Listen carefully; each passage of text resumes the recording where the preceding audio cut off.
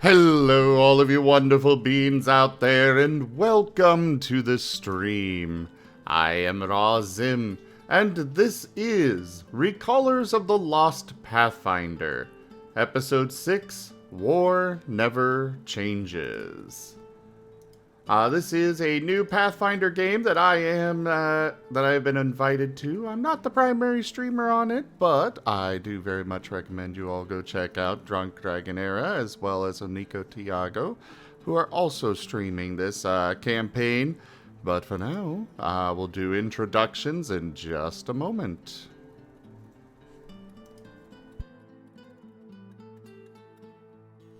Alright, my intro is done.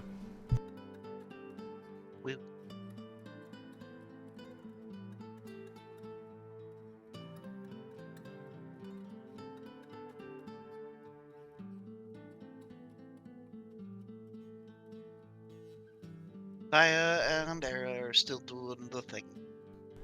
Yeah, I figured. Yep.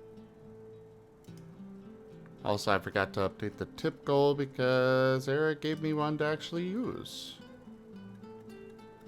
Oh dear.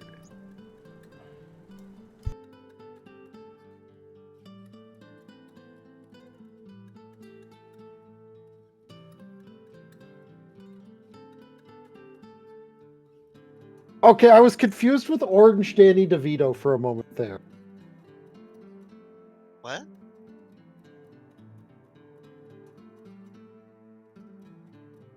I'm going to leave you guys without context because I find that to be funny. Hello there, Sky the Avali. Hello, everybody else. While we are waiting for the others to return from their intros. I understood it, Daph, after you clarified about the tree part. Oh, it was something Death said. Okay. There we go. We're Hi. live, folks. Hello. Hi, Hi. Lightning. Hi, Toshime. Meep. Got harassed through my intro as usual. Of course. Why does my description say... I fixed that. It should not say episode 0. Forget you, Twitch. Why do you change my stuffs? Episode Zerbo. Should say episode 6. The title says episode 6. Yeah, but apparently the description is still saying episode 0, even though I've changed it 4 times now. Hi, Brian. Hi, I do things. Alright, let's go ahead. And do you want to hop right into recap? Are we good to hop into recap zone? Or did we want to do introductions first? I like to do intros first and then recap. Alright, last, you're on dock. Oh no. Hi everybody. I am Carcerus, also known as Key. I play Last Lost, a paladin in Recallers of the Lost. And I'm gonna toss it to our dear Dr. Volt because they're top in the Discord list for me. Hi, my name is Oneko Tiago. Twitch.tv/Oneko Tiago. Please like, comment, subscribe. Remember to upvote and raid the Shadow Legends and all of that. Don't actually do most of those things because you can't do most of those on Twitch. Also, I'm not sponsored. Also, I hate gachas. Anyway, I'm playing Dr. Volt. Also, I'm kind of a derp. Uh-oh. What? But uh-oh. I don't know, you said you're kind of a derp, so I was like, uh-oh. Just generally speaking, I'm kind of a derp. Vari, it's your turn. Okay. Yeah, I'm Vari, and I am playing the mute musician Kitsune Fred. All right. Viv, you're up. I'm Viv. I play Shoal Brinecoat, Cat Shark Ranger. One of the 2 idiots here who decided to go without opposable thumbs. Don't worry, Dr. Volt will invent opposable thumbs. I don't know why that idea scares me so much. All right, Razim, go ahead. Ruff!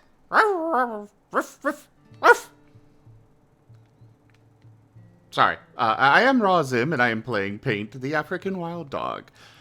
He is a kineticist entropist. All right. Hello, I'm your game master and or number one dad. I think I have number one dad up right now. I was going to do GM today, but that's fine. It's number one dad today. And I'm here to kill paint. You can also find me at twitch.tv or / drunk dragon era with underscores in there somewhere, or possibly. I'm sure it's already been shared. But thank you so much for watching. Make sure you guys have water on hand out there.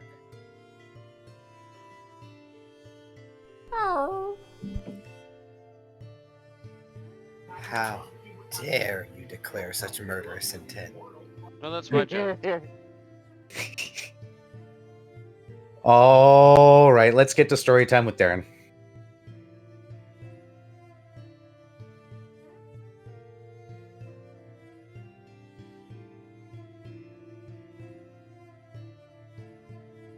Floor is yours, Key. All right then. Last time was session 5, Backstreet Paint.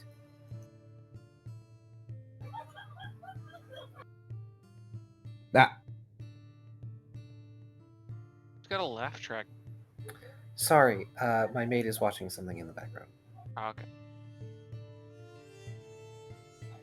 Captain Enthime asks Fragment that they take their rest somewhere that isn't the Capitol building.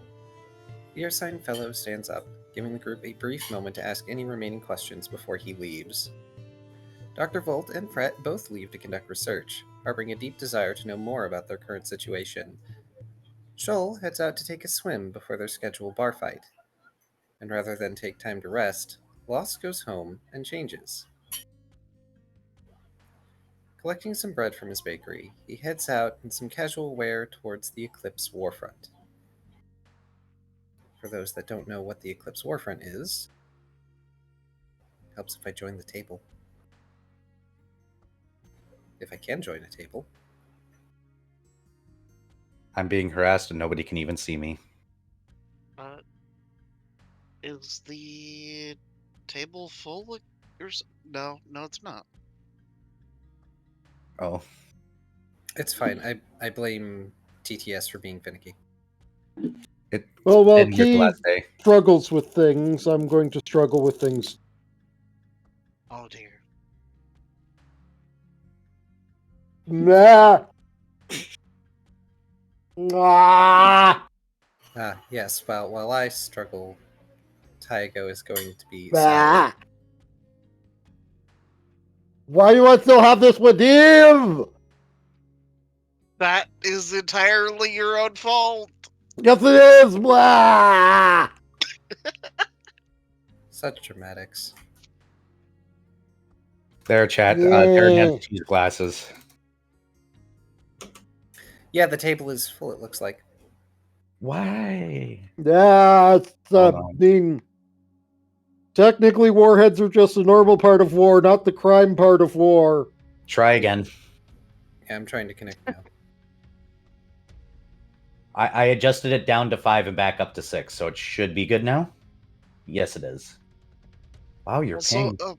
Taigo, it depends on what the warheads consist of. Some of them are war crimes. This is true. Right. Anyway, for those who are not familiar with the setting or city, even though we had a map last session, I highly recommend you watch last session, because this recap won't do it justice. The Eclipse Warfront is the northern district of the city, which resembles a somewhat dark and war-torn cityscape that is connected to the bridge out to nothing.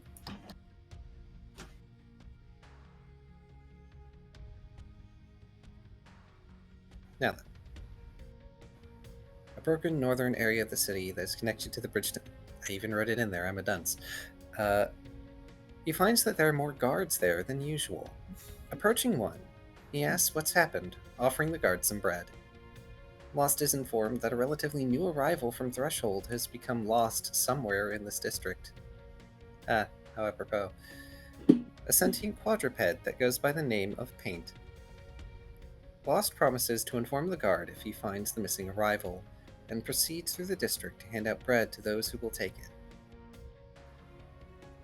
Along the bridge, this new arrival is sniffing about, heading further and further out into the nothing. Paint comes across Erebane sitting on the bridge, hiding from the many people who expect things of him. The ruler of Twilight takes a drink from the bottle as Paint pads up, rather friendly with the great shadow dragon. Paint is permitted to stay by Erebane's side for a time before the dragon asks him a favor. To go back down the bridge and find a smoke-like creature in punk clothing. To trust that individual, who is Erebane's paladin. Slightly confused, the canine quadruped begins to meander back down the bridge. Eventually, Paint begins to smell something that is like metal, but a person. He soon comes across Lost, wandering hesitantly down the bridge. Smelling that Lost has food, Paint tackles the smoke lion, paws on his chest.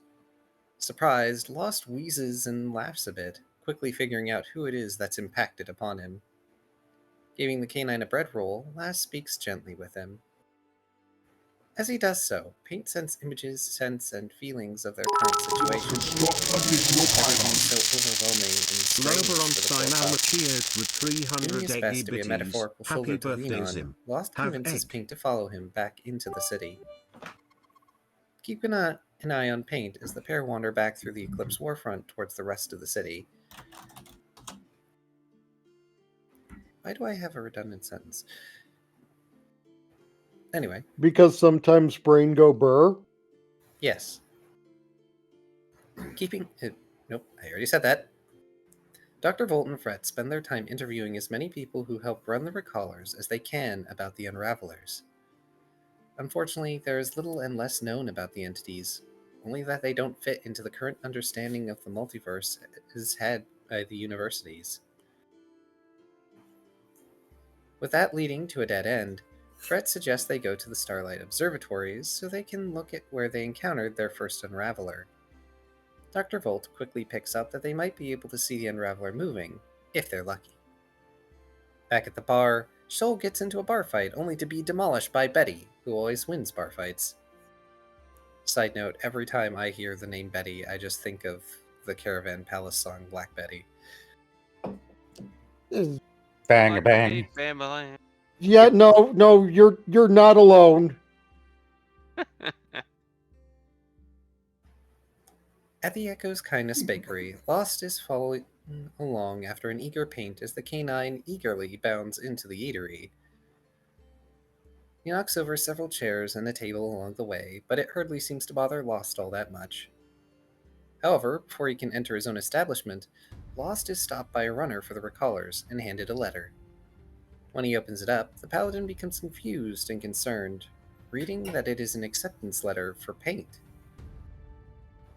Going inside, he calls the happy dog over, playfully asking if Paint is enjoying destroying, big air quotes here, his bakery.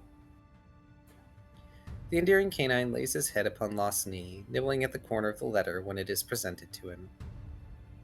It occurs to Lost to ask if Paint has a place to stay, which seems to cause the pup to become briefly somber. At least until he sniffs the air, walking over to the oven. Curious, Lost heads over and is surprised by a fiery little bird raptor popping out of the ashes and shouting "Bodacious!" at him. I didn't do that justice, I'm sorry. You're fine. With a little bit of conversing, Lost is able to surmise that this creature is a friend of Paint's. It is also at this point that last Lost introduces himself properly to his new friends and offers for Paint to stay with him. Paint accepts, and after Lost ponders what he can be fed, shows the smoke line some images of fruits, vegetables, and a Zed zebra. With this new info, the vaporous baker goes about making a fresh meat pie for Paint as a treat. Eventually, Lost will need to tell his team about this little adoption. Speaking of team, Dr. Volt and Fred have to fight for the ability to use one of the observatories, making a deal with one of the scientists who is willing to share a space. specifically by telling the attending scientists that they have an unprecedented opportunity to study the Unravelers. When the doctor gets to fiddle with the observatory settings, at least by proxy, and tools, he flips through several viewing filters until he gets to one that is black and white. It is only in this setting that Dr. Volt can see the rift that the Unraveler pushed through. He asks the attending scientist what the setting is, and is told that it is for very powerful anomalies and magical influences. Leaning in, the scientist briefly observes through the telescope, then excitedly shouts that their theory has been expounded upon. Extreme magics do exist! And then they rush out of the observatory in their manic eccentricity. Oh Thus no, I need to interrupt. My brain has just done something that it cannot undo. Oh no. Oh no. You know how Dr. Volt is creating a measurement system and all that? Yes? And you know how the Oh, word no. volt is already taken by a measurement system? Yeah. Is the measurement going to be Gerhard's? No. It's going to be worse. And it's going to be something my chat may have already seen coming. Save it What for later. happens when I make up words? Save it for later. Surprise us. I know what it is. Surprise us. Thus depriving Dr. Volt and Fret of the one helper who knows how to work the observatory. Though the idea of a magical power beyond gods is certainly of concern for the tuber callers. The more he observes the rift in the black and white setting, the more he comes to understand that such magics are not usually wont to stick around. So now, he begins to plan on obtaining further funding for his research into the subject. Meanwhile, Fret makes sure to mark down the coordinates of the rift so its location is effectively pinned for later reference. Considering this, Volt realizes there is no unified navigation system for Twilight, making it a possible avenue for funding. Fret decides to spend 250 scales to obtain a Traveler's Any tool to help with measurements and standardization, and another 200 on some star charts.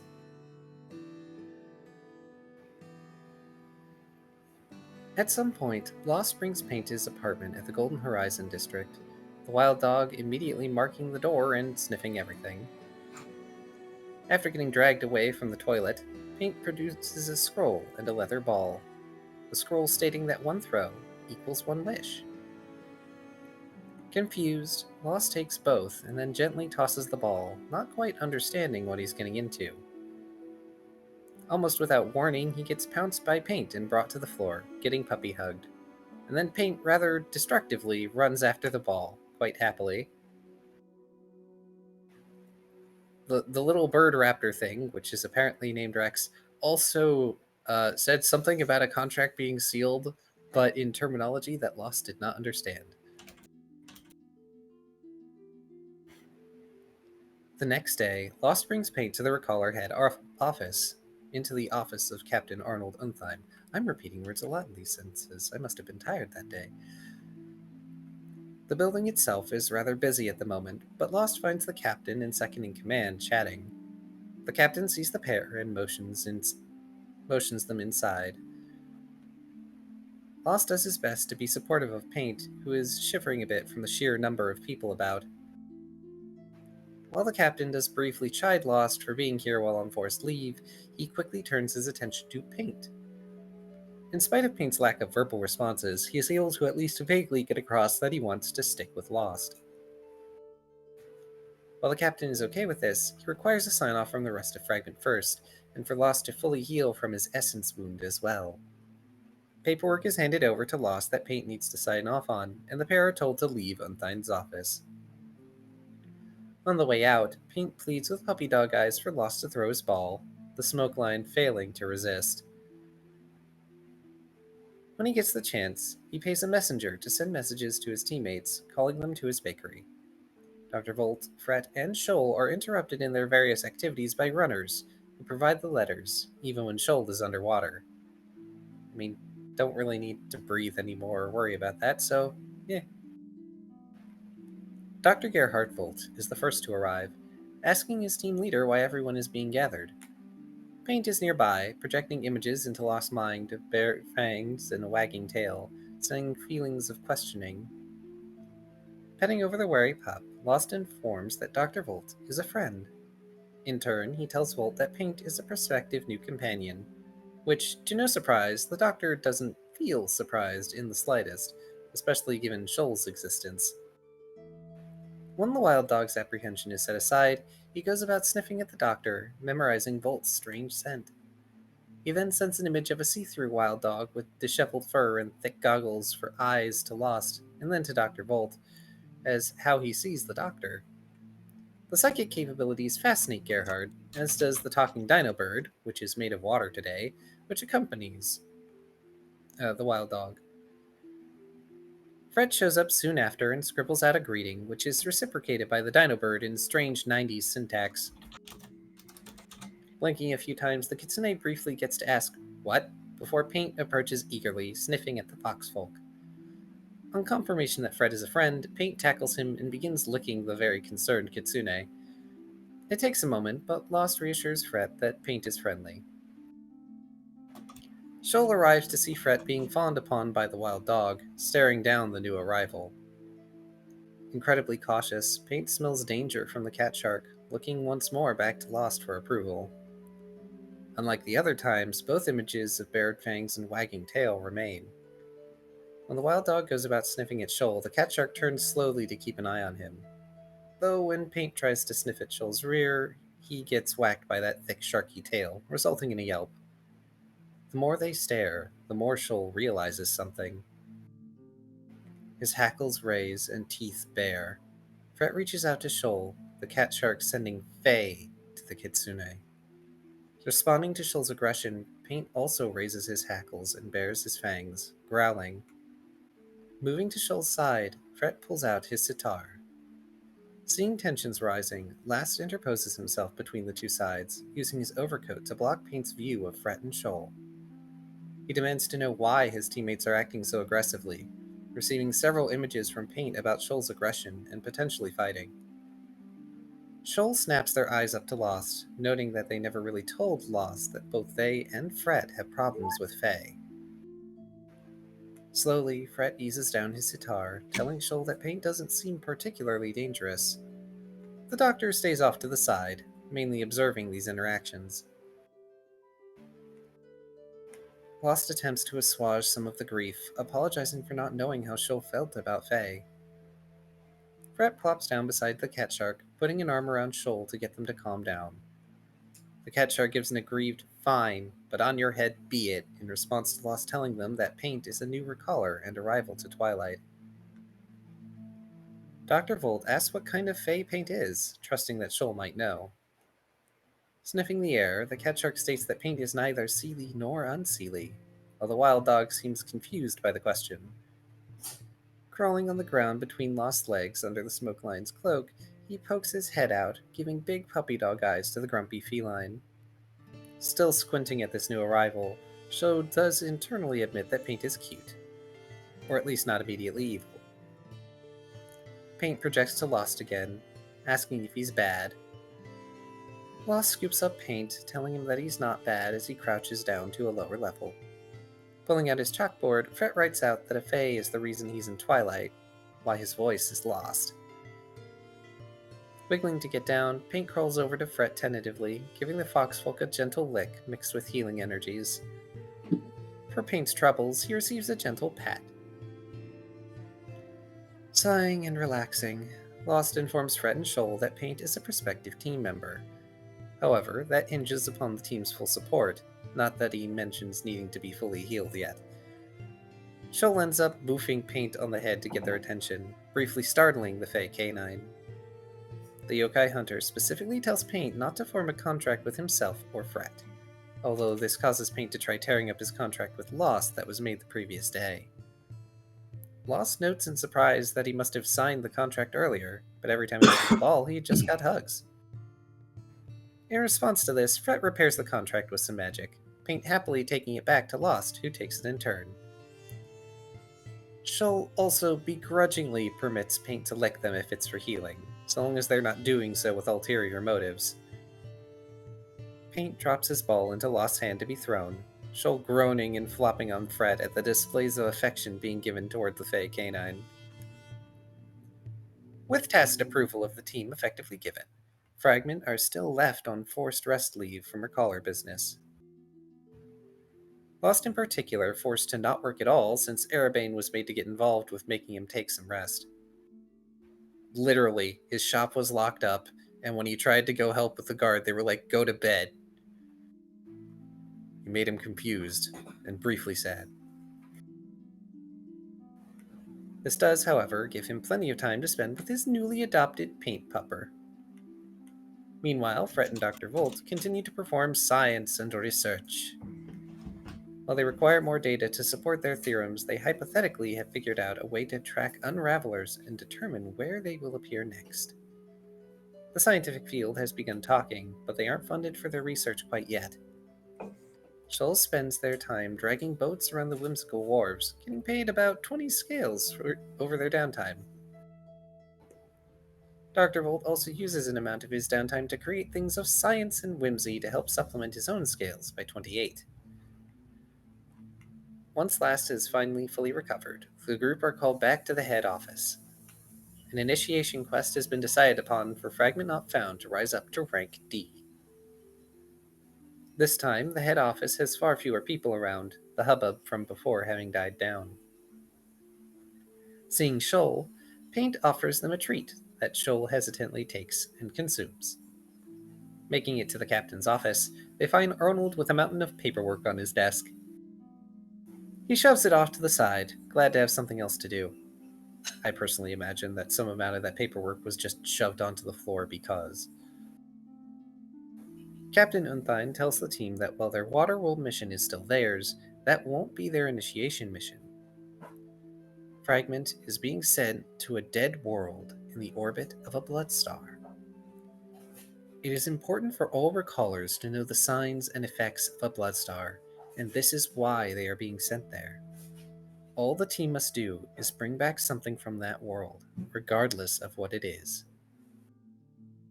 The captain makes note there is a distilled liquid form of the power of gods taken from mortals on that world that will be given to Erebane, regardless of whether Erebane likes it or not. Brief side note, it's not written here, but I know that Dr. Volt tried to ask if he could have a sample. The answer is no. We are not allowed to have a sample of that. I mean, does it surprise anyone that Dr. Volt was like, "Ooh, this sounds interesting. Can I science it?" Not at all. But it also doesn't surprise me that response was no.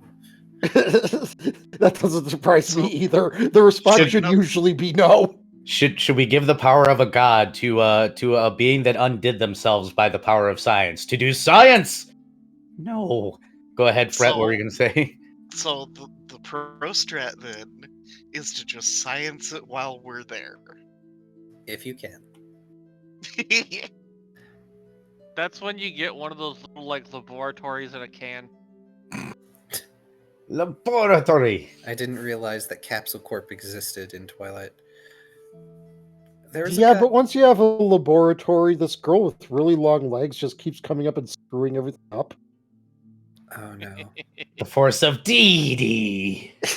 Alright, moving on so I can finish this, because this is like the last page.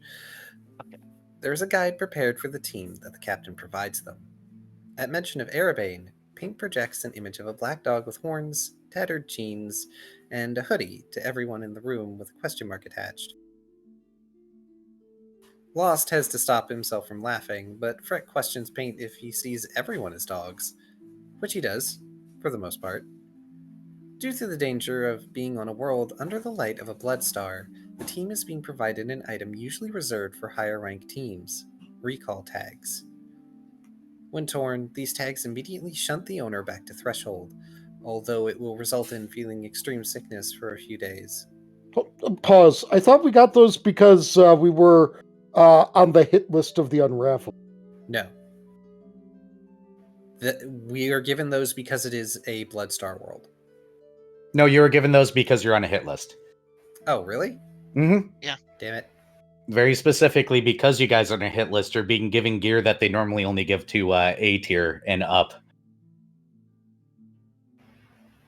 But you know, the longer we survive, the more data they get. So I mean, you guys are the ones that chose to go back out, so they're like, if they're going to be stupid, for us. We might as well help them stay alive a little bit. So what Teeny tiny era? bit. So what era is saying here is that we should have just decided not to continue going back out, and just settle into the city, and then turn his campaign into just city simulator. Oh god. Oh boy. You can't see my face right now, but That would have been the logical course of events. Right. When has our group ever done the logical thing? I didn't got, say like, it was 5 the bullet course points of left. events we do. Yeah, let Kat finish. Let me finish the bullet points. You're a bullet Please. point. finish up, Key. The captain also suggests getting things for sickness and nausea, given the effects the Bloodstar will have on the team. Taking the box of tags, Lost reaffirms with Unthime that the team will flee if an Unraveler appears again before the team leaves the office.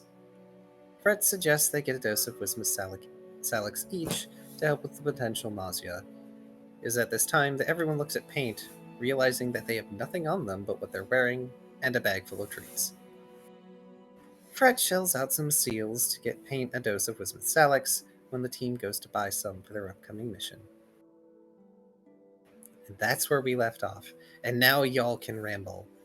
Ramble, ramble, ramble, ramble, ramble.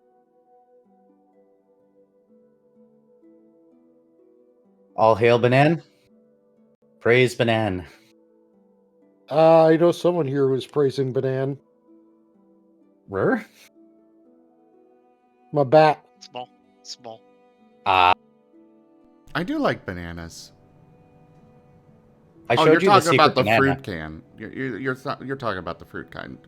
Those are good Yes. too. Wait. What? Var, you should have gotten that one immediately. Ah, okay. I did remember to purchase some Salix. Good. Perfect. So did you guys go ahead and do all your shopping? Yep. Well, I mean, Except for Paint, who's probably going to need some help. If you guys want to gear him with anything right now. Does Paint want anything? Paint wants to play fetch. He wants belly rubs. He wants food. Now, as for things he needs, well, there's probably a few things, but none of them would occur to him.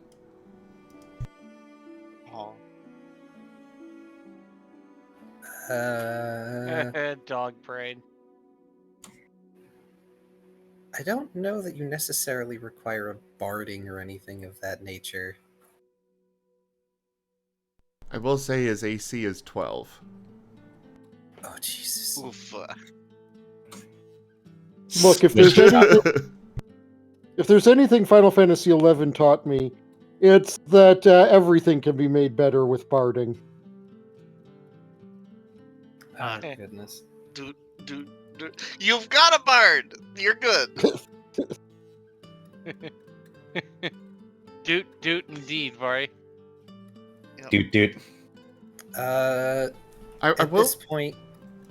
Oh, sorry. I mean, out of character stuff, I will point out that he does have damage resistance 5, except for cold iron, and he does also have spell resistance. I think it's 12.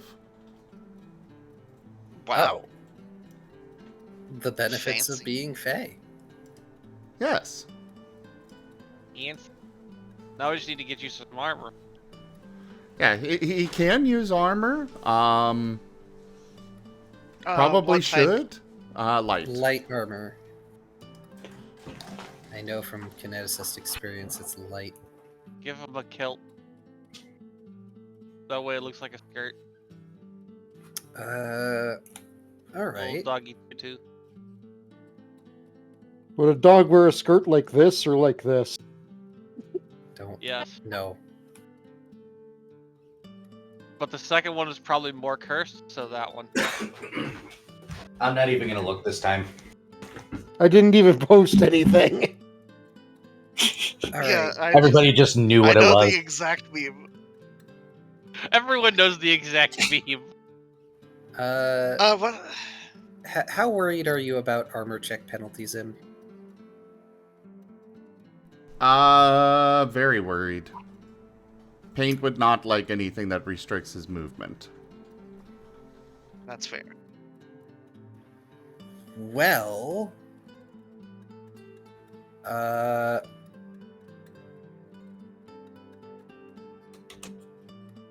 Hear me out. Let's get Paint some freaking rosewood armor. no, you have to take care of that. Oh. Yeah, it's Trias' leather armor with spikes, but it has to be watered with a gallon of water each day. Oh. I mean, that's not a problem sometimes. That's when you have the glorious spell known as Create Water.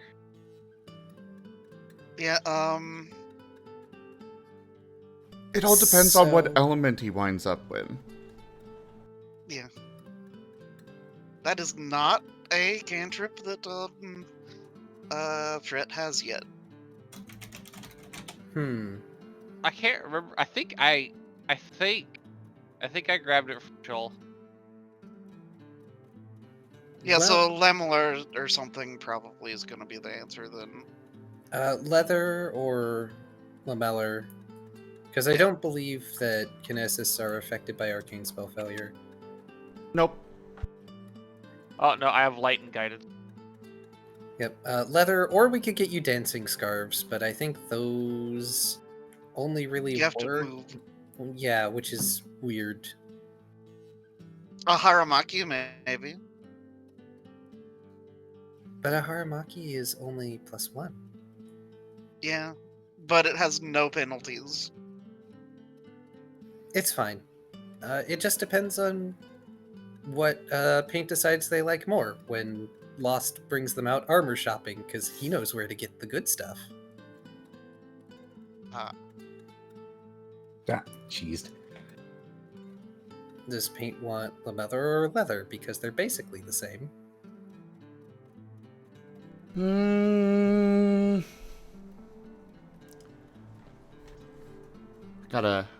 One sec.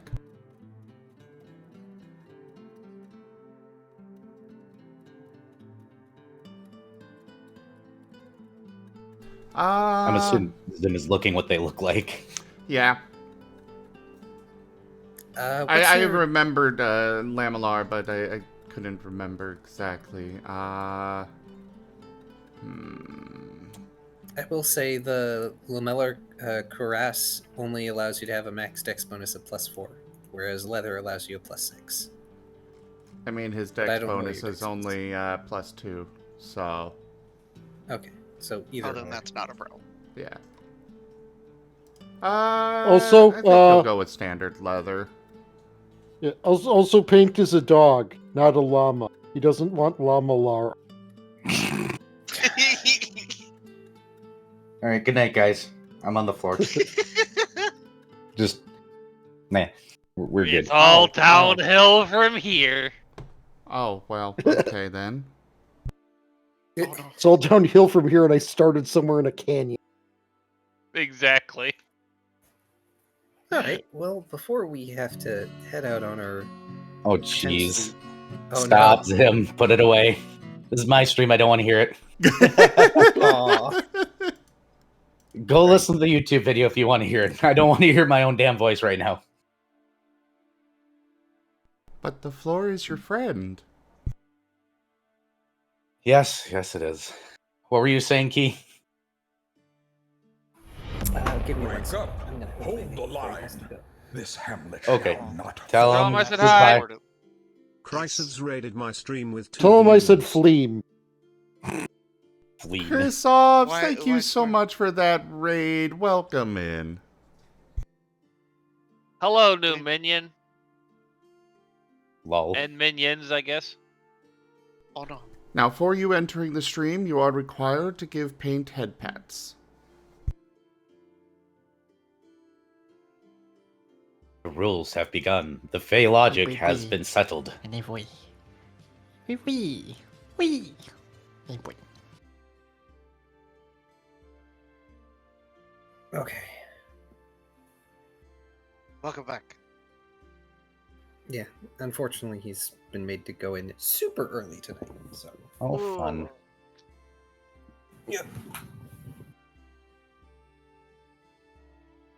So yeah, I'm very much looking forward to the shopping trip with Paint.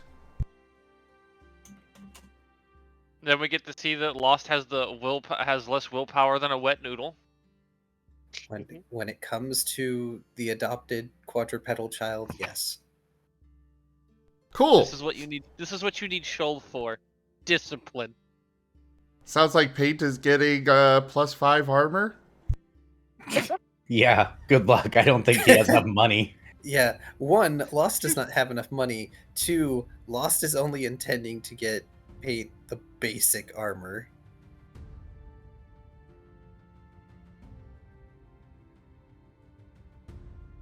Paint is I getting don't the even- special shift weave armor.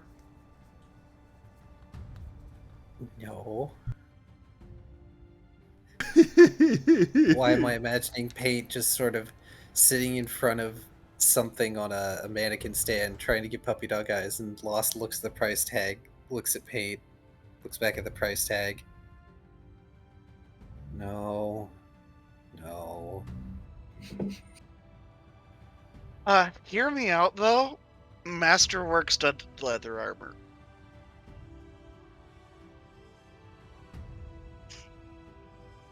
That's a lot of scales, though. Yeah, it is. Isn't Masterwork just another 100? 120? 150. Yeah, 150.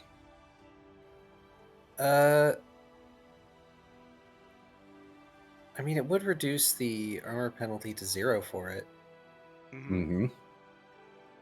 By Is the that way, something- everyone, we do have a tip goal active here on my channel that will influence the game if it gets completed. Sorry. I'm most curious. But is that something Paint would like? I mean, if it's got no armor check penalty, which in his mind means he can't move, then yes, he would like it. Do you generally have a tip goal on your channel? What was that? Do you generally have a tip goal on your channel? For most games, yeah, but with this one, I wasn't expecting it, and then there was like, here it is, so... I gave Okay, him one so because it's his birthday. So it's not an atypical tip goal. I am so upset. But Alright, dum-dum, guys. ow. I'm going back to. I'm glad I asked the roommate to go get me more beer because goodness gracious, Taya, you're gonna make me need it tonight. I did not get None enough of sleep us for this. I'm dispensation. leaving. I'm now in bed. Wosteen_royal tipped $100. Happy birthday. Oh my goodness. Fun's Jesus. airdrops Holy the crap. owl. All right, I Wow. guess that means that the tip goal has been met. Good to know. Very much This so. adventure is- God, interesting. Wow. Thank you Hiya, Simple. so much for that tip, Wostein. That's true. That's a big boy money. So the tip goal is echoes of what could have been. Oh dear. Oh no. We'll get to it. I'm assuming you buy that armor for them, though, Lost. Yes, Lost is going to get some Masterwork studded leather for Paint. Perfect. Are you picking up anybody else picking up anything else before I move things along a little bit? Is it possible for armor? Is it armor can be upgraded to master, right? Or does it have to Yes, be it can. And you would have had the time to do so in the City of Twilight because it's the City of Twilight. You have time to do whatever you want, basically. The shopkeeper says he'll call you when it's done. It'll be about a week. You step out the shop, and then next thing you know, you're getting a call. The message says it's done, and you're like, what the hell happened? You walk in, it looks like a week has passed in there, and you're like, what the fuck? Yes, Spectacular. because time is relative here. Hiccups. Is it an uncle? Not touching this one. We're gonna move on. Okay.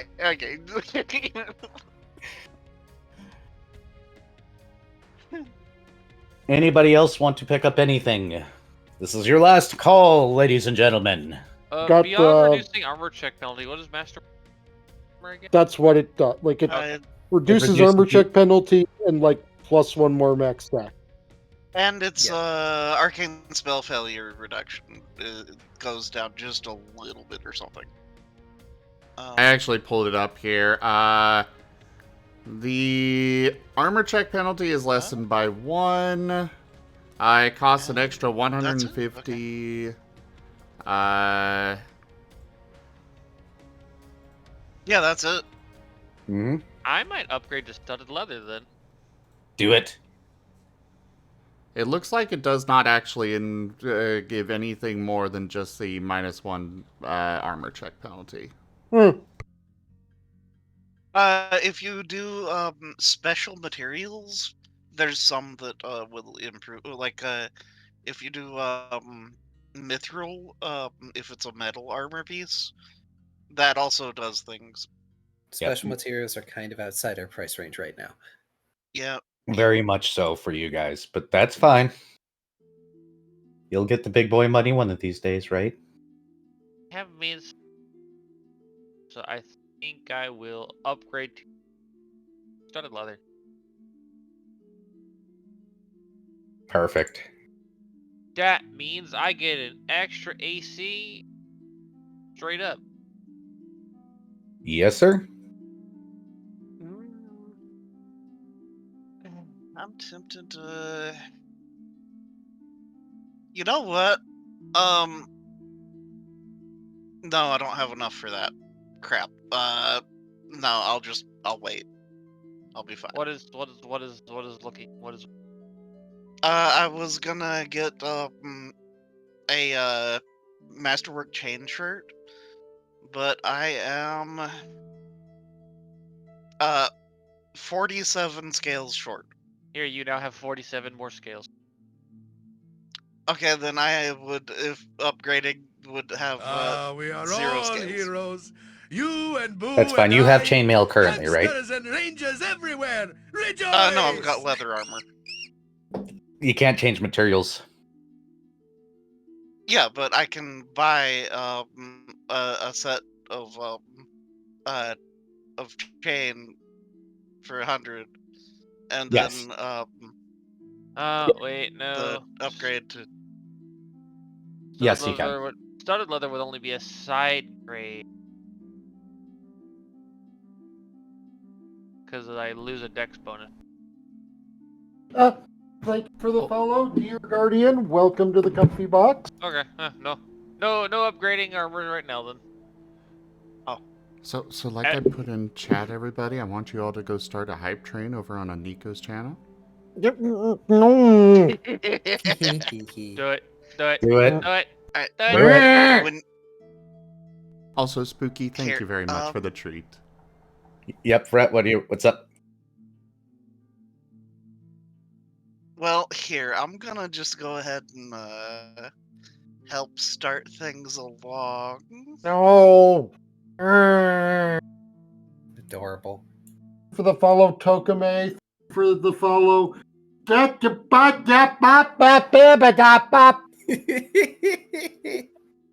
him. Here it comes. How many did you just do? An amount.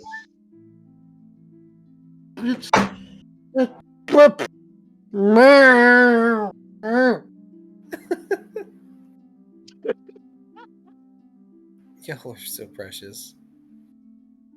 Holy crap, we already shattered your all-time record? You beat my all-time. What? My text.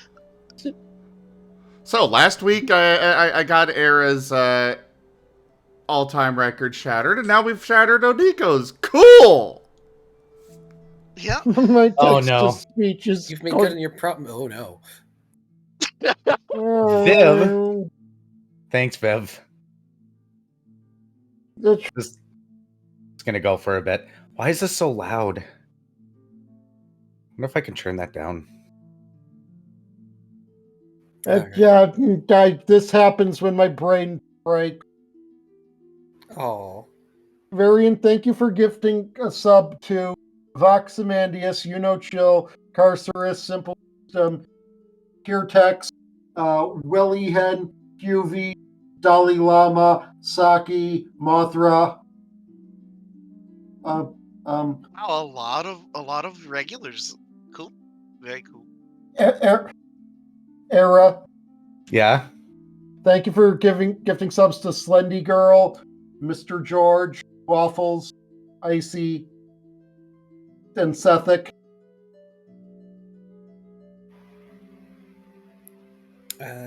I'm gonna upgrade my longbow to Masterbrook, by the way. Very good idea. Laboron, Lobo, Ron, is Lobo. Thank you for the 100 bits. Takame, thank you for 1,000 bits. Oh, Whoever push me. anonymously cheered 100 bits, thank you. Zim, thank you for the 300 bits.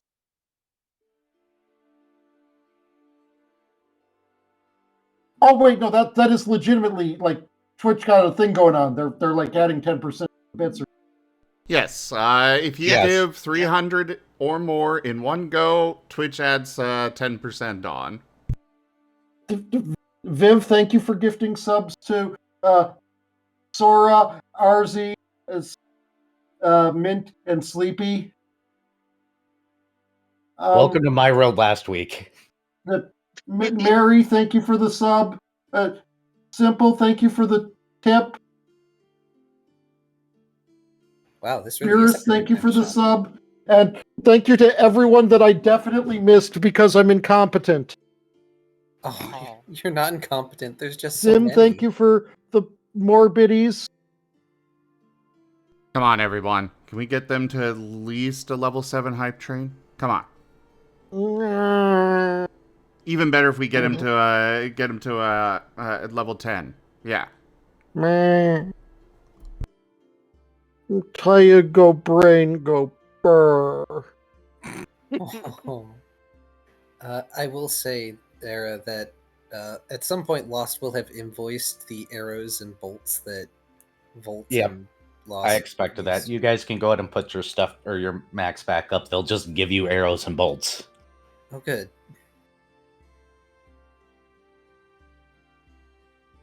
Thank you, everyone, for such wonderful faces. I deal with a hefty case of I don't deserve this kindness. Not allowed. Not allowed. Oh, you made a mistake on somebody's name. It wasn't Dear Guardian. That's Squeaky Toy. Yeah, that's Squeaky Toy.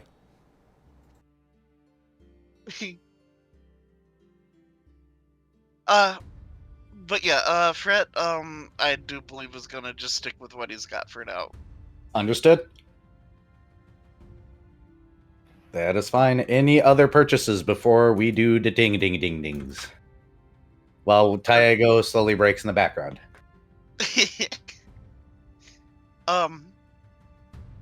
Actually, I I'll get the do feeling the people are 250. being gently bullied by proxy by. I do not know the source of this squeaky toy name, but if it is affectionate, I approve. If it is not, stop being bully. It is affectionate. It's an affectionate bully. Yes. Squeaky Toy But yeah, secretly likes it. Not so But yeah, secretly. Viv, you're okay with loaning me 47 Yeah. scales, right? Yeah, especially since Alright, I'm not, then, I, yeah, since well- it's upgrading isn't actually going to do me any good, so even less than I'm Aw. spending. Okay. My dex In is that just case, too yeah, I high. will. I'll swap out my armor. Masterwork chain shirt. Okay. Off 47. But Zim is cute.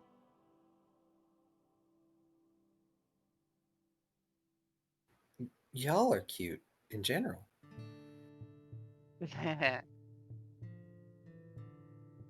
I just gotta be sure. I don't know people's group dynamics, and I just want to make sure everyone is being wonderful and but Yes, yes. Dear Guardian is a regular over on Zim's channel. It is consensual us teasing the living heck out of the squeaky toy. She may protest, but the fact that she keeps coming back for more shows that, yeah, she likes it. Thank you for that sub there, Nano, for gifting a sub to Cena Soleil. Oh, it's fine. You're all you're all nice, lovable, and Are you gonna be okay, Taiko? mostly. Do you need a minute? Don't think so, but I. Meh. Alright, so shall we continue then? I was about to ask, is there anything the good doctor would want? No, he's just gonna have the anti-nausea Fleambus. How much does the anti-nausea Fleambus cost? It's like It was 25? No, 30. 30. Yeah.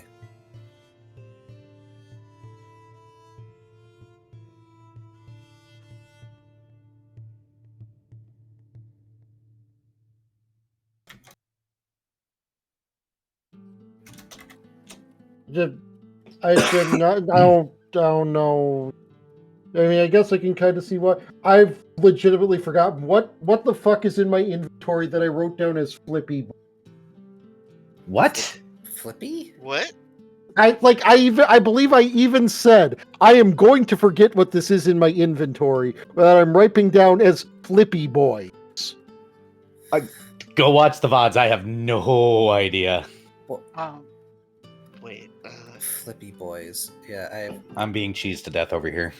I have no idea what that could possibly be.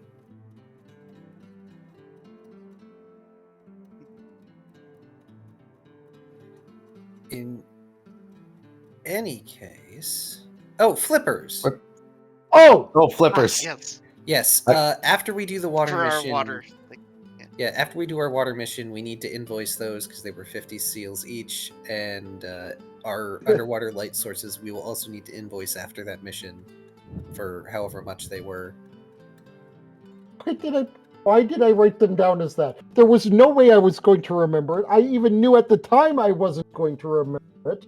Because and the yet meme. I still wrote down Flippy Boys. Because the meme. Yeah. Because I'm No, don't. You're not allowed. No self-deprecation. Thanks for the dono. I do things. I just said that I was me. I saw where you were going. Oh, I've got to steal Taya's dice. Sorry, no dice for you for a while, Taya. Fine, I am the diceless. 5 minutes. I am. I am not a ability to capture solar power in large quantities. I am a dice off sphere. I don't regret stealing your dice now. Hi, Balasar. All right, so you guys sounds like for the most part are done shopping. So your next step would be to go and get Balasar. Why did I say Balasar? Your next step would be to go and get your Cough Guardian, whom I don't believe has met Paint yet. No, Dextro hasn't met Paint, and Paint has not met Dextro. Question is, where are they? I know they were being trained. Probably off in the training grounds again. Excellent, which means we are going off in the easterly direction, because that's where, I believe it's Edge. Yeah, it's Edgeside. That's where Edgeside is. Yep. Off to Edgeside. So for the new people here, Edside is a small farming style town for those that don't like living in the big city. And it goes off into basically infinite farm field like settings and other field like areas.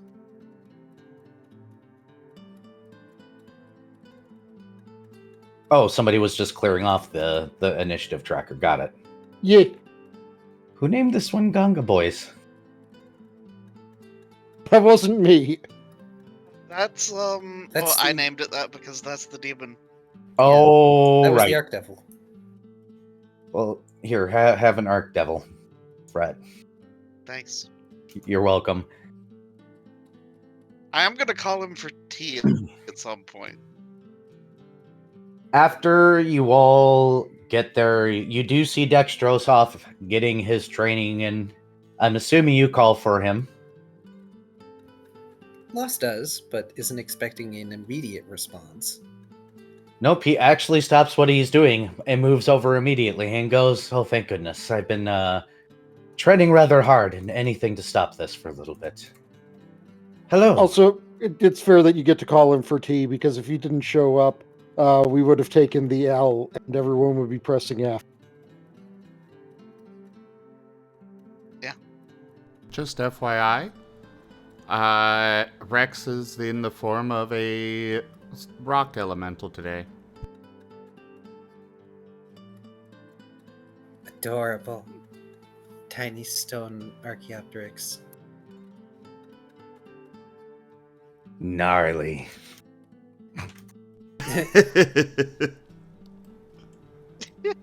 But Dextros looks over everybody and goes, "So we've got a few things to cover. I'm assuming that's why you're here today. You guys have decided to go back out, yes? Red Yes. nods affirmatively. Rock on! We have been tasked with an initiation mission. We will So be I've been going- told. I have some things for you guys. Before we do go, I did want to give my sincere apologies for not being there in a timely manner. I have been spoken to. At any point in time you need my immediate assistance in the future, since I have been told that I need to come up with something, they said not normally as much of a problem as it is with me, but the town on which I was broken was named Saracen. Should you call me and say that word, I will very immediately be here. We will be sure not to abuse privilege. I was very well informed that I screwed up fairly royally, and I will ensure in the future it does not happen again, obviously. With this word in play, at least. Up, here comes the cheese again. In the meantime, just to restart my responsibility, I can only enter or exit it, hydrating, sphere once a day. Cheers. So, if at any point there is a situation where I cannot get you out, I will be proud to serve my life in exchange for yours. Bear in mind that I can be put back together again, just you guys can't, so somewhat of a noble sacrifice. Well, I'd still rather avoid that, Dex. Your As would party I. And who's this friendly little fella here? Ruff! Lost will crouch down and pet along Paint's back. This is Paint. They're a new arrival and a new teammate. Paint is going up and sniffing at this person. They're not a person. Thank you so much. Oh. Dragon. Individual. Creature. The cough? Yes, creature is probably the best word for it. The cough are wooden drake-like creatures made out of a black and blue wood that have tree-like features to them. I think he actually wrote a very good description of them once upon a time, but I don't have that on hand. It's a lengthy description. It is. We can give it at some point in time. They're constructs, except they have broken souls put into them, so they become sentient beings. They're precious tree noodles. Pretty much.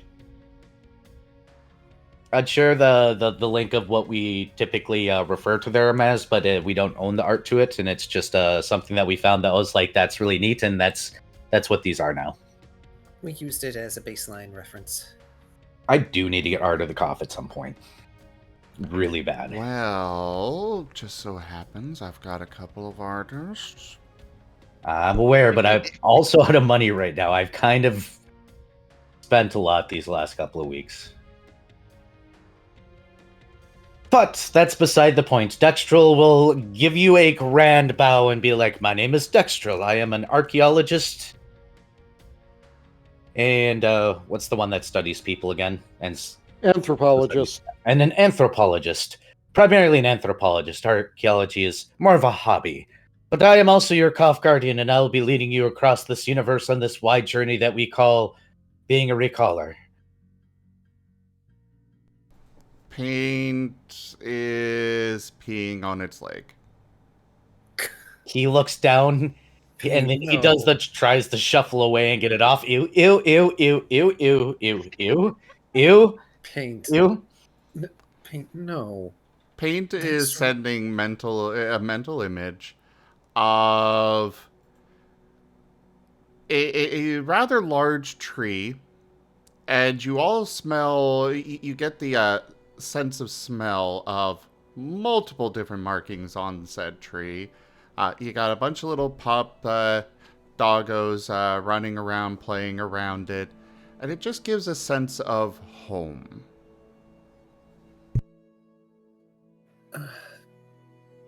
Paint.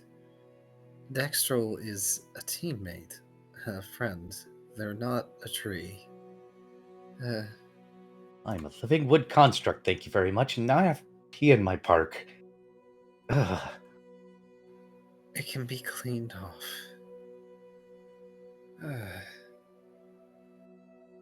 Paint is just wagging. He feels very safe with the tree.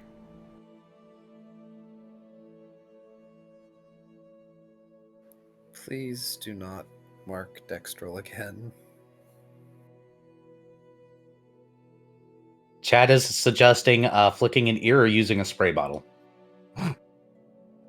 I also see the suggestion of kicking the dog. How dare! No, that is bad. But another good option, one finger, firm, bop on the nose. That's also in there, yes. A flick to the nose.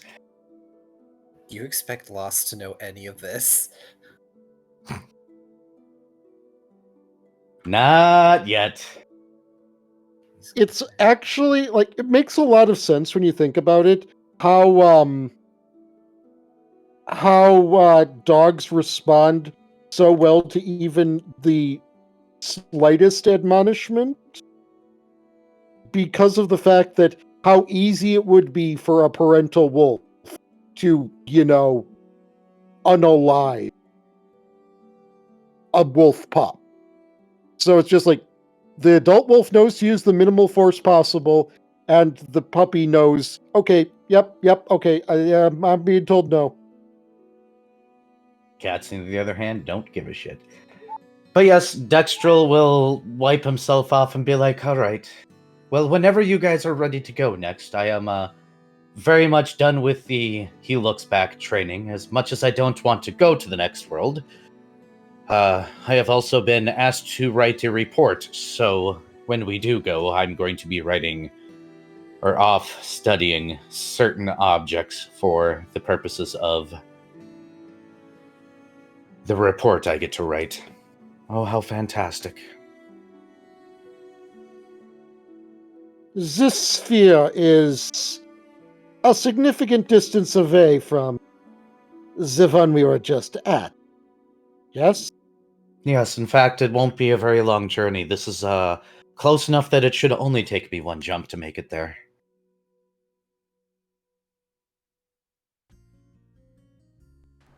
I see. Is there any preparation that you need before we go? Myself, no. I was told that when I get there, I shall give you a compass that has the directions that you all need to follow, at least initially until the guidebook is done writing itself, as well as some bags, one for each of you, to bring back your objects in. They're special bags of holding that are anti-magic field as well on the outside to keep things preserved, as far as I was told. The good news about everything here is that it can handle things of anything that you can personally carry, but only one object. If I actually understood that whole spiel specifically, Twilight is definitely not my first language. It's more like my 80th.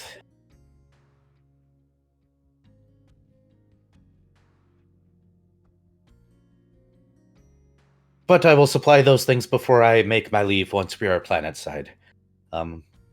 At what time would you guys like to go? We can head to Threshold whenever you would like.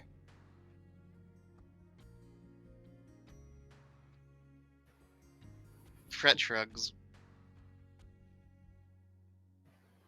Lost looks to his teammates. Are you all prepared? Well, I enjoy discussions that are academic in nature. I find the idea of setting a time to meet here, of all places, would be an exceptionally fruitless effort. So I see no reason why not now. Fret nuts. Well- Shoal is essentially always packed and ready to go. Remind me to take the cheese away from chat. No, you 'Cause I can't will- take away their cheese. You can't take away. I can't take away their cheese. You can't take away their sour candy. Fine. Well, here comes the cheese spam again. In the meantime, yes, alright. Let's go to Threshold. Thank you, Vari. You want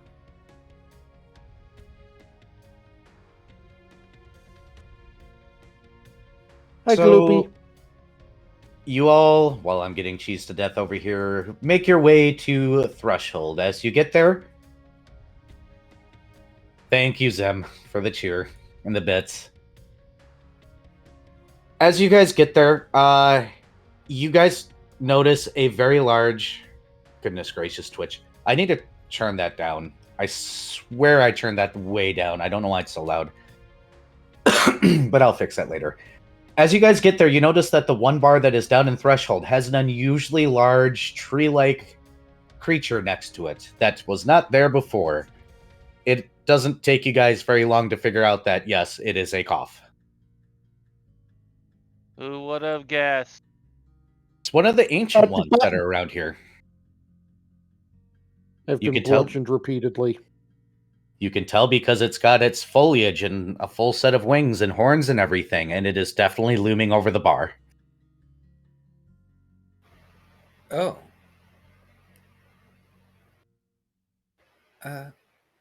Pardon me a moment. Lost will just sort of hold up his hands, and just sort of apologetically excusing themselves for a minute as they start walking towards the bar. The bar and Threshold is usually empty because not too many people around here get the chance to do anything like this. There's occasionally a couple people here and there, usually the outsiders that are trying to adjust that might be a little bit close to going to the city or Edgetown. Today, only Erebane sits over in the corner with a glass of water, looking bored out of his mind. Paint is following in. Oh no. Just poke Fret will shop. also- Jelly.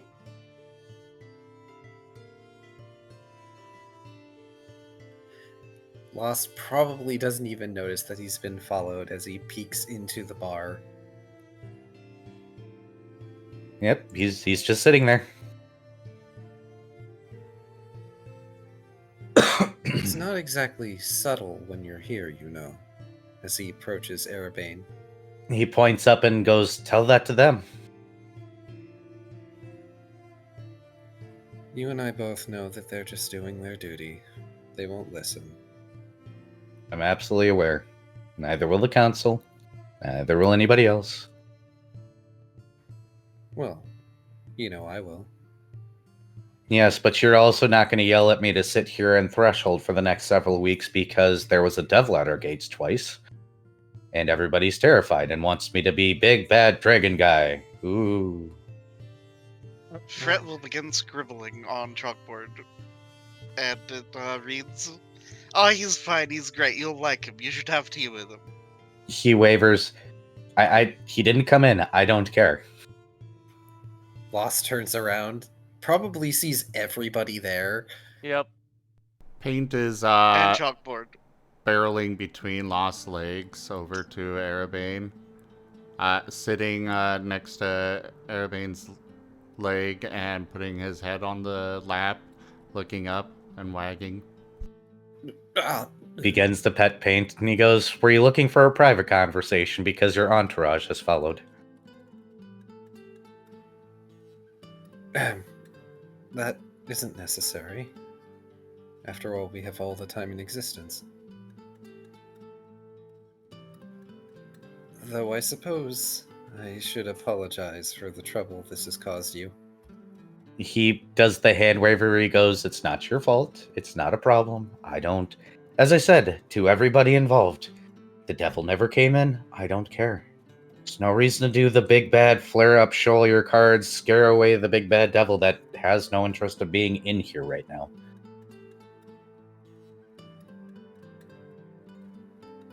Anyways, this isn't the first time. It's not going to be the last time that something just shows up at the gates, goes, "Ah," and leaves. They just kind of show up and go, yeah, no, and then they fuck off. Yeah. In fairness, Whispers is the only reason we still exist.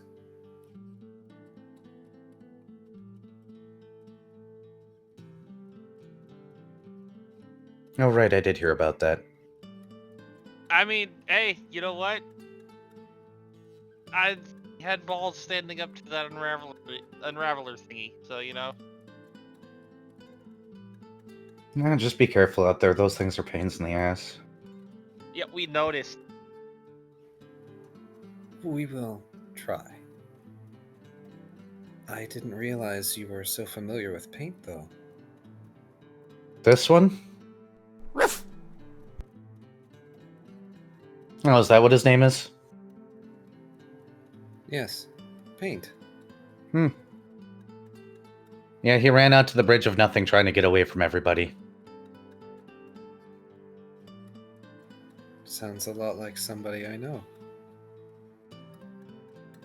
Look, I didn't want to have to sit out here for a couple of weeks. I also have to stay sober. As far as they know, this is actually just vodka. I was about to say, I don't think they can actually make you be sober at this point. No, they can't. They could tell me I'm supposed to be. And here They'd just have to put him in a cold place, and he would be sober. we have a district for that. That's not allowed, Diago.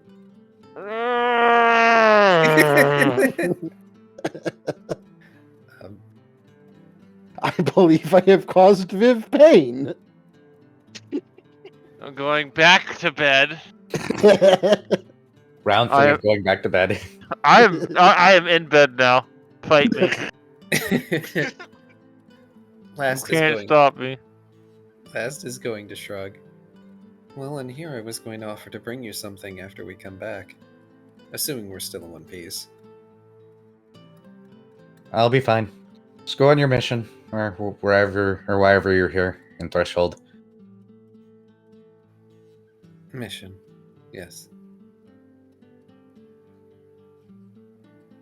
Well, if you're still stuck here when we come back, I can always offer you company, if you're bored. I will be fine. I got my water. Taps it. Lost will pat at their leg and gesture to Paint. Come along now. We have places to be. Paint is giving a lick to Arabane's arm before he runs over to Lost. Waivers. Of course, as you guys get to the gate, the cough is going to be giving you guys the look as you pass by. Dextral kind of does that whole walks on the other side of you guys thing.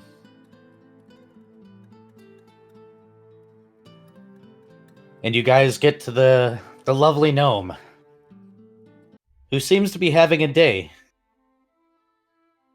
Because He always. he is, but this time he doesn't even bother with the obligatory prank or festivities. I mean, I figure he usually has an evening. Because it's Twilight. Puts Tyago in the corner. Tyago's in the corner for the night. They are grounded.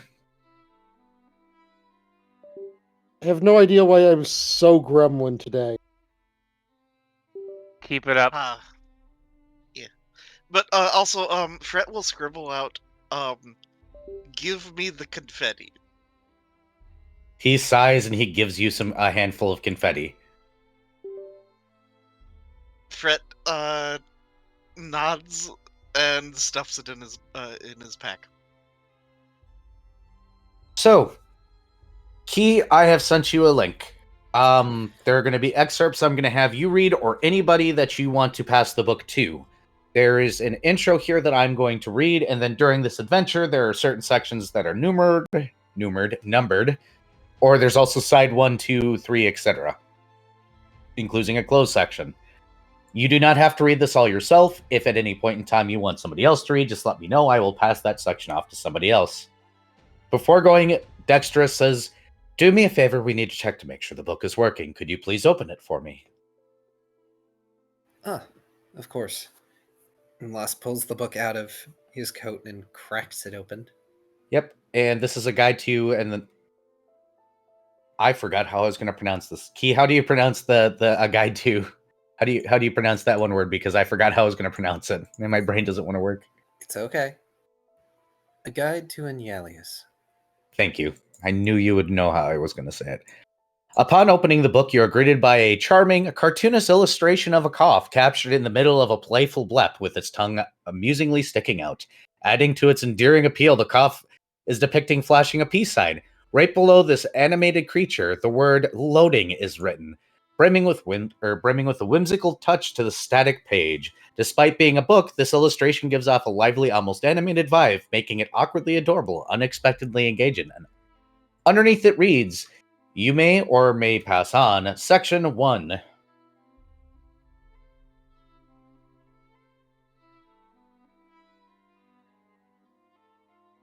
Sorry. Section 1. When you hear a chime while exploring the edge of the crystal sphere, it's a signal to revisit this book.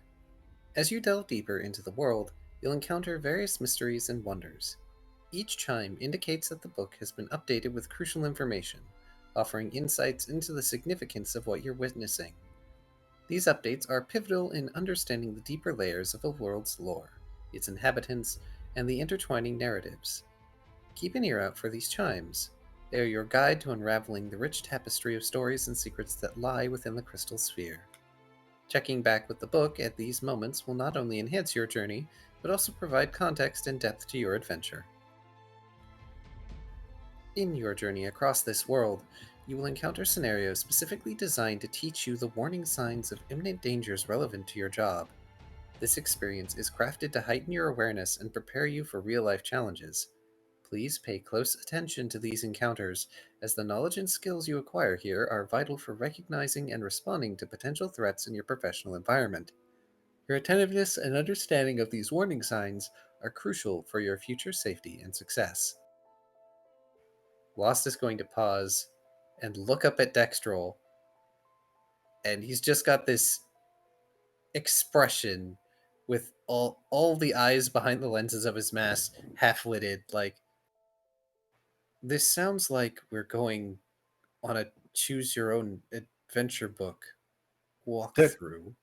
Dexter goes, "At the beginning, they want you to look and see various things very specifically.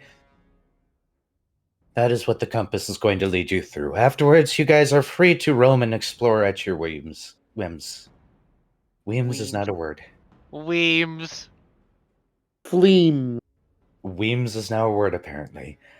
But one way or the other, if you guys would like to go ahead and pull on your little armor holder doodles onto me, we can go ahead and jump and get you to the sphere. Oh Fret boy. will pull out his weapon cords. And then look to Paint. And then look to Lost. And then we'll pull out several more weapon cords and offer them over to Lost. Dr. Volt will pull out the seatbelt. Right, you made a seatbelt, an actual seatbelt. But there's no seat for it. I'm just There's imagining a it's like a whole jetpack. cough. He just snaps So- himself in. Isn't it just a belt at that point? And at that point, it's only good for keeping your pants up. So, out of character, I am very confused by this situation. Okay, it's when we Did you ever watch initially Shoal and Showdown? No. Oh. Go ahead and explain, but- Brett. Okay, so when we initially did the jumping with a cough, Fret just started pulling out weapon cords and giving them to everyone. And yeah, weapon cords are a thing that it's like you can keep a weapon from being removed from your person, or if you do get disarmed, you can pick it back up immediately and stuff like that. that. Well, Fret just kind of attached them to branches on our cough, and was like, good to go as far as jumping, kind of. TLDR, the way that you guys get around spheres as a cough will basically bounce from crystal sphere to crystal sphere through the plane of shadow. And you guys are strapping onto him because the party has decided to, instead of just touching him and trusting him, to go ahead and literally strap themselves to the cough. Okay. It's less that we do not trust Dex, but more so that we don't necessarily trust ourselves to be able to hang on properly. So, you guys all get strapped on, and then here comes the first roll for Paint, and of course the first roll of this session. Everybody roll your fortitude save, because guess what? Being thrown around like a ping pong ball at high speeds is kind of a trip.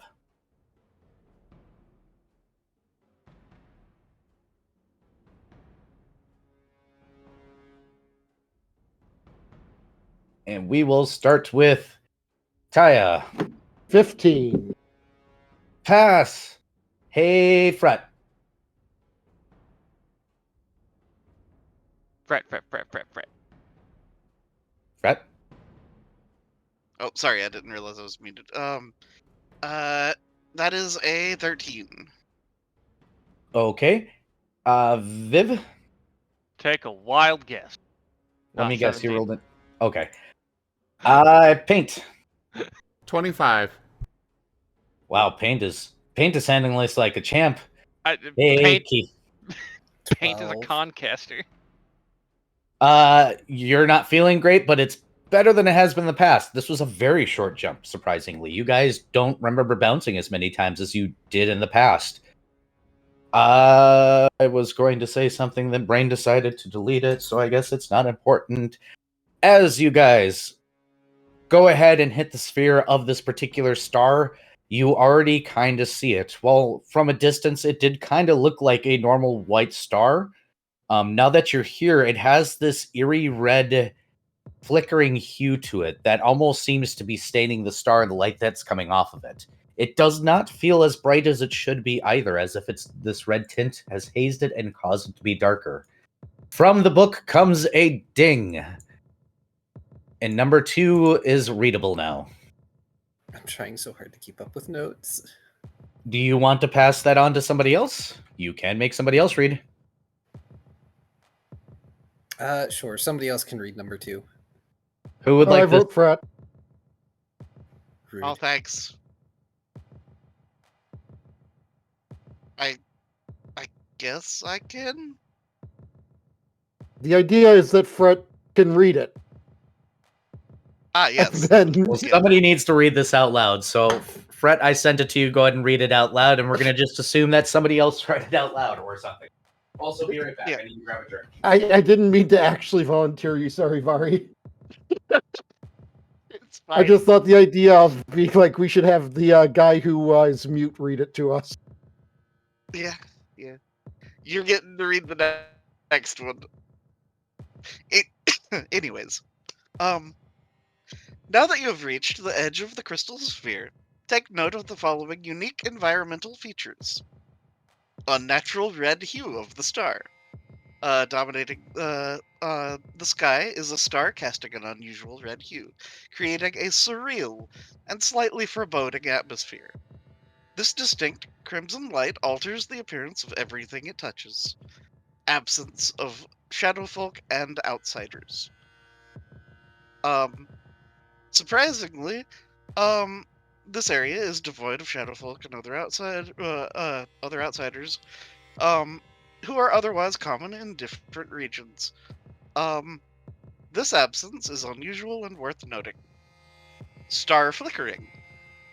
Keep an eye out, keep an eye on the star's behavior. You may observe it flickering in a way that is not typical for celestial bodies, indicating possible instability or unique phenomena in this part of the crystal sphere. Feelings of discomfort or unease. As you explore, you might experience a sense of discomfort or unease. These feelings aren't just emotional responses. They're intuitive cues, alerting you to be vigilant and cautious in this unfamiliar and potentially hazardous environment. Each of these aspects plays a crucial role in understanding the edge of the crystal sphere. Be observant of these signs, as they are key to safely navigating and comprehending the challenges of this unique area. Thank you, Viv. Or Vari. Too many V names in this group. Damn.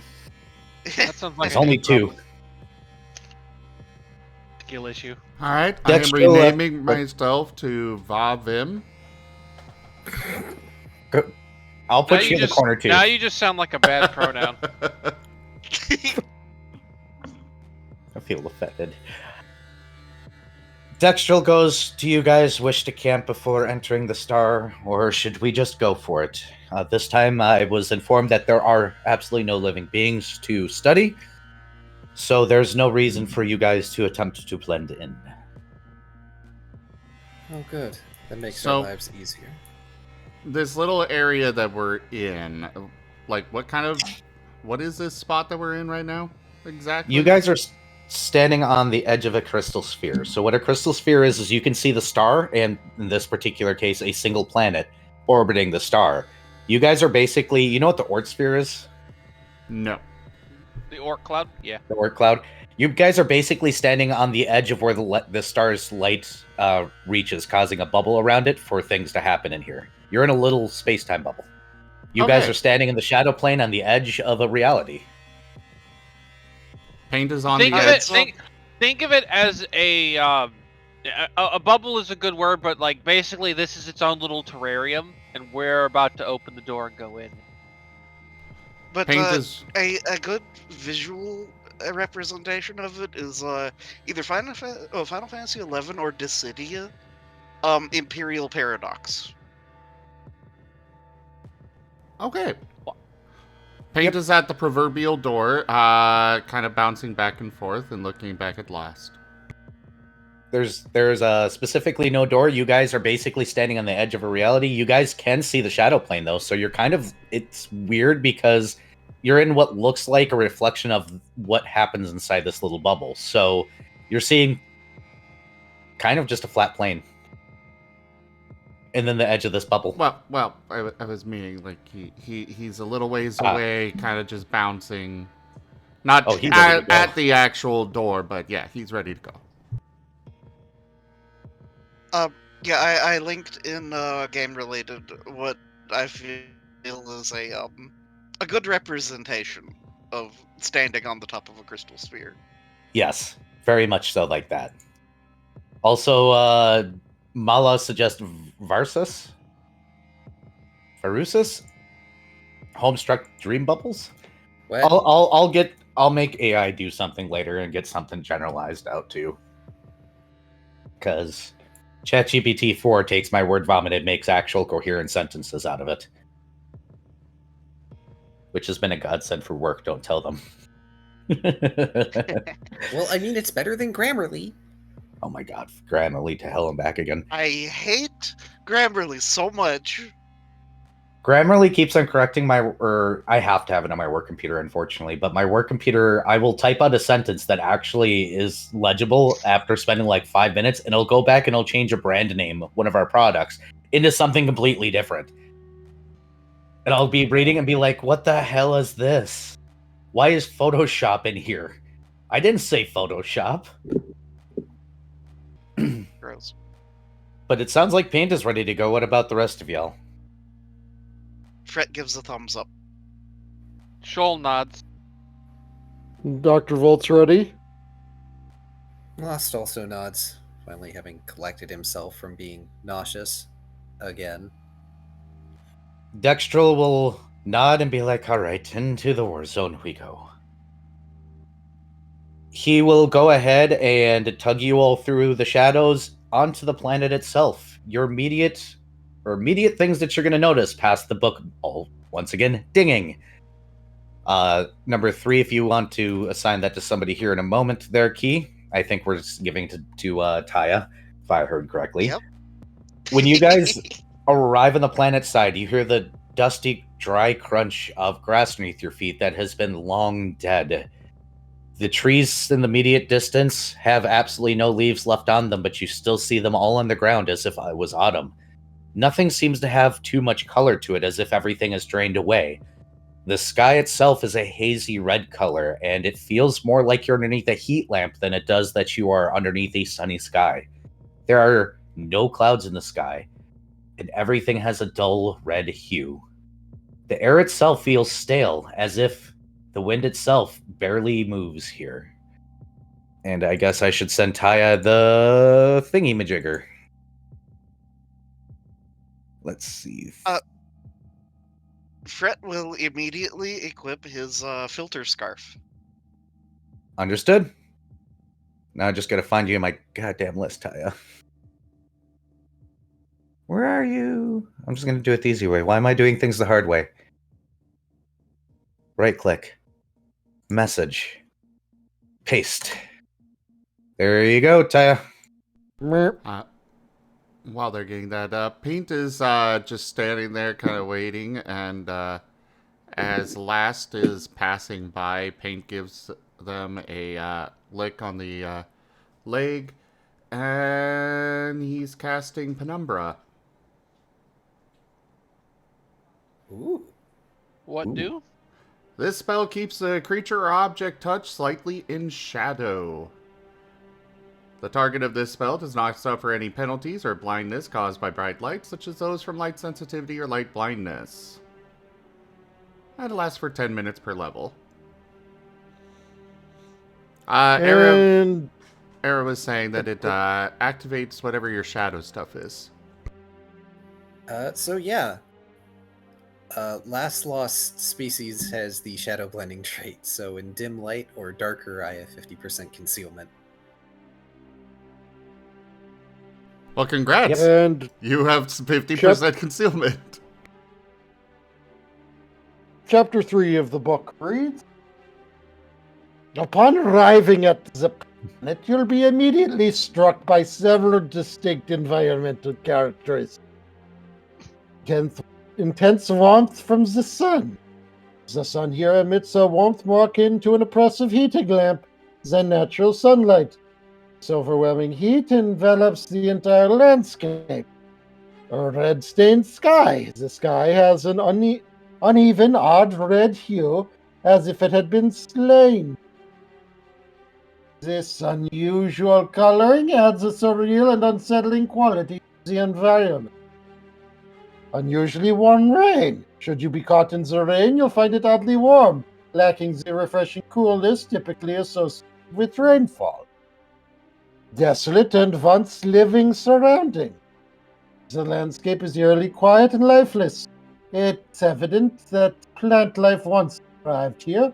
Trees stand bare, having lost their leaves, and the grass is visibly dead, a stark contrast to what must have been a vibrant ecosystem. Stale air. The air feels stale and heavy, lacking the vitality and freshness of an active biosphere. Perceptible pressure. As you move through the environment, you may feel a noticeable, almost physical pressure, a manifestation of the heavy atmosphere and the planet's troubled state.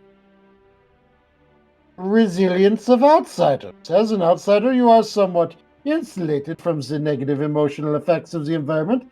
However, beware, long-term exposure can lead to irritability, aggravation, and a tendency to lash out. These signs are critical indicators of a blood star, a phenomenon of grave concern. Should you encounter similar conditions in another sphere, it is imperative to abandon the job immediately. Without recourse, while your training missions have been pre-scouted, not all future assignments will be. These signs indicate the world is beyond the scope of investigation for your current skill level and should be promptly reported for re-evaluation.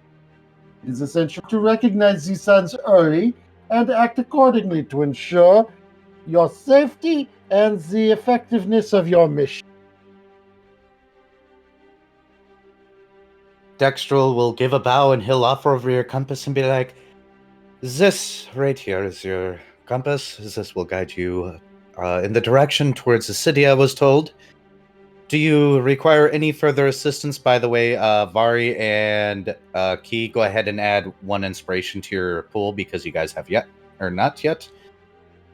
To your trackers. All right. Anything else you guys need of me before I take my adieu? And the GM gets smashed with cheese. Not as of yet. Sorry. Go ahead. Though I would ask that you tell us whatever you may find when we finally call you. I have been remanded to go and check out a lake, very specifically, where 1, I was informed a mass murder took place, and 2, seems to lack evaporative properties. I doubt I will find anything of interest, but alas, this is my punishment more or less for not being there immediately for you guys upon calling.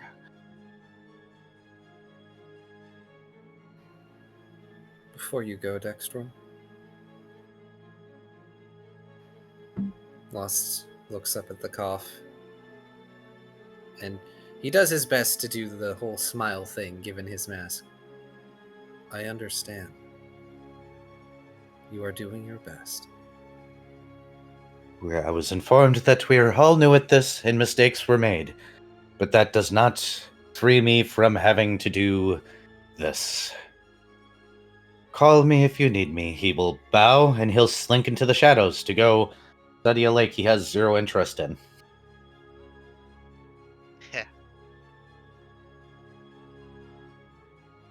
Leaving you guys in a dead, lightly treed area.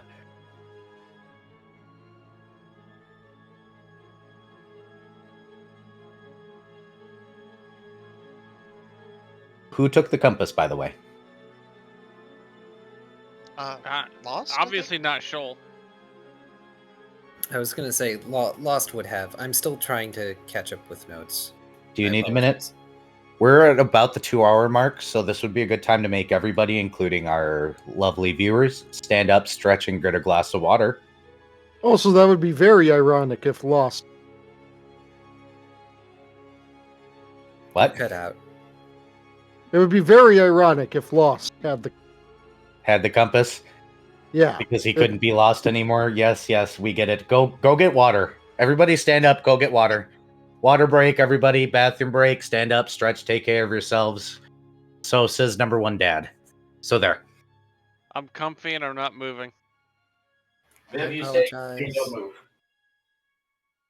I mean, I'm gonna have to move if I ever have to roll any dice, but I apologize. I've been struggling to keep up. hi. You're a bean.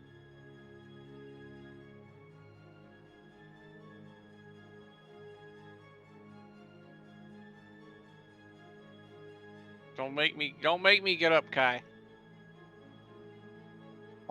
I'll do it. And it'll embarrass you.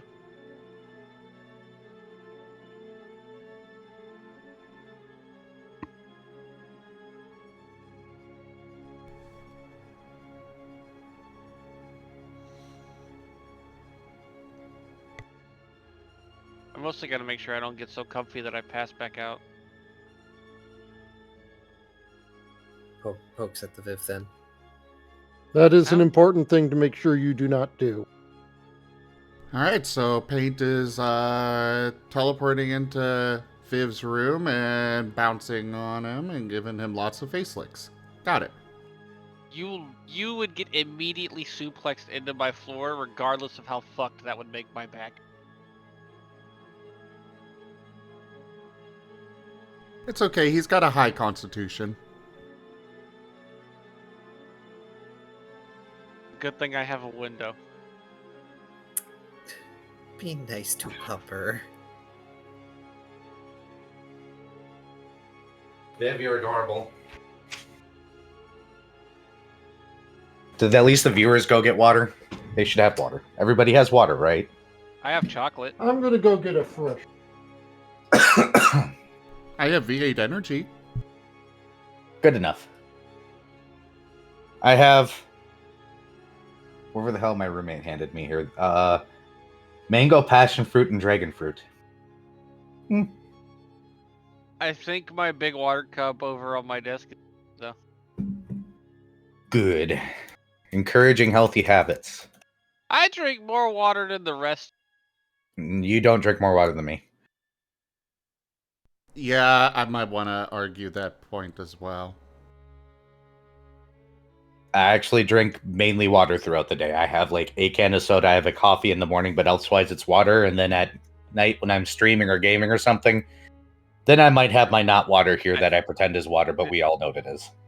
The only thing I drink is water. And occasionally like in Arizona. I drink 100 ounces per work shift plus what I drink at home. My Irish water totally counts, Mala. We all know that my Irish water counts as water for me. I got one of those big 100-ounce cups that I just fill up when I go into work. And I just drink out of it all day. Not having to get refills is so nice. I need an excuse to stand at work because I stare at a computer screen all day, so I make sure that I have a small cup, so that way I actually stand and go and do other things other than sit and shrimp all day. See, I have to be on my feet and move, so I want the exact opposite.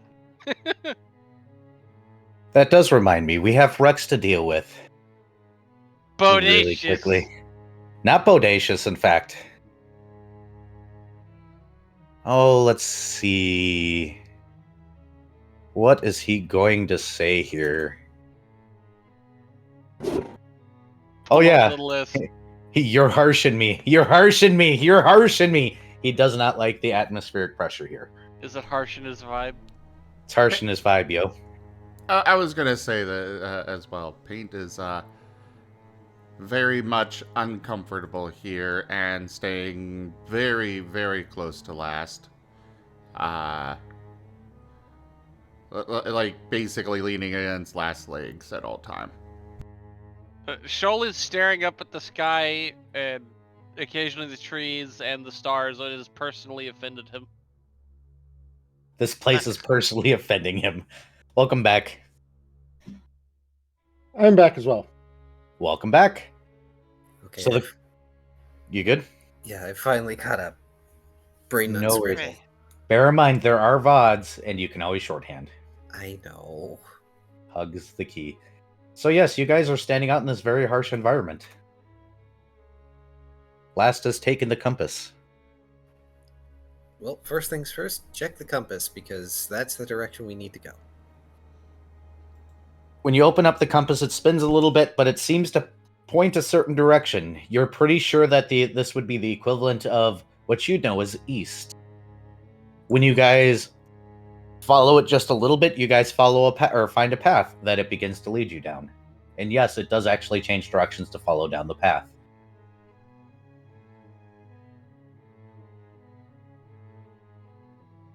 It sounds like you guys are just going to follow the compass for now, though. Correct? Probably a good idea.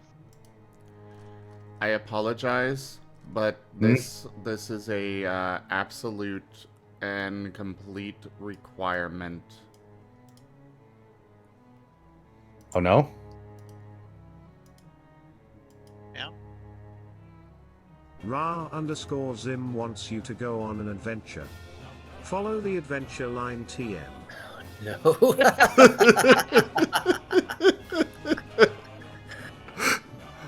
It's a requirement. I had to. All right. I'm glad you all enjoyed my game. Y'all have a wonderful night. Good night. I'm missing the joke. It's Stanley Parable. Stanley Parable's Adventure Line. It's great.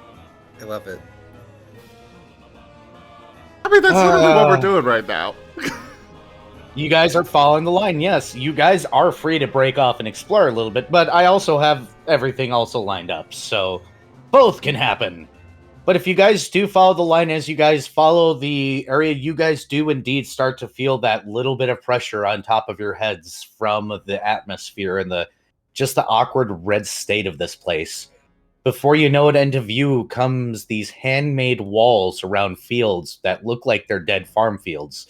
Many of them look like they have spikes or some sort of handmade barbed wire along them. They look so very hostile. Shoal looks more offended. Do you want to read this one then, Shoal? Sure. Oh, damn it. Paint is almost looking wilted at everything. Like he is basically like trying to shrink in on himself, trying to stay very close to last. He is not happy. Oh boy. Okay, Yeah, hold on. sorry, this one's a longer one. And this is coming from the book? Yep, the book's gonna give off a ding. Shoal will look offended at that too. Cat Shark, offended by everything that exists here. Yeah, basically. But since it Alright. dinged, did that mean the fries are done? Ding, fries are done, ding, fries are done, ding, fries are done, ding, I fries are will done. leave the call. Okay, I'll stop.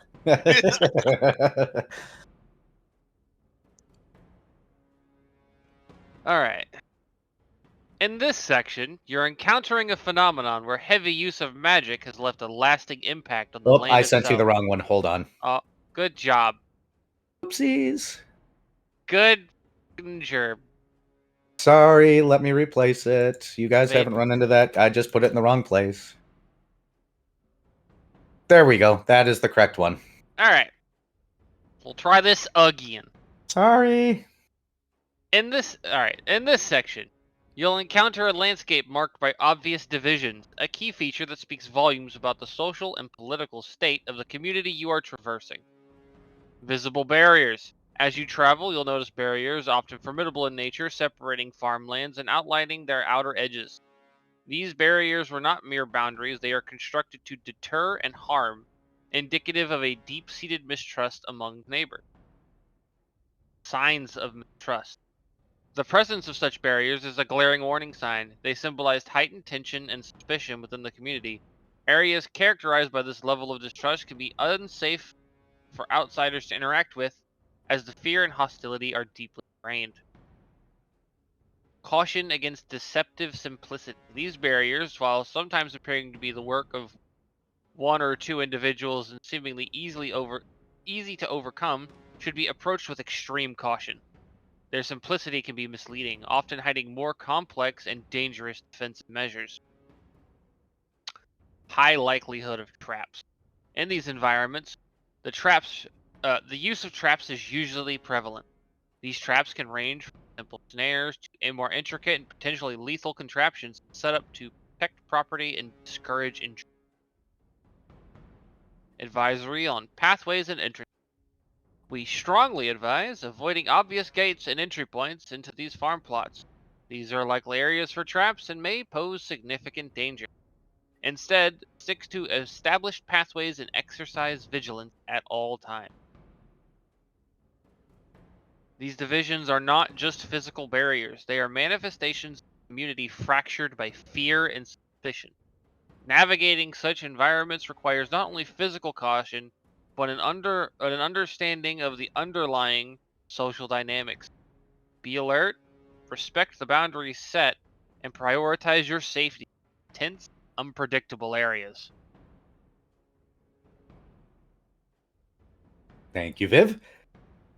So there's barbed wire and barricade spikes as well, you said? Yes, it seems it's like somebody set these up themselves. While some of these barriers, as you guys are walking along, seem like simple walls with spikes on top, other ones seem to have barbed wire-like structure where somebody weaved rope but put like nails in it or something. You occasionally even see straight up spike walls where somebody just drove spikes into the ground and made them very tall.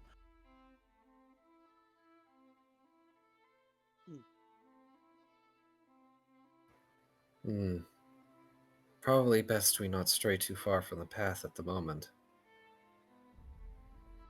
I don't particularly like traps, so I am not leaving the path until we're out of these sort of areas. So the book did says that following the path would likely be Would likely be what? trap. Entrances specifically to homes might be trapped. Ah, Yep. Obvious gates and entry points are the likely traps. The sticking to the already established pathways is generally going to be your safest option.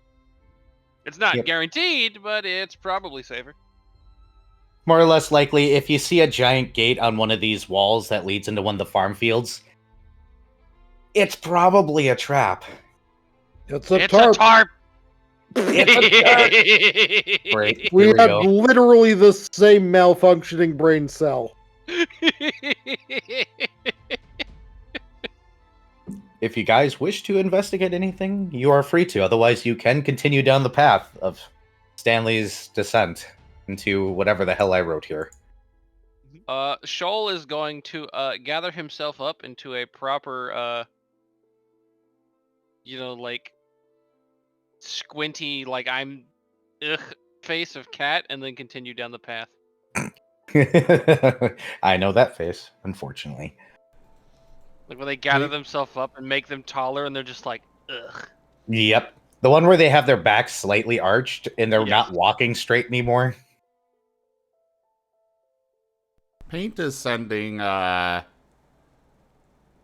mental image of Rex up above them to everybody, and it feels like a questioning kind of message.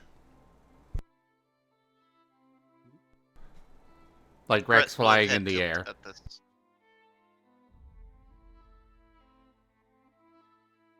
And he Your friend is capable of scouting?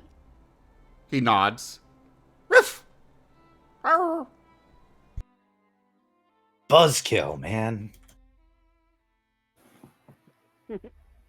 If they can see from above, that would be most helpful, Paint.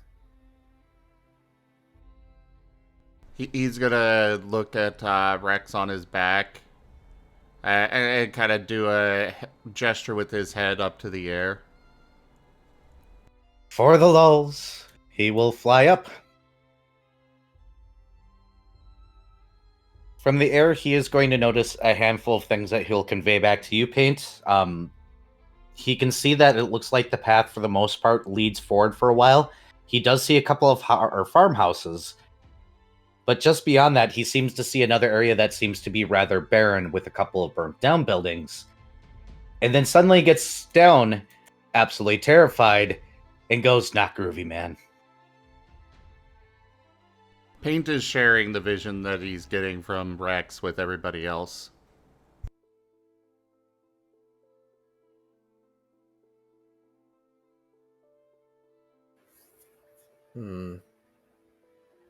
Not much, but there's nothing living here. I suppose we shouldn't be too unsettled. After all, our first trip was to Fret Candyland. will Did you miss the Fret will part? scribble out. Yeah, Fret will scribble out. Wait, what was that last part? Yeah, did you miss the part where he got scared out of his wits?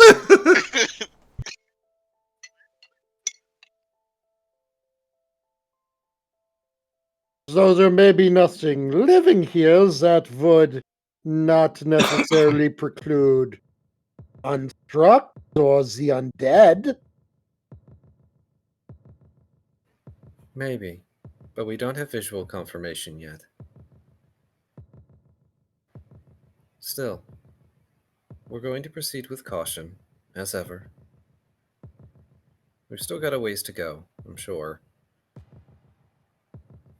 Rex did see some walls in the distance that looked more like city walls, but he kind of got distracted by whatever he saw in the burnt down area. Sounds like you guys are proceeding? Yes. Yes. The compass ends up pointing you down a path that seems to be leading directly towards a house. I'm assuming I'm passing this next read off to Razim. Woo! All right. I won't describe it because I described it pretty well in here. I think. Personally. There you go, Zim. Oh, I was expecting a link. Congratulations on discovering the first dwelling in this hostile world. However, as you proceed, exercise caution and vigilance. This section will guide you through the common features of hostile architecture you are likely to encounter in environments where distrust and defense are paramount. Barred windows. Many dwellings will have windows reinforced with bars, a clear sign of the inhabitants' desire for security and the need to prevent unwanted entry. Defensive flora. Around the perimeter, you may find thorny or poisonous plants. These natural defenses serve as a deterrent to intruders, creating a hazardous barrier around the property. Spikes and outdoor features. Look for spikes or other sharp objects on the exterior walls or surrounding the dwelling. These are intended to prevent access to certain areas, particularly those that might be vulnerable to intrusion. Roofs with hostile features. The roofs of these dwellings may be lined with spikes, hooks, or other aggressive elements. This hostile architecture is designed to discourage climbing or aerial access. Trenches and uneven ground. Be aware of trenches or deliberately uneven ground, which can serve as additional obstacles to deter or slow down potential intruders. Marked pathways with warnings. There will likely be designated paths leading to the entrance, but be prepared for various warning mechanisms. Bells, string traps that make noise, or other alert systems could be in place to warn the occupants of an approaching presence. Additional hostile elements. Other hostile architectural elements might include sliding panels concealing secret lookout points, sharp metal objects embedded in climbing surfaces, or even hidden pits covered with foliage. In such environments, every architectural feature serves a purpose, primarily focused on defense and deterrence. While these dwellings can provide valuable insights into the local culture and history, they also represent the heightened state of alert and suspicion in this world. Approach with respect for the boundaries set by the inhabitants and an understanding of the potential risks involved. Looking at this house, you definitely see a lot of these features. You notice that most of the perimeter of the house seems to have some sort of thorny, albeit dead, fine work that seems to be growing along the sides of the building itself. The roof definitely has spikes, and you can tell that the windows are very much barred shut. You do, in fact, see that along the paths there is an unusual amount of foliage that is low to the ground. While the path itself seems to be clear and usable, you can definitely tell that they didn't really want people leaving the path too willy-nilly. There is a definite warning sign showing what looks like some sort of creature's skull, while you don't know what kind of creature, very prominently put right next to what you would assume is some sort of mail delivery system. It looks like a box, except it's got a giant lock on it. Lost is going to double check the compass. Yep, it is pointing towards the house currently. Now, is it pointing towards those burned buildings that Rex did not like, or away? Not currently pointing towards those burnt buildings. Okay, good. It is pointing towards some normal houses, or in this case, a normal house. Lost is going to look to see if there's a way around the house. These people definitely didn't want you to leave the path. You could definitely follow the path, though. You were warned that designated paths are usually safest.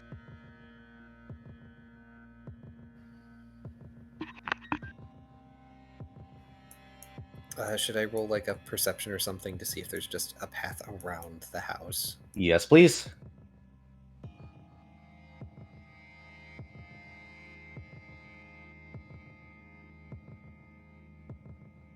Hey, I didn't roll terribly. 14.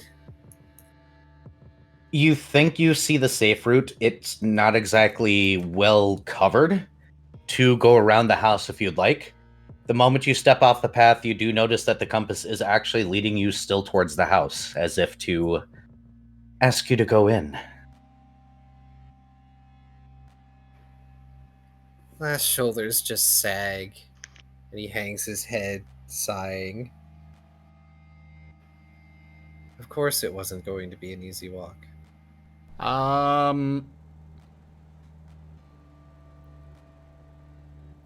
For the record, Paint is using his basic geokinesis.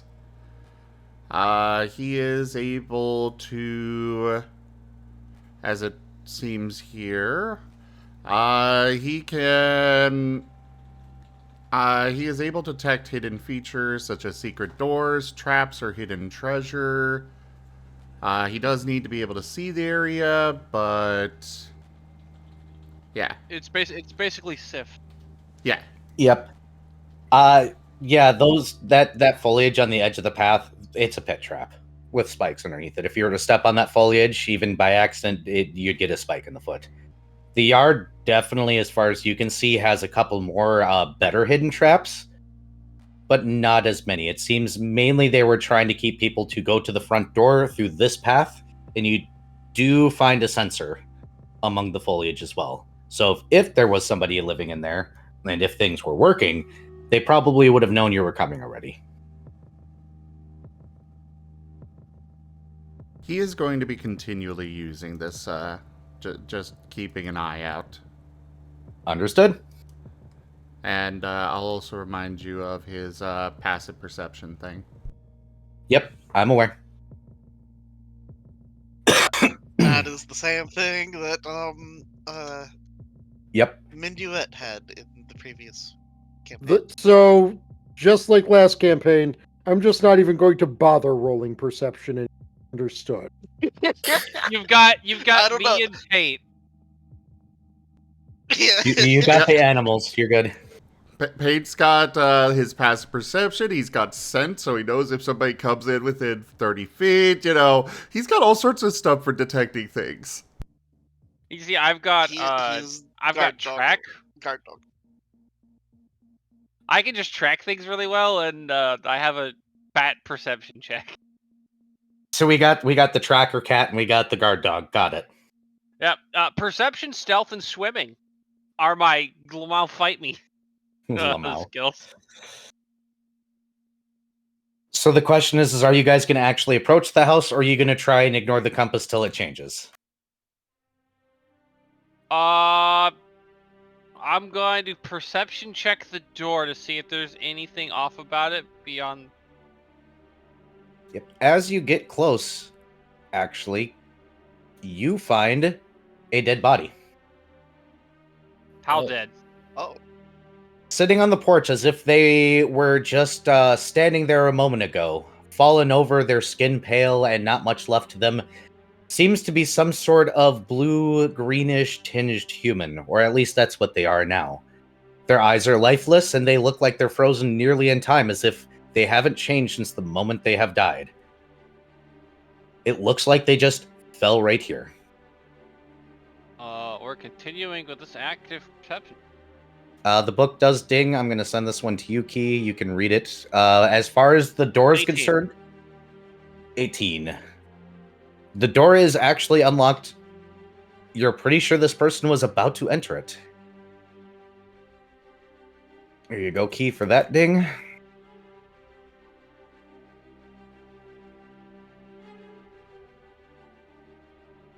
Fuck And Fret will pull out his sitar, and isn't going to play it yet, but at least has it ready. Understood. Right then. As you progress through this world, a startling and unsettling aspect becomes apparent. The presence of dead bodies that, despite their apparent freshness, are nearly 500 years old. This section addresses this grim reality and hints at forthcoming explanations. Preserved yet aged corpses. Throughout your journey, you'll encounter bodies that, at first glance, seem recently deceased. However, these remains are from the cataclysmic events that occurred half a millennium ago. Their state of preservation is unnaturally perfect, with signs of weathering and drying, but without the decay expected over such a long period. Appearance of freshness. The bodies maintain a deceptive appearance of freshness. This phenomenon might be attributed to a variety of factors, including the environment, magical influences, or other yet-to-be-understood forces at play in this world. Context of the cataclysm. These corpses are remnants of the catastrophic events that led to the world's current state. They serve as a haunting reminder of the past and a testament to the magnitude of the disaster that occurred. Promise of answers. While the sight of these bodies may raise many questions, rest assured that explanations are forthcoming. The reasons behind their preserved state are intertwined with the deeper mysteries of this world, and uncovering these secrets will be a key part of your journey. Advisory on interaction. As you encounter these bodies, it's advised to proceed with respect and caution.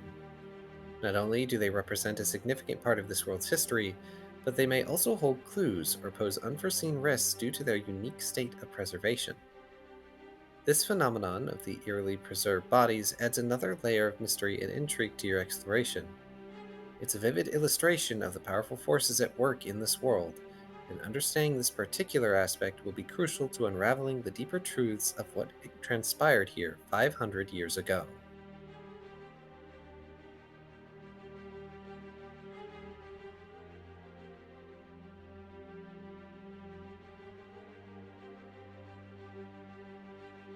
You got Loot a the door you body? can open.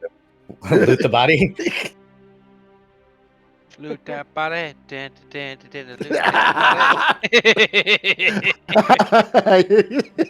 Look, ever since I said perception check, that was what's been going through my head. Active perception check. Yep, as far as you can tell, Viv, the door is just a door. It looks like any traps that were here were unarmed or unarmed, and the door seems to be unlocked. You can just open this door. I push the door open. You push the door open. There's going to be another ding from the book, and as you open the door, you notice that there is... Wow, why is everything suddenly fucking... Okay, there we go. You guys legged me with cheese. I don't know how, but you did. It's called constipation. Yeah, that's fair. My poor PC. You guys... Here comes the tennis balls. I'm going to be dead here in a moment.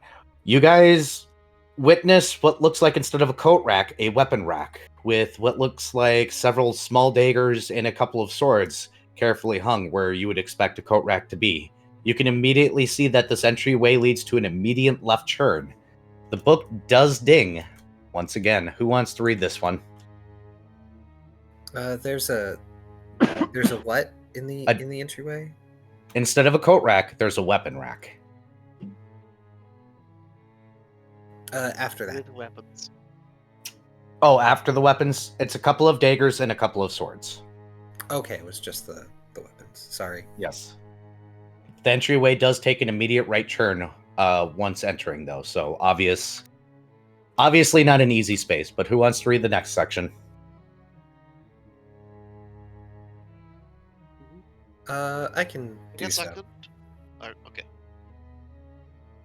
Could you read number 7 then, Key? Yeah. Also, Fret's gonna play a tune. What is that tune? The tune of Detect Magic.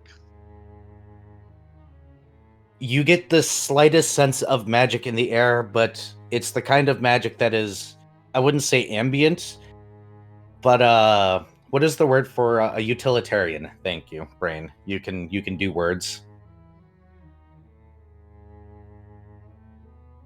What?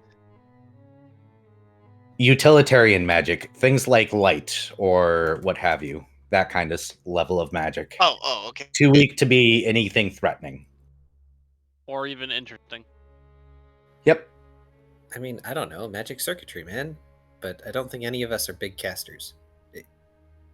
Yeah, I was more particularly Detect Magicking weapon rack. Nope, these are regular The contents. mundane weapons. Though, now that you're close, you can tell that they're of quality of they would work.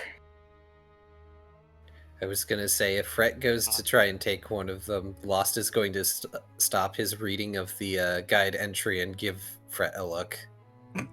That's okay because Joel is going to take one and put it in his bag.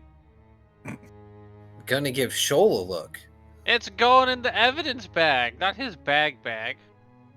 That can only hold one item. We're not taking weapons from here and putting them in the bag. Well, if I find something better, I'll take it out. Minor sigh. Lost turns back to the book.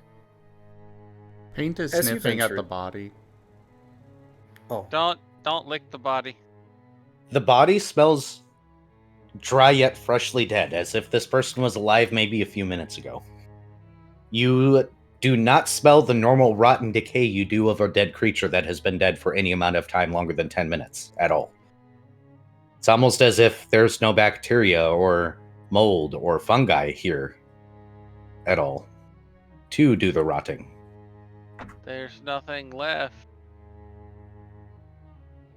Paint's stomach is growling. Paint.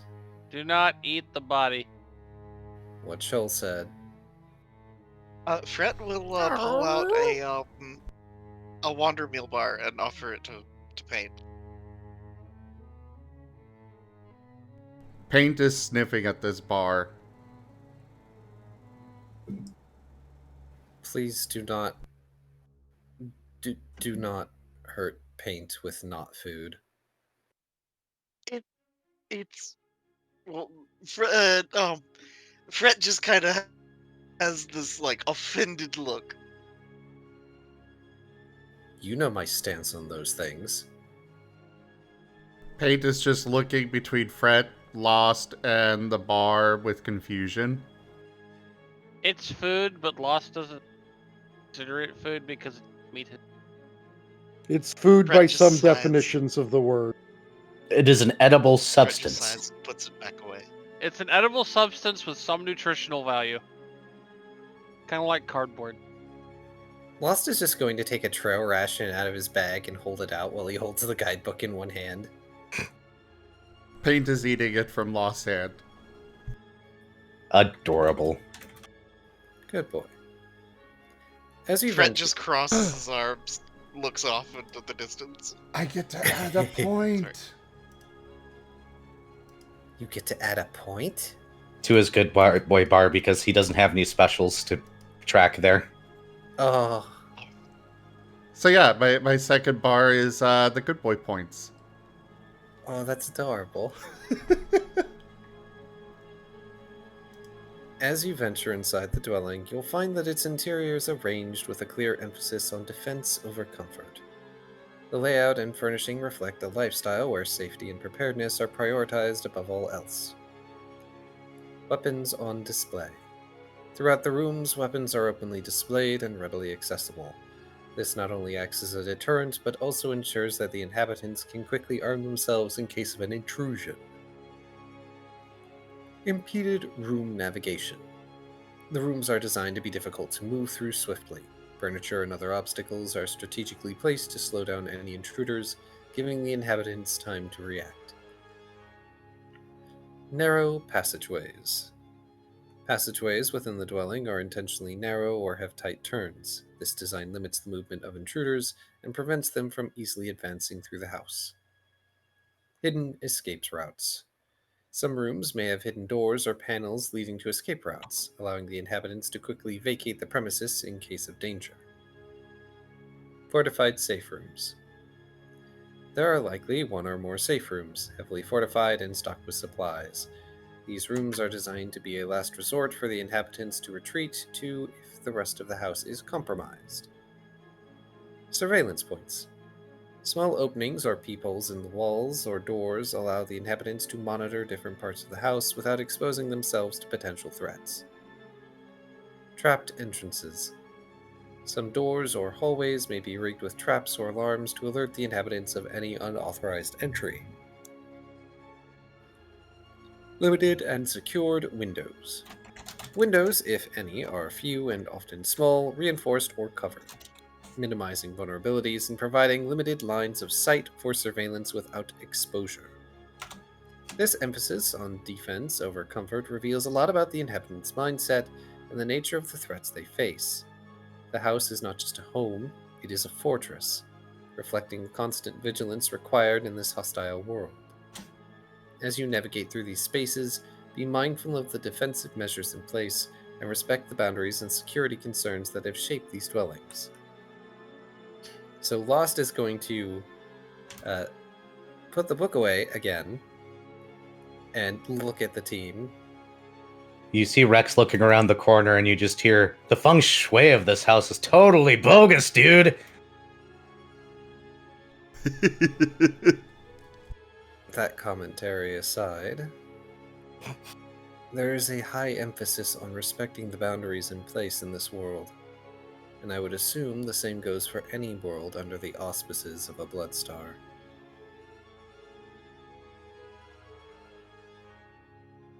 So don't fuck with shit. Basically. Though I would encourage us to try and observe as we're sent through this grim museum. And he's going to just double check the entryway before he steps inside. When you step inside, you see what looks like, I guess you could call it a living room. While it does have chairs, it has them in awkward places near the back of the room as if to be able to watch the entrance and the window at the same time. You notice that space from the windows is completely cleared out with a clear crossbow just sitting next to it. The tables that are placed in here seem to direct you to squeeze through a particular area to be able to get to these sitting areas or any other rooms. These people were absolutely paranoid. Yep. I have to wonder what happened.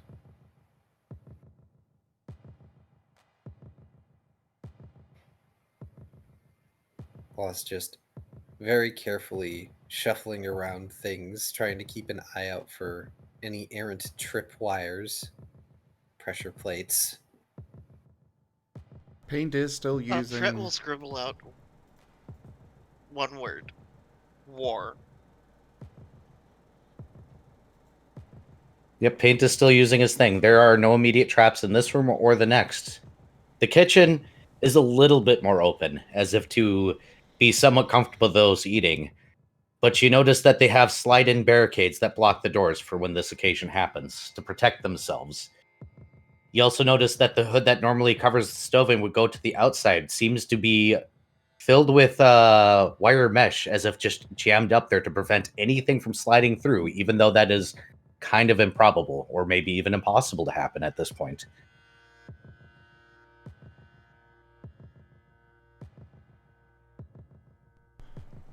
Paint is looking a little more at ease.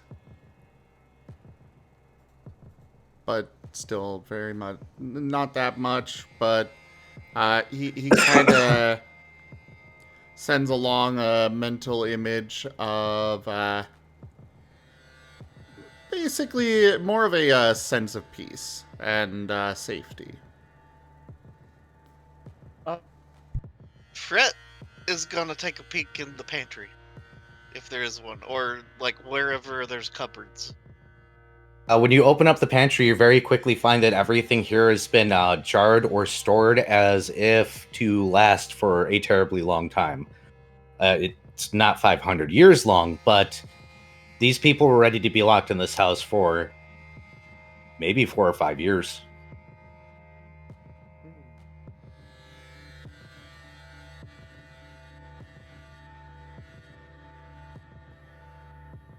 Lost is specifically going to look for any like peepholes or sliding panels in the walls at the moment.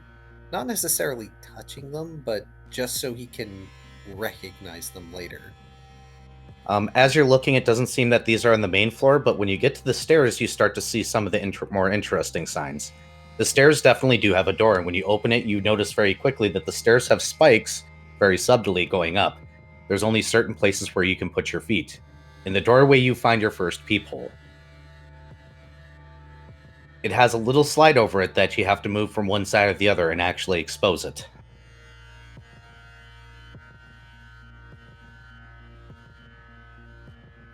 I feel like I would have hated having to walk through this house.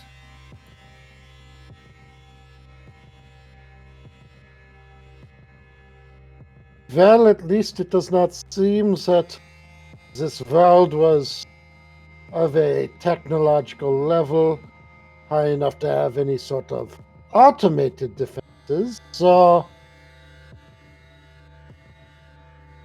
they made do with what they could.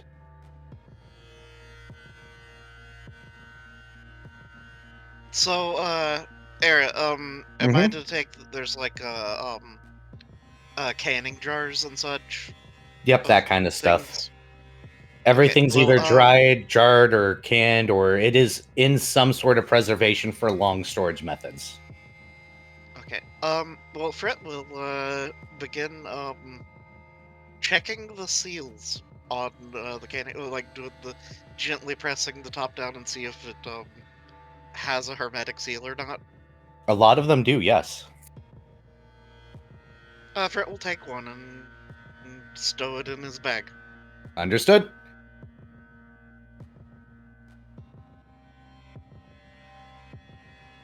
Hello, cat. That is currently chewing on my foot. Thank you, cat. Kuro has decided it is playtime. Kuro's decided that my toe is a chew toy. He does this a lot. He doesn't want to play, Oh, he no. just wants to chew on my toe. And I don't understand it. Anything else you want to look for inside this house?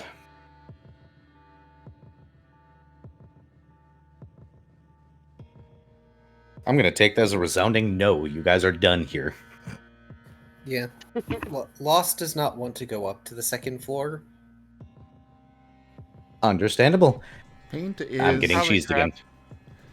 Paint is looking around for anything that might be of interest to him. Unless Paint really likes weaponry or furniture.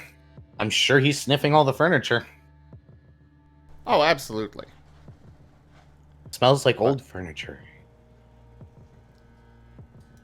But yeah, But specifically here, no. Not really. okay. Nothing of real interest or intrigue. These people were just too paranoid to have pets. Probably a good thing, considering all the stuff around. The compass is pointing outside, though, so you do get to leave the house if you want. Hooray. When you guys leave the house and get back to the main path, it is pointing in the direction of those burnt buildings, though. I'd express joy that we're out of that death trap of a house. Except we're outside the death trap of a house. And into the death trap of the rest of the world. Oh, that was my leg. Are you okay? What a... He climbed up my leg with his claws. Oh. Turn it, Kuro. Oh, that's blood. Excuse me, my cat just accidentally clawed up my leg. Take your time. Need a bandit. Jesus Christ, Kuro, you got it deep this time. Wow. Gosh, at this point, Era's gonna need shin armor. See, this is why dogs are superior to cats.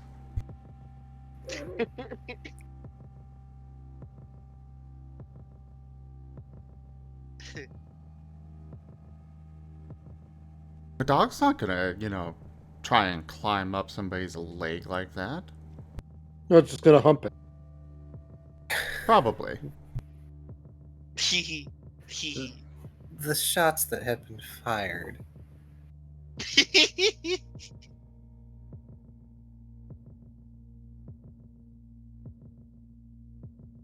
Hey Viv, how you doing? I'm okay. A little tired. Okay. Oh. I think they were checking because you had no comment on my comment. That too.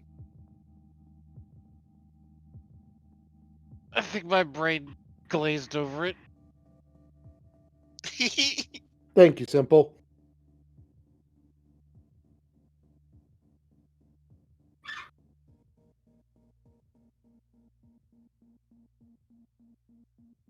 Alright, I'm back. He got me good that time. Yeah. Jeez. He got my inner thigh. Well, Ow. clearly we can now tell that toad chewing means I want up. I guess. But normally he just lays on my foot and chews on my toe, and I'm just like, oh, this is happening. No, he decided that instantly that he was going to climb up my leg. Ow. Okay. Are you gonna be okay? Yeah, I'm fine. This isn't the first time he's done something like this, so I'm not too worried about it. He won't do that again for a while. Where did he go? Probably scared him away. Oh. So what was going on other than me becoming a climbing post? That's pretty much it. Yeah. The only other Verification thing that Viv was still awake happened. Ah, Yep. right. Yeah. It's okay. I'll carry him around later, and he'll purr the entire time because he always purrs. Oh. Of I've got course. I can just pick him up and he'll purr. Tiny baby. Yes. Yes, I did rinse it out really quickly. That's why it took a while. I've got sanitation stuff on hand for whenever he scratches me up in my tattoos, anyways. So slap it on and move on. Yep. The only thing I would mention is that Lost would make a comment about how, for his people, anti-personnel stuff was piercing. For obvious reasons, which is why the spikes in the house kind of unsettled him a little bit.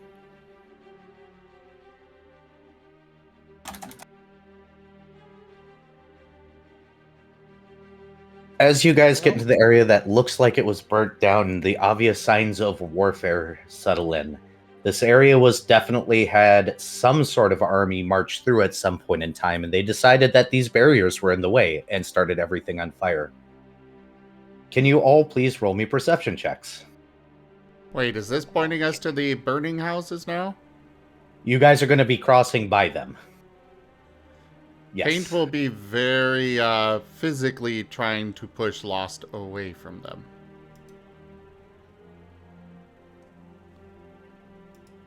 20. 19. Good. 24. Good. You're wanting perception, right? Yes.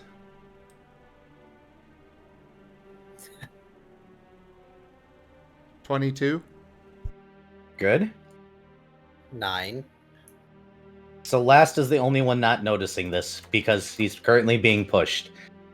Everybody else in the party is going to notice off in the distance that the burnt ground that seems to have some sort of heat rising from it occasionally has an almost illusion of a humanoid-like figure appear and then flicker away. As if they're something out in these areas staring back at you. Don't like that. Hmm? Detect fiendish presence. No fiendish presence. Cox magic missile launcher, spheres haunted. So there's scorched areas that have smoke rising from them that occasionally flicker with humanoid figures. Not smoke, more like the residual heat of the area. Ah, The heat haze. Hey, Vari, you have detect magic. Yeah, so detect magic. Residual evocation magic. And then I get to hand you this. Oh, this Ding. is the one that was being accidentally read earlier, isn't it? Yes. Yep. Yeah. So Sorry, Vari. in this section, you're encountering a phenomena where heavy use of magic has left a lasting impact on the land itself. This kind of magical standing of the environment is typically seen in the presence of dragons or similarly powerful magical beings. However, as you are observing here, it can also occur in situations of intense conflict where magic is used extensively. Magic-infused land. Due to the heavy use of magic, the land becomes saturated with residual magical energy. This can lead to unexpected and spontaneous magical occurrences, as the land itself almost acts as a spellcaster. Diminished destructive magic. Fortunately, in this specific area, the once destructive magics have diminished to levels that are generally considered, quote, safe. While they pose a potential threat, it's unlikely that they will be lethal. However, it is still crucial to proceed with caution. Spontaneous magical manifestations. As you traverse this land, you may witness spontaneous manifestations of residual magic. These could be remnants of spells cast during the war, or new unpredictable expressions of the land's absorbed magical energy. Danger in other lands. It is important to note that other planets or realms, lands stained by magic can be far more dangerous. They can give rise to terrifying entities such as living spells, magical energies that have gained sentience and can act independently. These living spells can be unpredictable and extremely hazardous.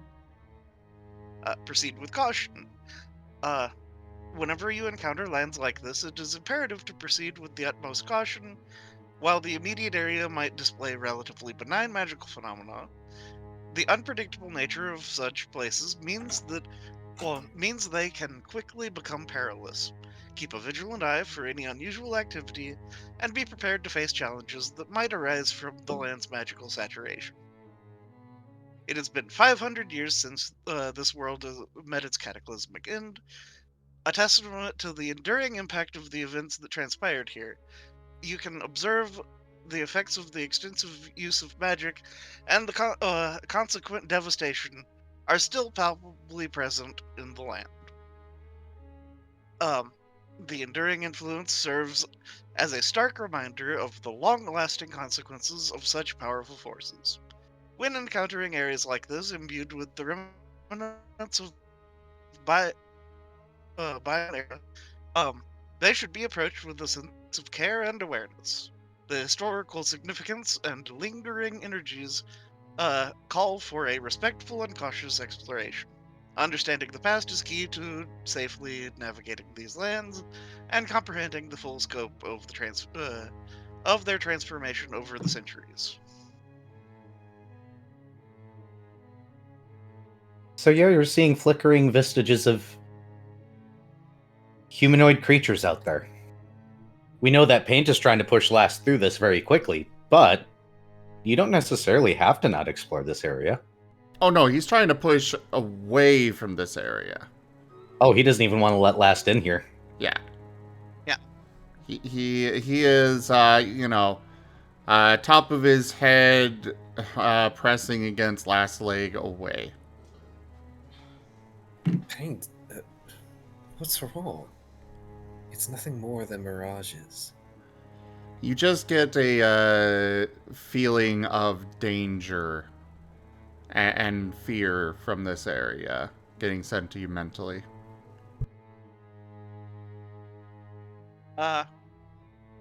Fret will give a give me gesture to Lost as if he wants something. Dr. Volt is going to be taking a soil sample. You take a soil sample. It looks like scorched earth, but there's that small tinge of magic.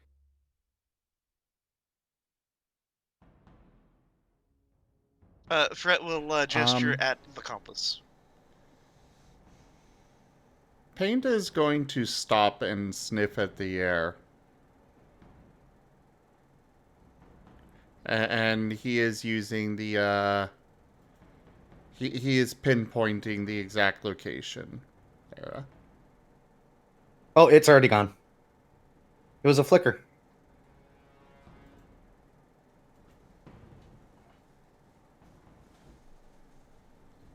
He is backing away from this area. Lost, do you have you've got armor, right? Mm-hmm. I have heavy armor. Okay. He's biting onto your shin guard. And trying to tug you away.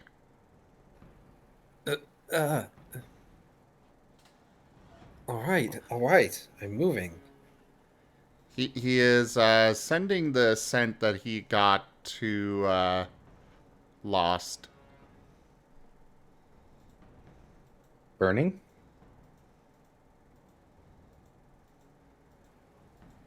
Paint. Lost is going to look around briefly as he's being dragged away. He's trying very hard not to fall over right now. People can roll another perception if they'd like. Sure thing. My perception is +0. I need to fix that. Natural 20! Total of a 25. Also, Lost did give Fret the compass. 24? 6. Ooh, 6 isn't going to get it. Sounds like everybody else got it, though. So far. Well, Fret's looking at the compass. Yep. The compass is still pointing down the pathway that seems to be leading towards what, when you look up, you're looking at what you think are city walls in the distance. However, everybody else now notices that those flickers of vestiges of people are closer than they were before. We should leave. Quickly. Detect evil. Well, let me check these things. They might not be. They are not evil. Shit. Something does not need to be evil to be malevolent. I was about to say, detect evil, why you being so useless to me? These are unaligned creatures. They're not fully here, though.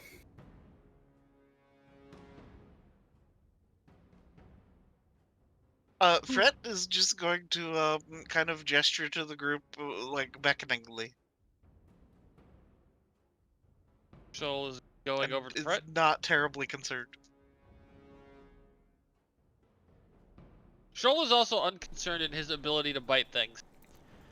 Paint is sending How Rex back. confident does Shoal feel about being able to bite non-corporeal things? Oh. It didn't stop Shoal from biting the Unraveler. So he's not going to let that stop him now. Paint is sending Rex back up. Does he know Ghostbane Dirge yet? No. Does he care? Also no. You're sending Rex back up. You're hearing, or he's going to be doing the let the bodies hit the floor, let the bodies hit the floor, let the bodies hit the floor, let the bodies hit the floor, let the bodies hit the floor. So he flies up.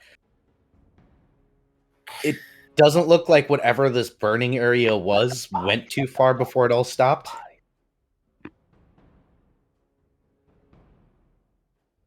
If I was using my stage mic, I'd be tempted to actually do the scream, but I I Also was don't also wreck my very voice. tempted to do the scream, but then I was like, No, Oh. no scream. It's late. I don't want to ruin my vocal cords more. Doing that Kai- unprompted fucks Kai, your voice. I always scrim. I didn't say anything. Said what now? Oh, wait, you probably said Kai. Yes, you Yeah. said Kai. I thought you said Kaya.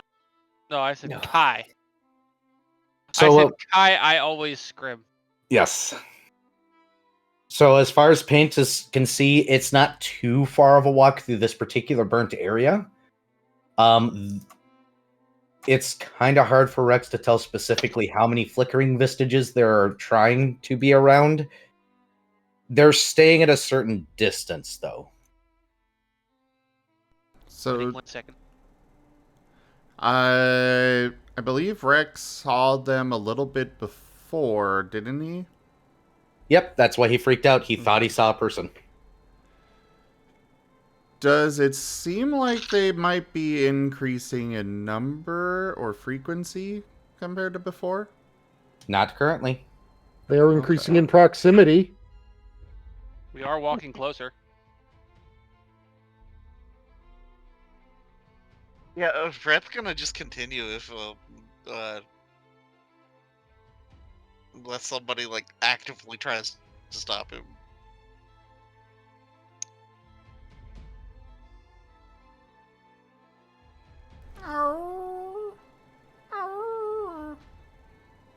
Paint. It's okay. It's going to be okay. Lost only stops briefly to reach down and place a hand on Paint's head. We will be okay. Paint will cautiously let go and take a spot in front of Lost.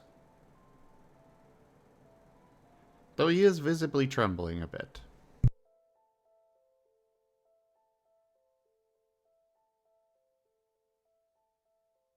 I mean, you guys could totally fight these things if you want. All you have to do is step off the path. Yeah, because that sounds like a brilliant plan.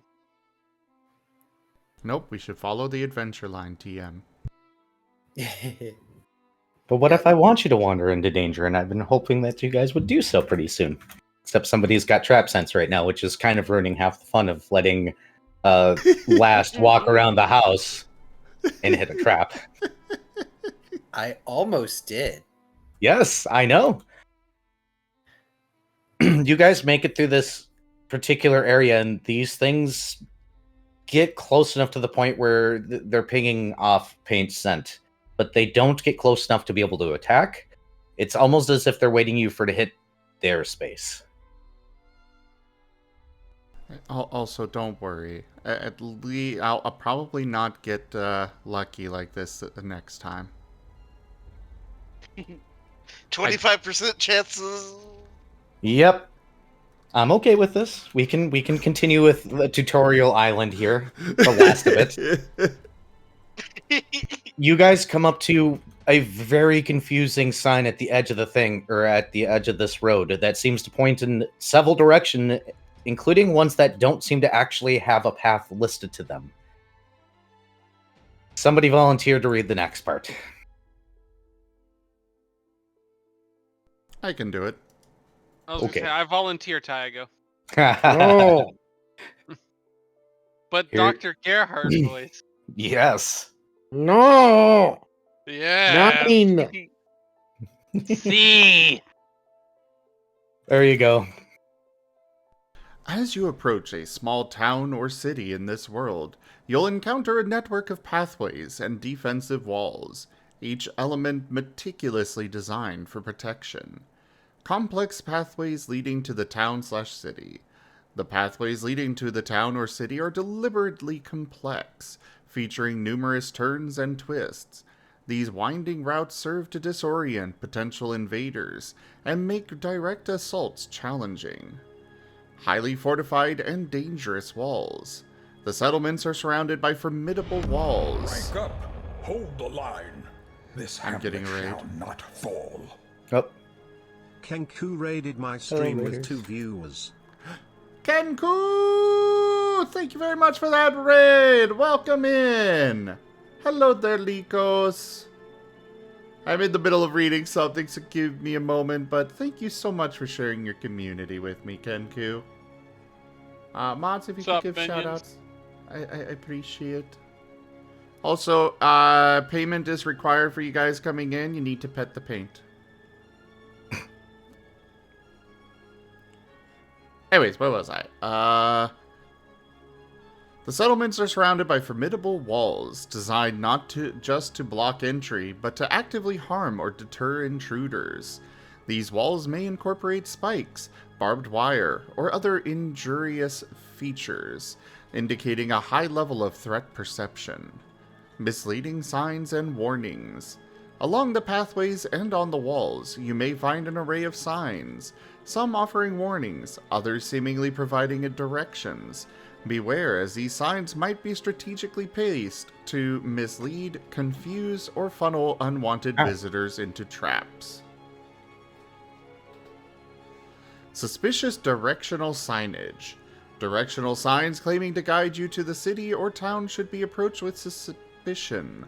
In such hostile environments, these are often traps or ruses intended to misdirect potential threats. Dependence on the provided compass. In navigating these deceptive terrains, your provided compass is indispensable. It is your most reliable guide, steering you through the misleading pathways and avoiding the dangers that may lurk in falsely marked routes. Exercise caution and alertness. The approach to these towns and cities requires utmost caution and alertness. The complex pathways and menacing walls are clear indicators of the community's focus on security and their preparedness for potential threats. The intricate design of the pathways and the formidable walls are a testament to the constant need for vigilance and defense in these settlements. As you navigate this landscape, remember that every turn and sign is a part of a carefully constructed defense mechanism, designed to protect the inhabitants from the dangers of their world.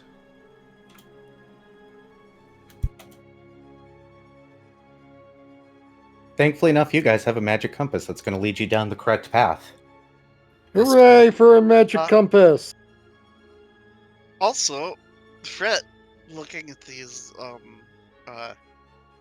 direction signs, decides to cast a spell. What spell is that? Planar orientation.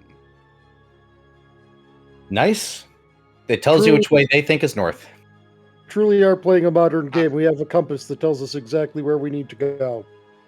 Oh, don't worry. This is the last time you get something like this from me. Yeah. I mean, you can just ignore the compass and go wander. See what kind of weird shit's Just around like here. Skyrim. See that mountain? It has death traps on it. Except we're in we're in an Oblivion Gate, pretty much. Oh no, we're in Fallout. Yeah, kind of. Somewhere in between. Except there's those two no things. death clause, so it's an immediate downgrade. That you think. Yeah, that we've encountered yet. Suddenly we hear a roaring in the distance. No. I mean, if you want me to summon something right now. Please no. No. Okay. Not yet. So that's a good question. You guys got some confusing stuff here, or you could just follow the compass. It seems to be leading you towards that city. It's got some big walls. Damn. Well, compass hasn't led us astray so far, except when it did.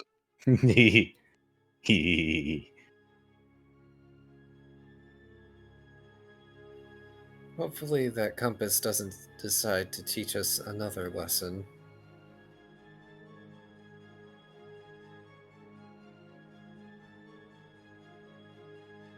Yep, so Fret's gonna follow the compass. You guys are going to end up going down the path up to a very large set of gates that is currently open. It looks like whatever was holding this door up just gave out. Immediately you can see... gates. Go ahead. Gates on the ground. Gates on the ground. Yep. Okay. And this is the last one I'm actually going to make people read. After this, while the compass will guide you in certain directions, it's a lot more liberal about which direction it's pointing. So, hey, Taya.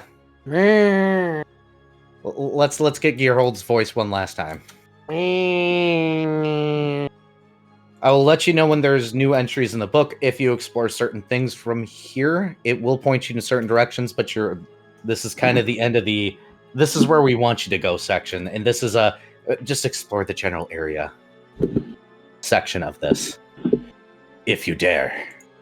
Now that you have entered the city, you'll encounter more examples of hostile architecture. This time not limited to home defense, but extending to broader public spaces, affecting general life and targeting the homeless. Absence of public amenities. This lacks benches or other comfortable public seating, making it difficult for anyone to rest or sleep in public areas. This intentional design choice is a clear effort to discourage the presence of homeless individuals in these spaces. Hostile design of public utilities, even mundane objects like waste bins, are designed with hostile elements such as sharp edges or uncomfortable surfaces to prevent misuse or loitering. Pervasive propaganda. As you move through the city, you'll notice an abundance of propaganda. The content of these messages is often racist, hateful, or incendiary. We recommend not translating or engaging with this propaganda, as it is designed to incite and manipulate public opinion. Leading depictions of leadership. Among the propaganda, you may find numerous glorified depictions of these leadership. These representations are typically exaggerated and over-idealized, serving to bolster the leadership's image and suppress any dissent. Impact on social dynamics. This environment, shaped by hostile architecture and propaganda, significantly impacts the social dynamics of the city. It creates an unwelcoming, controlled atmosphere where the focus is on maintaining order and discouraging any form of dissent or nonconformity.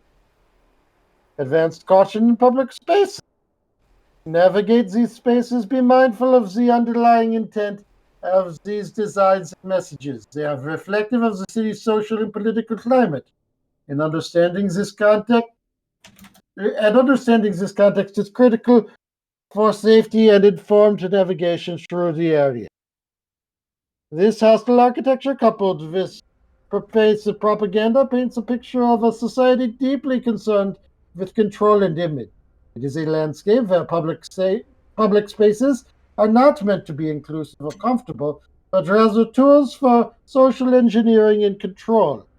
As you explore this environment, stay aware of these aspects and their implications on the city's inhabitants and your own safety.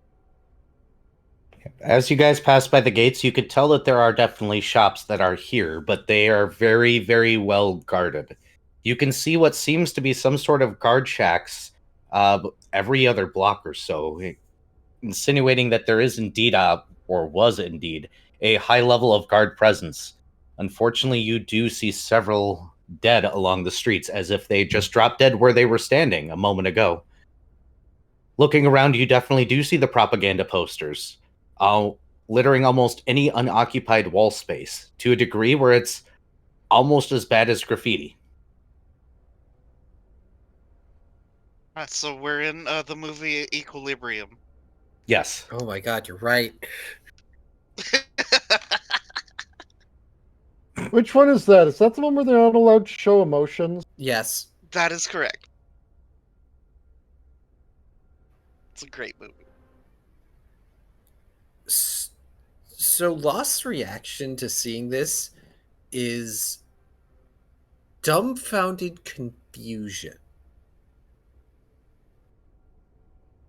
He looks positively baffled by the way that this is set up.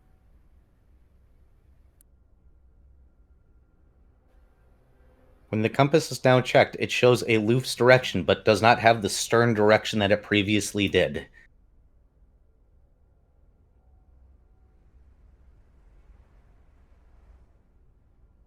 Oh, it does the hunting back and forth kind of. It does the waggle. Like it's Go saying that kind of way-ish. go this way-ish. Yep.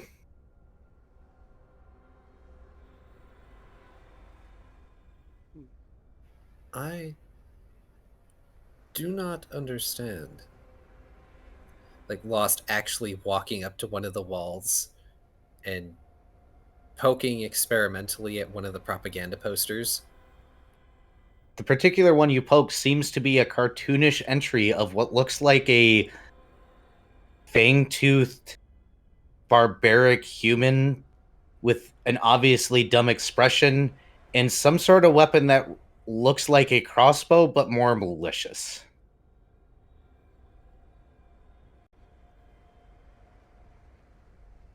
Was this just the glow behind his lenses narrows as he squints? Entertainment? Fred shakes his head.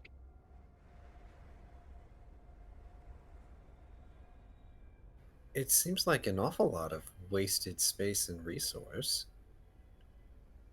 Tilting his head, looking over the many repeated propaganda posters. You see one of a man that is dressed very well finely and looks more like the humanoids that you see littering the streets. He looks proud and prominent as if he's leading you in the right direction, with just the right kind of smile. Fred will hastily scribble out. The book did say, don't try to understand these. I suppose. Is this... Fred Looks will at... just, like, put a hand to Lost's face. Just plop a hand on his visor. Tiny shutter noises as he blinks. To put this in simple terms, that guy over there, you don't know him, but he's awful. You should believe me. You can see how awesome I am. Now just expands that to the size of a nation. Lost just stares at Volt like he said something that just goes against everything he has ever believed. There is an amount of shock and absolute disbelief mixed in with that confusion. It's a way of attempting to get people to side with you on your stances against people that they have never met, only heard of.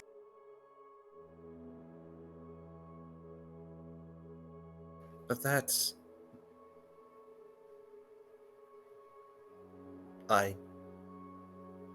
What? That makes no sense. You don't know them. How could you It makes possibly sense if guess the leader of this nation wants whatever resources that other nation is atop of. Wouldn't it be Fred, more efficient to barter?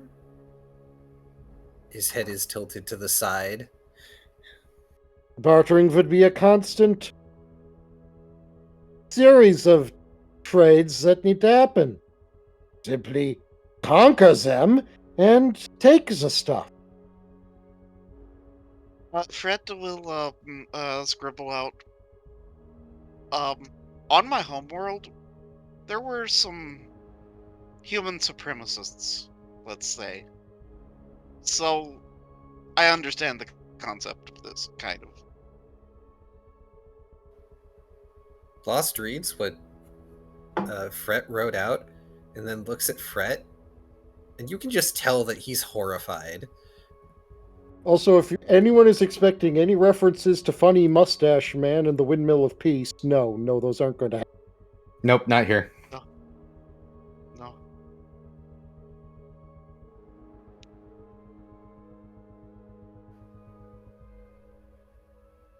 He is German. He is not a Nazi.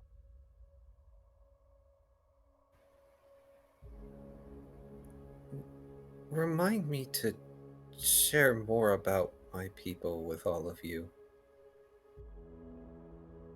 Oh, by all Fret means, nods. it is a horrible thing. Just something that is not terribly uncommon when dealing with in and out group dynamics. Fret nods.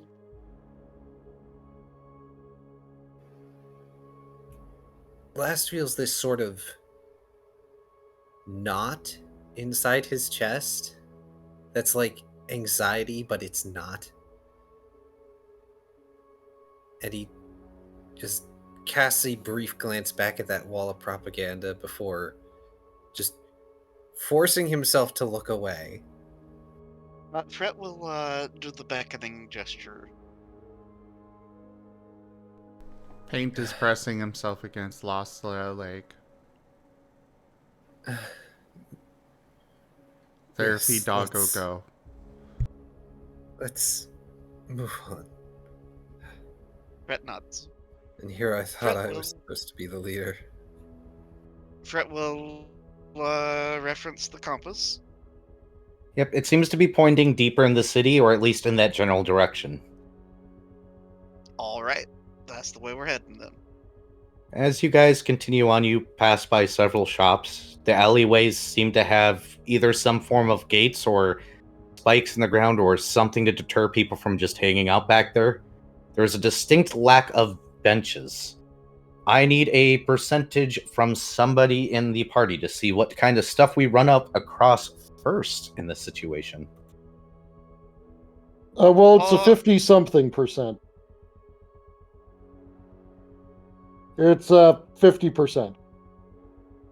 50% is before you get there. You don't see that. You don't see that yet. You come across one shop that looks like it failed to meet its own security requisites. You notice that the glass window that was its entranceway or its viewing window, despite the bars, the glass is completely shattered out into the street.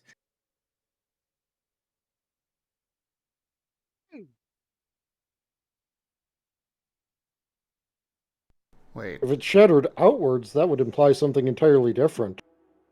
Yeah. The bars are intact. The glass is definitely shattered outwards.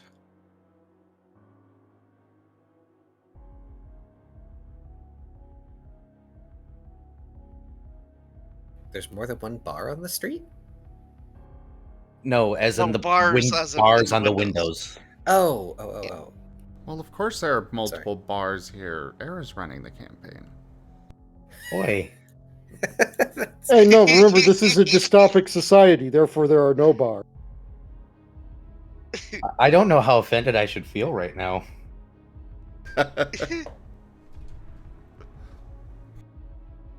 I see how it is. Hey, you're the one that's got the Twitch name of Drunk Dragon. Yes, I know. I know. Doesn't mean I'm any less hurt. I'm kidding. I don't give a shit. It sounds like you guys are not investigating this, though. Oh, I was gonna say, yeah. Lost was gonna move up to one of the barred windows and look inside. When you look inside, it has that distinct blackened cover over everything that looks like it was definitely explosion. There is a pristine case inside of here.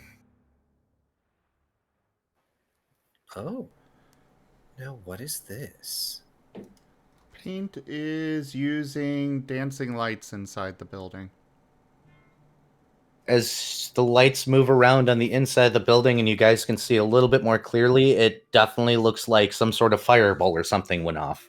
You can actually see the spot where it went off, and it was this case.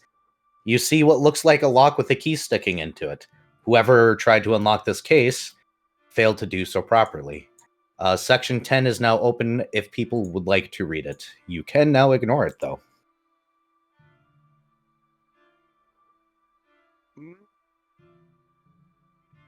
Well, I suppose Fret will read it. Oh, All right. And also cast Detect Magic. Oh, yeah, if you want to do it, then okay, that's fine. Yeah.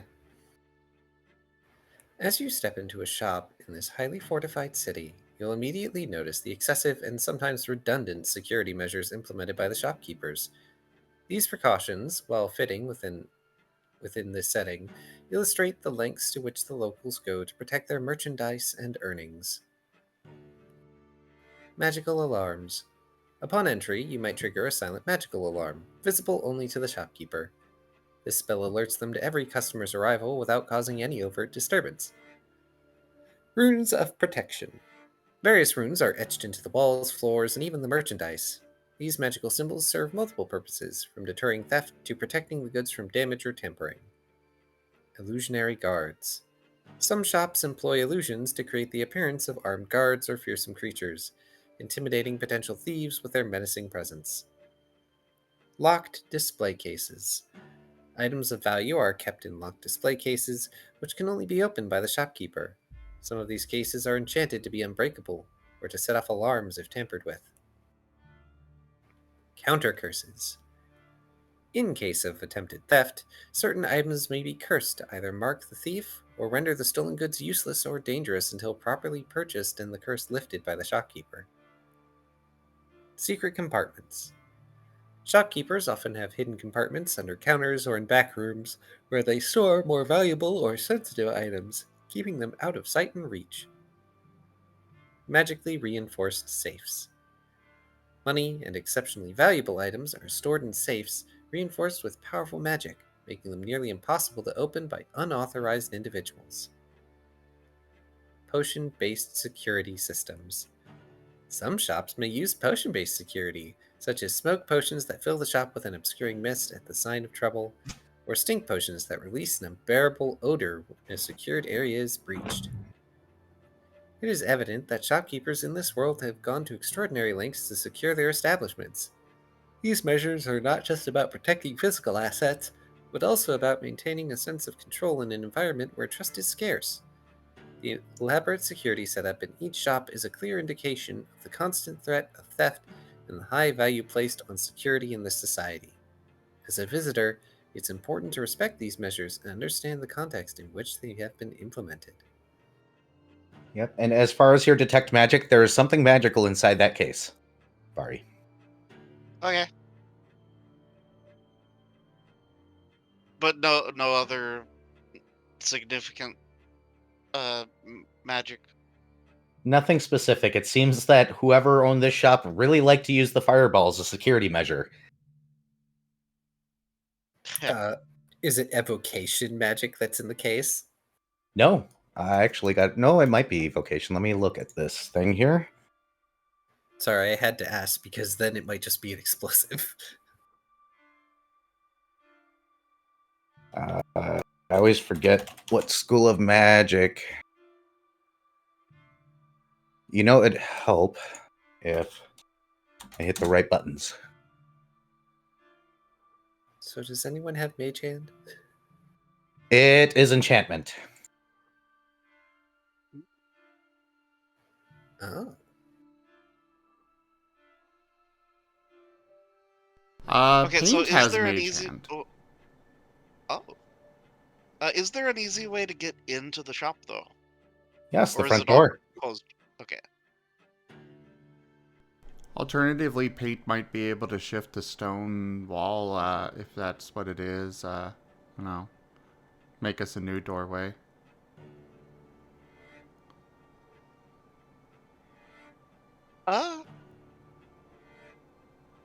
Fred's gonna just try entering the shop. When you- Dr. Volt is going to hold Fred back because what we were told about going in the front door here is Uh-huh. Okay, check for well, trap. Fred will be stopped. Fred is stopped. Check for trap first. Caution in all things here. We have to assume everything is trapped until we can confirm it isn't. Right. Well, checking for traps then. Roll thy perception.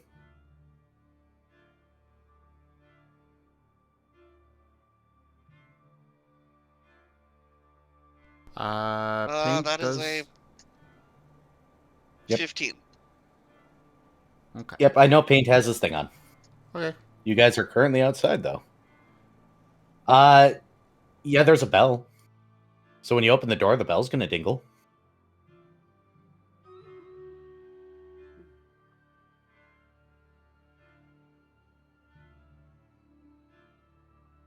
Okay.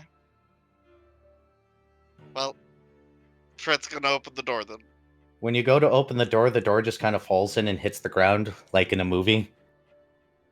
The dust falls. The bell dingles a little bit. It doesn't sound exactly great. It looks like it's a half bell now. Slightly dented in on one side. Paint, you can tell that case, now that you've got direct line of sight through the doorway, is definitely trapped. Mechanically. He is sending an alert kind of image. This one is consisting of what looks like an almost more monstrous bear trap collapsed around his leg as an image. It's pretty clear that he makes it far more terrifying than it actually is, but... Fred just kind of blinks and then nods. And then goes to examine the case. You can see the remnants of what looks like other shelves and other items along the floor now that you're in here. The damage is extensive. Go ahead and roll your perception to find the trap specifically. Man, this is going to be a bunch of traps, but apparently I've just got trap finding doggo today. Ruff! That did a weird thing, but yeah, so that's a 9. You cannot tell exactly what kind of trap is on here. I really got lucky with this roll today for the element I'm associated with. Man, I was looking forward to hurting you all, but no.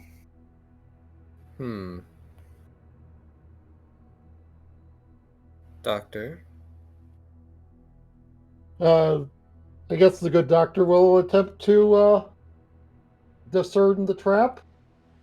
Sure. That is a 17 on perception. You can definitely tell that there's a wire attached to the box that goes into the base somehow. I'm assuming you do not have trap finding, though. No. Exactly how it works, you're not entirely sure. But you have, after messing around with it a little bit, found that, yeah, there's a wire.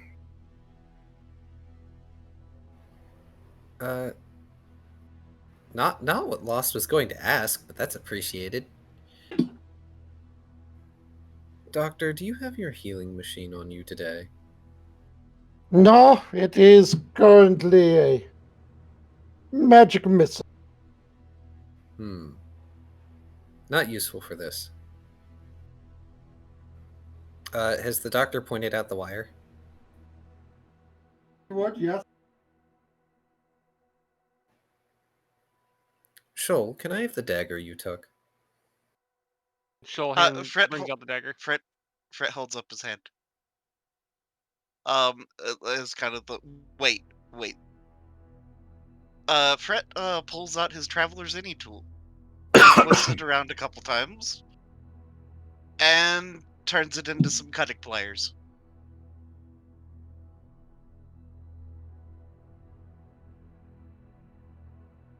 And holds them out.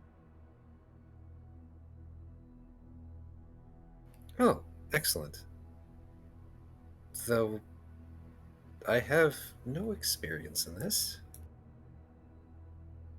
Kind of. Fred just immediately begins exiting the shop.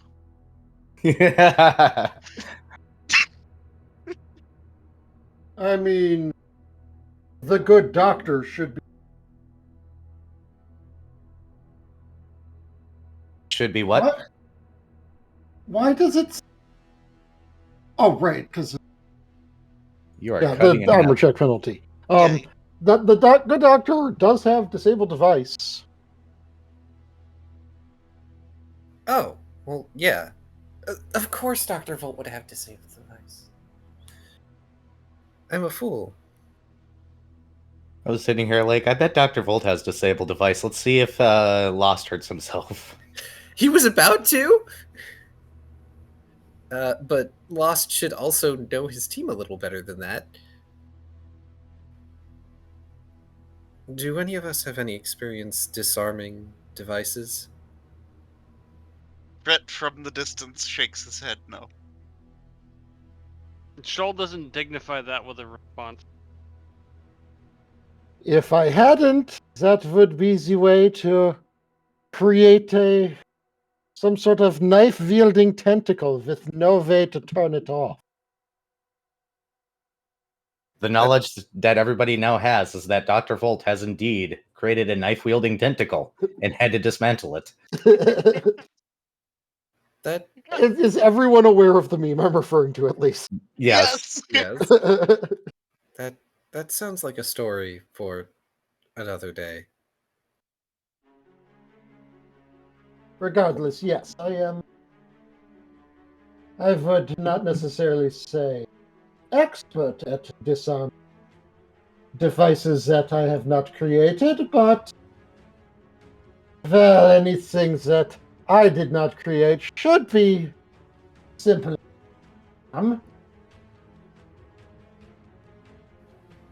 Lost is going to hand over the Traveler's Any tool in wire cutter form.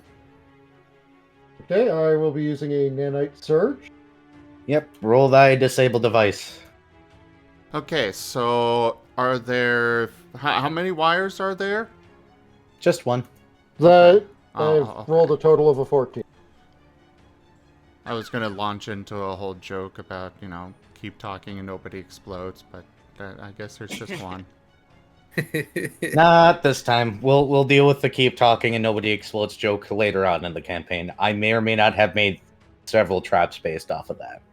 As long as we don't Awesome. need to defuse the Centurion.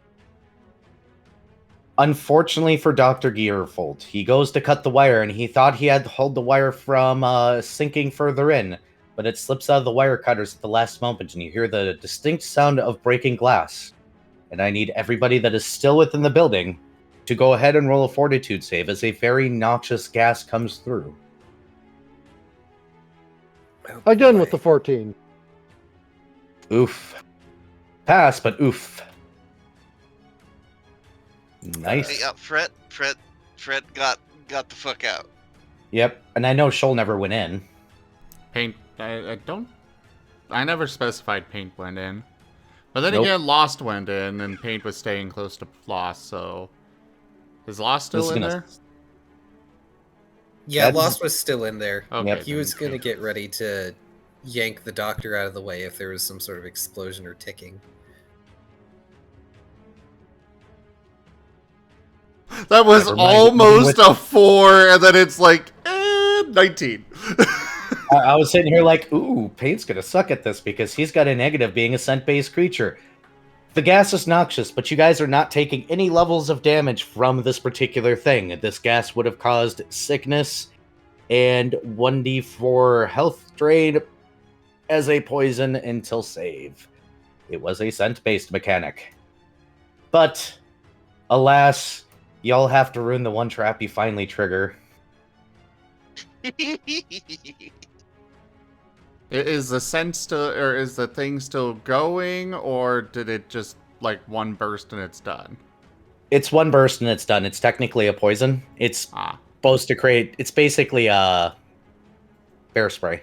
An Okay. alchemy thing that once it was triggered. Yep. Well, just for the sake of caution, Paint is having Rex use his wings to kind of flap it all out of the shop. Let's see. What does Rex want to say this time?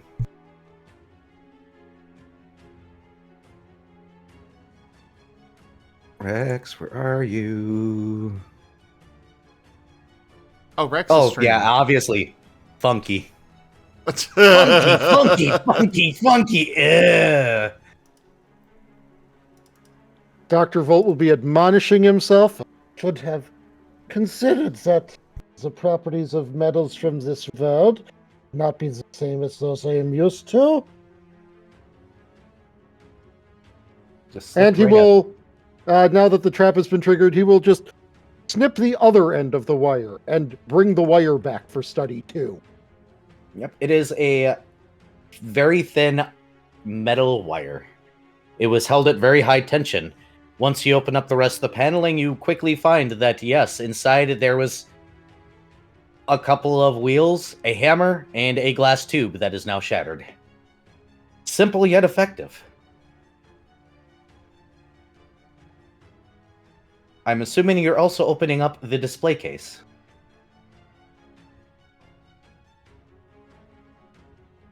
Sounds plausible. As you open up the case, you see what looks like a crystalline thing with a little hook on it, as if designed to slot or hook onto a weapon. Its label, when you actually get to read it past the smoked over glass, is the equivalent of +1 weapon crystal. +1. I swear I can speak English. I promise that it is a language that I know. You did say +1 the first time. Did I? I thought I said +1. You said +1 and then +when. Yeah. Brain broke. You tried to correct yourself when you said it right. Remember, I'm a dragon, and your human tongue is stupid. Gonna put it out there. English is Oh. three other languages in a trench coat. Being followed by its mother yelling at it to sit up straight the entire time, but it's No. incapable of doing so. No. It's three smaller languages in a trench coat trying to sneak into the adult movies. But yes, it looks to be a +1 weapon crystal.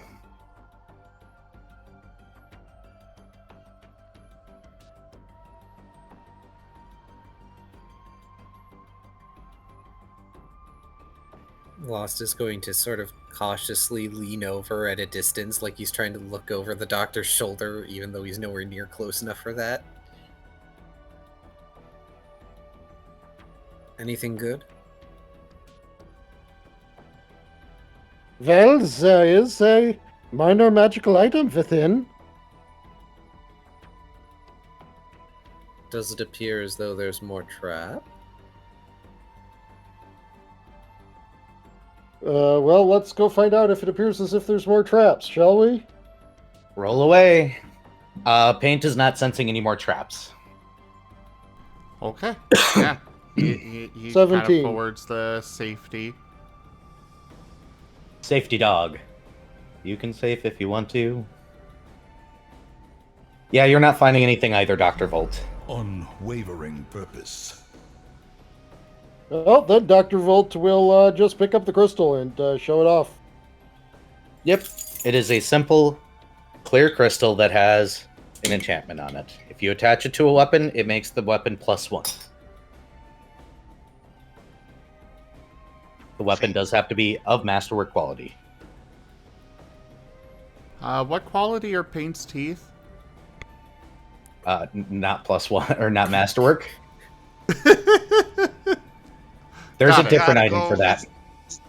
You gotta go Go. visit the dentist and pay them 150 gold or whatever. You there, tooth surgeon, sharpen my teeth. I'd like an intricate design also put in with gold inlays, like a grill, but actually in my teeth. Thank you. Oh my gosh.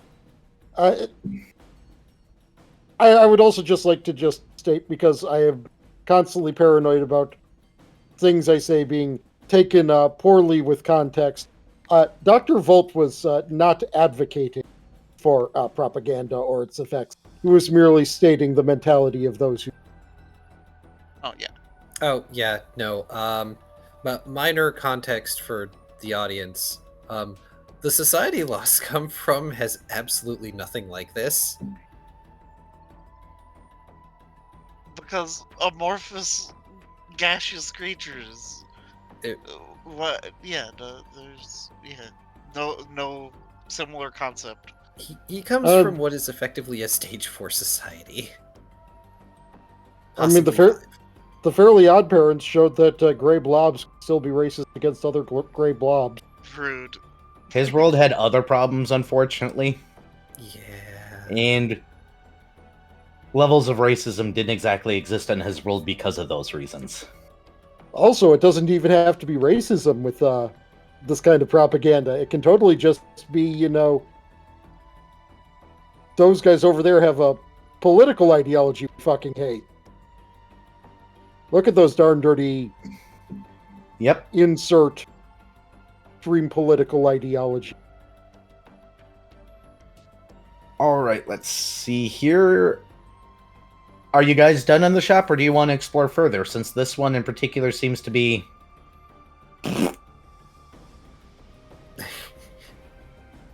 It's a bit blown up. Is there Hit any on this. Go ahead. Is there any indication on what this shop might have sold?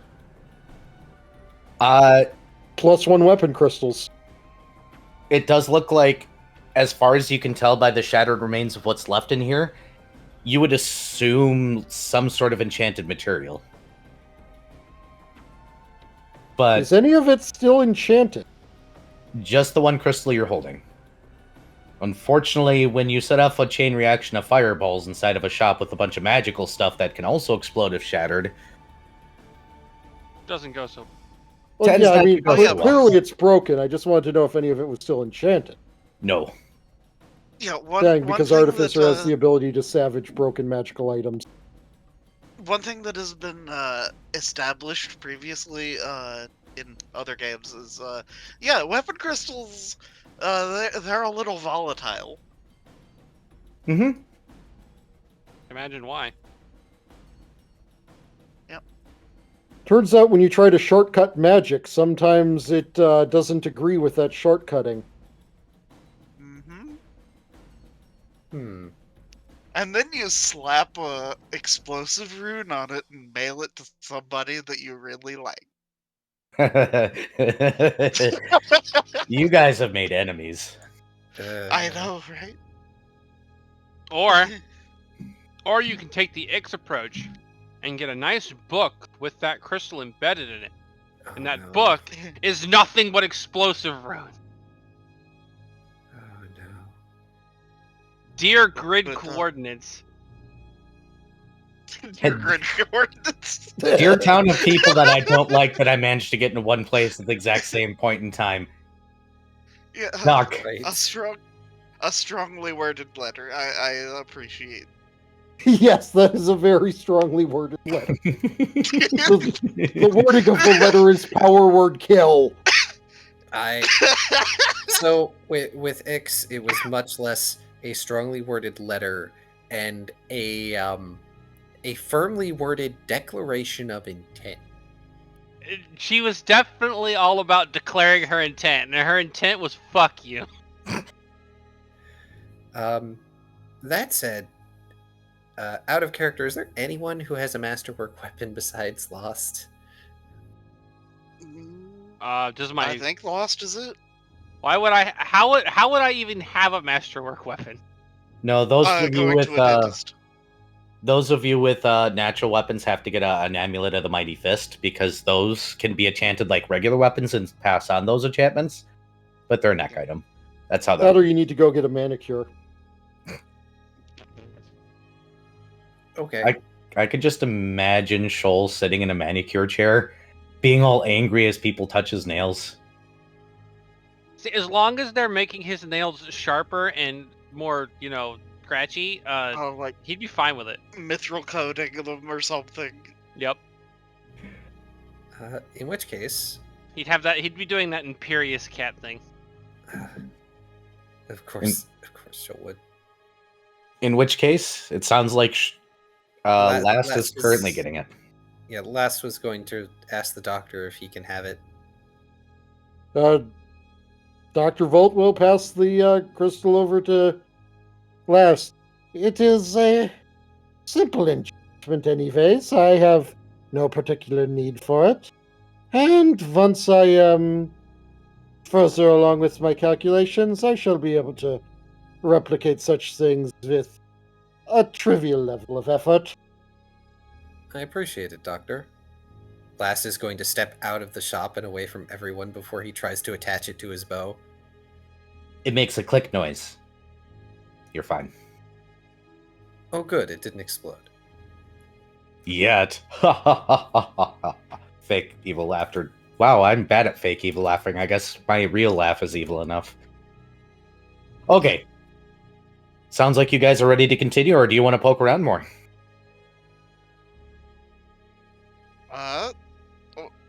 Why not continuing and then poking around more? Alright, I need somebody to roll me a percentile, please. Okay. Excuse me, I have need to do something, even though I don't really need to do it now. I just need to know how it will come out. Sure.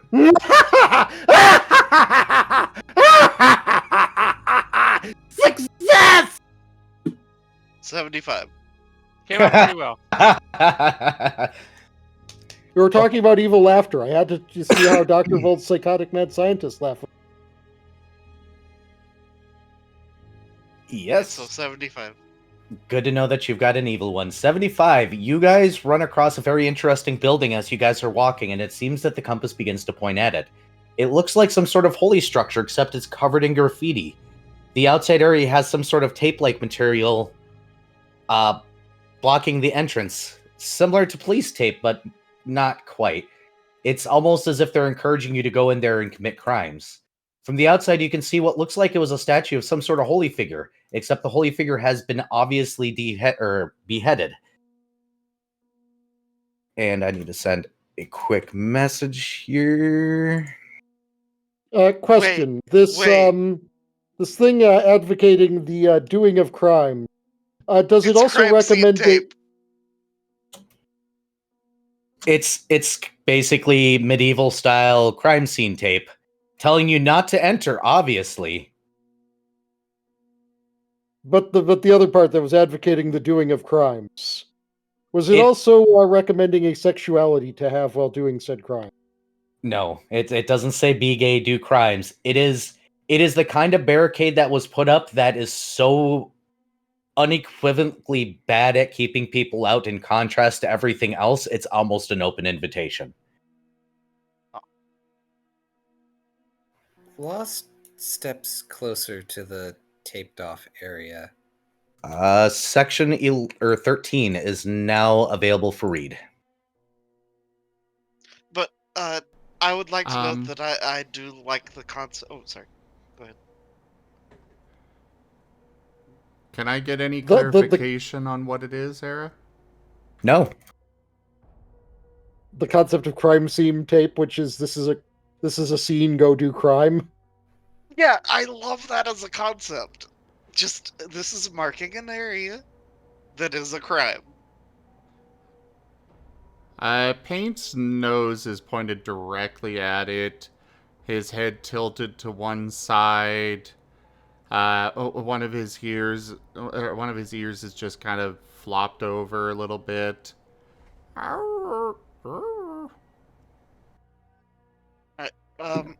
guess Fret will read thing. Okay.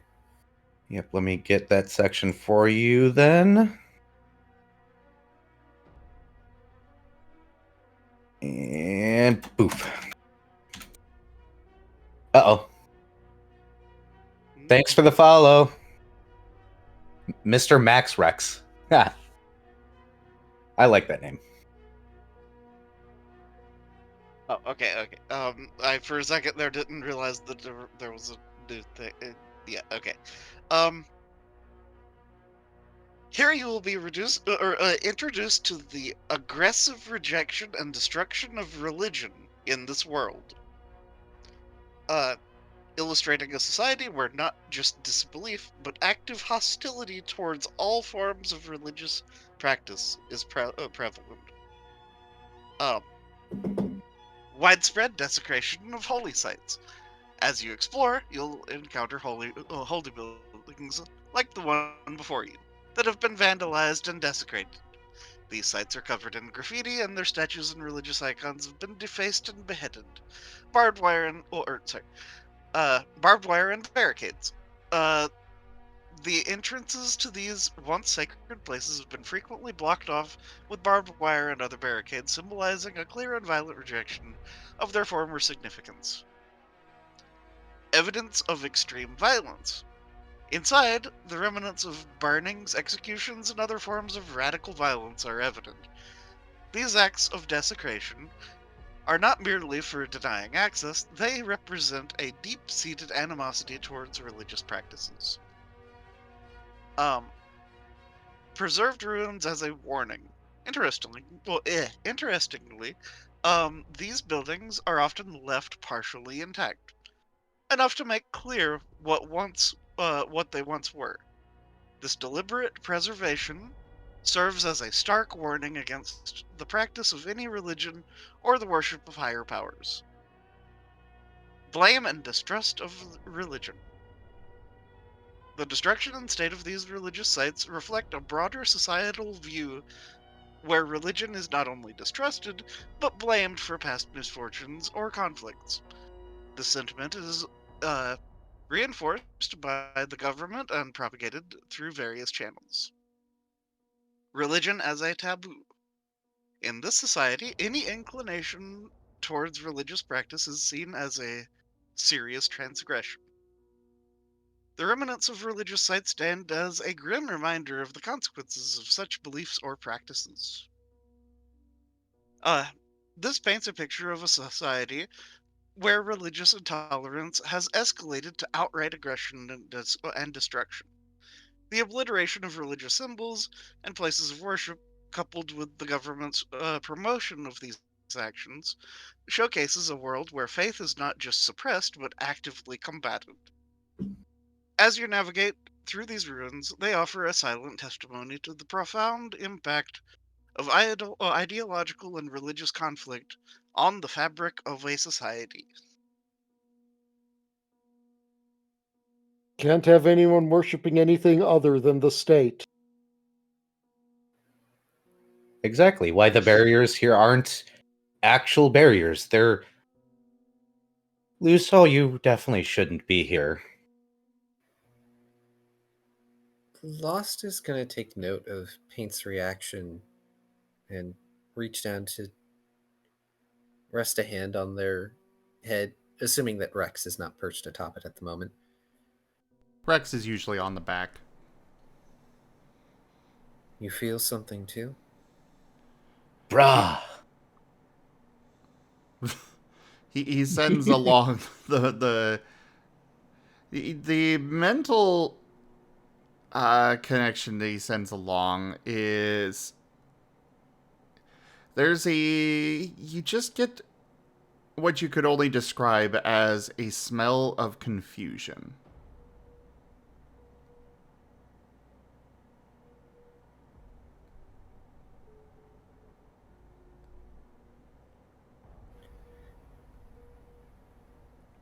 Lost removes his hand and he draws his sword and in one very easy motion cuts the tape in front of him and Paint. The fabric cuts apart gingerly. It looks like they were made of a similar material as band-aids.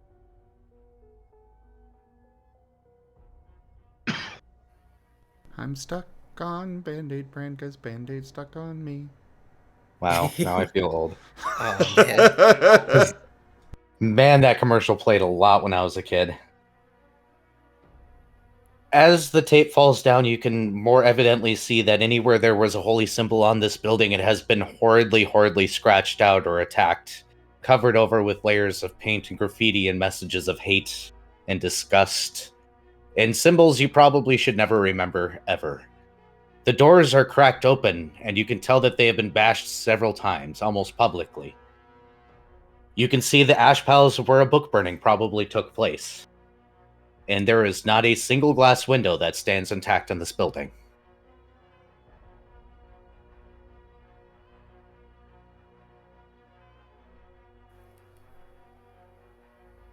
Lost doesn't say anything, and he just walks solemnly through this building, looking at everything. As Last pushes open the doors, he sees the stains of blood. As if there was definitely an execution that happened in here. The pews and everything else that would normally be seen in places of worship or any form of seating or community have been mulched. There are no paintings on the walls, and you can tell that there was an area that was probably a hospice near the back of this grand worship area. The doors are bashed open, and you can see the remnants of glass along the ground as if they broke everything that was over there. And messages.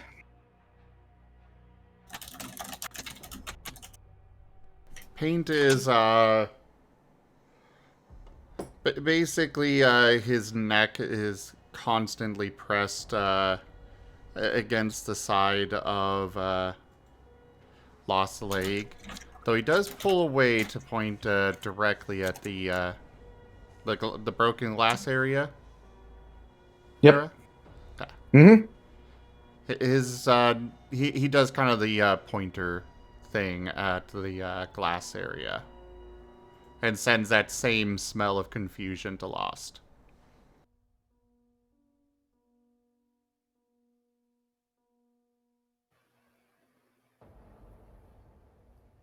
Lost stares at the hospice area for a moment before turning to look over at the broken glass, following where Paint is pointing at. Yep, they're the same area. Ah, okay. Yes. Culprit wants you to find the difference between these two areas. They're the same area. You just see the broken glass in the entryway, more or less. And as you guys round the corner and look into the area, you can tell that this area was probably some form of hospice. However, it has been absolutely demolished. And I need you both to roll a perception check, please. Oh no, my worst skill.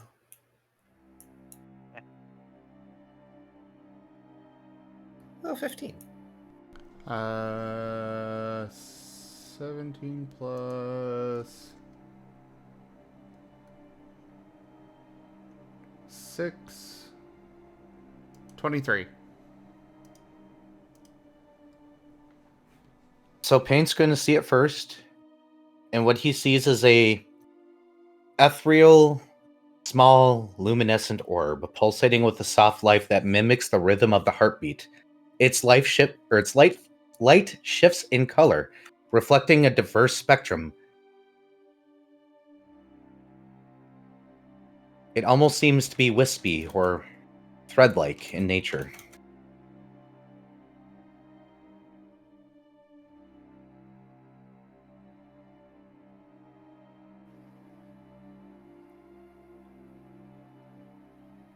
How high up is this thing hovering?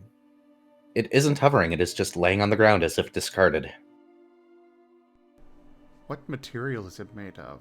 Glass? Did you say? No, it's ethereal, energy, Oh, right. almost wispy and thread-like. I know what it is. My initial thoughts are, is this what a lost soul that hasn't gone to Twilight yet looks like?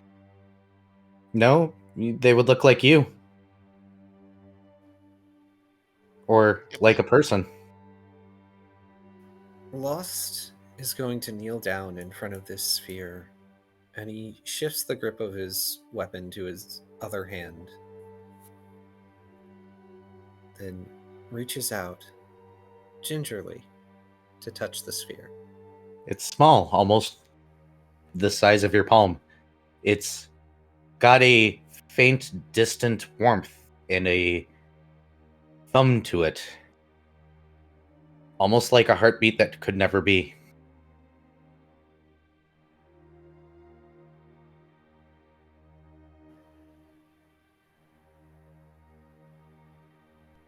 Paint is you? going up and sniffing closer at it, trying to You've never, determine. you've never smelled anything like this before. People are allowed to make knowledge rolls. What knowledge rolls? Bullshit me stuff. Tell me What what you got. Knowledge planes. Okay. I know that we Oh. got Doctor Knowledge Everything here. 19. I only have knowledge planes. All I've got is Ooh. nature and geography. Nat 20, so 25 total. Good to know. And that is a 20 for knowledge planes. Okay. What'd you get, Doctor? 19. Understood. What else are we rolling? Religion. Understood. That's a 14 on religion. I do not Gotcha. believe I have a knowledge skill that contributes. Okay. You guys are sitting there looking at this thing and you guys begin to discuss. Vari points out that in planar knowledge, things like this that look kind of like this usually resemble spirits, but it's in some sort of protective shell. Key's religion says that, the soul is a precious thing, but it's weird that it's in a casing like this if it was anything like a spirit. Taigo is going through all sorts of trapped ideas of what could be in there. And then Paint has a small moment where he thinks of just life in general, and how in the planes when spirits move between the ethereal and the real, that sometimes they perform a protective shell when they're coming in. And then it starts to wash over the party that this is a soul that never could be born here. An echo. An echo of a life that could not be born here but stuck here. Normally spirits and souls, when they can't be born on a planet, just get shot out into the voids and end up either somewhere else or sometimes going through the cycle again, but this one seems to have manifested. Paint is putting it into his bag. The special evidence one. If it wasn't going into Paint's bag, it was going into the doctor's, and not for study. We only have the one evidence bag, yeah? No, you each have one. Ah, okay. Fretz has a jar of preserved food in it currently. And Shoals has a dagger. Now either Paints or Dr. Volts currently has a soul echo. Well, Paint Paint got it volunteered first. And Paint currently has a soul echo.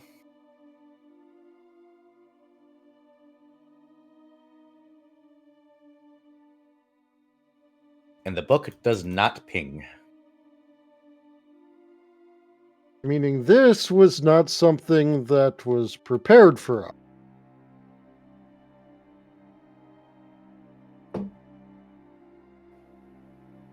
Paint will bring it back and let the egg hatch.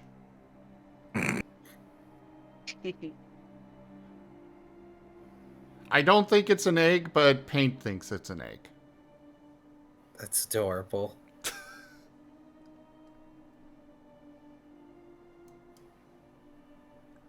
Lost is going to do something he shouldn't, and he's going to sort of wander away from the group to look around. Fred is going to shadow Lost then. You can tell that this place has been through some heck. They weren't nice at all. If it was graffitiable, it's been graffitied. If it was destroyable, it's been destroyed. If there was medical equipment or anything to help people, it is absolutely gone. Materials that could be burned were burnt. And anybody that was probably captured here was probably executed here as well. Holy symbols are disgraced, ripped down, broken, and destroyed as far as people can drive it, to the point where you would not be able to put it back together again if you wanted to. Any statues or anything resembling whatever this god was, or any of its or individuals specifically, have been very obviously beheaded, sometimes left with a rope around their neck or other implements, indicating that, given the chance, the people here would kill this god.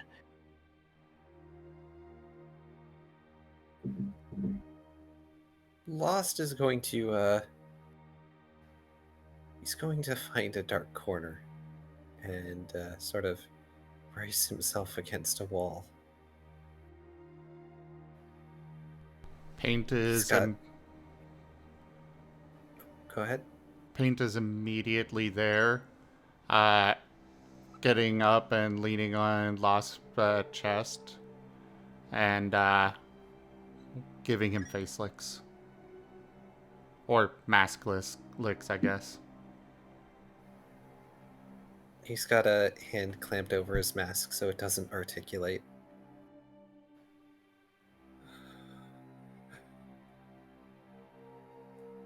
Oh, there is a web of misfortune befell here.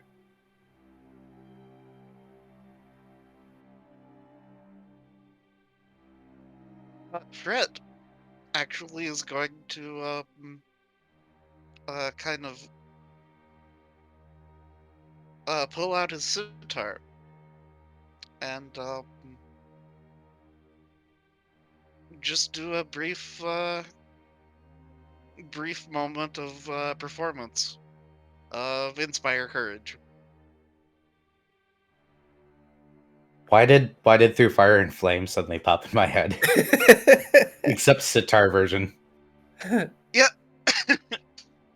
Just very briefly performing and morale boosting very, very slightly.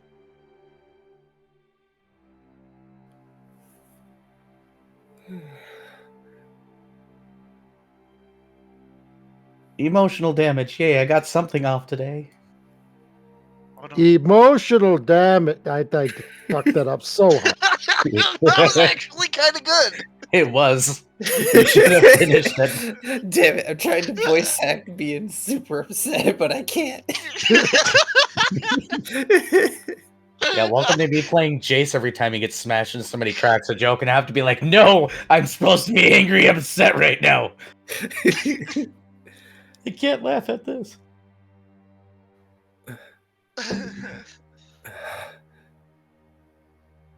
I will be.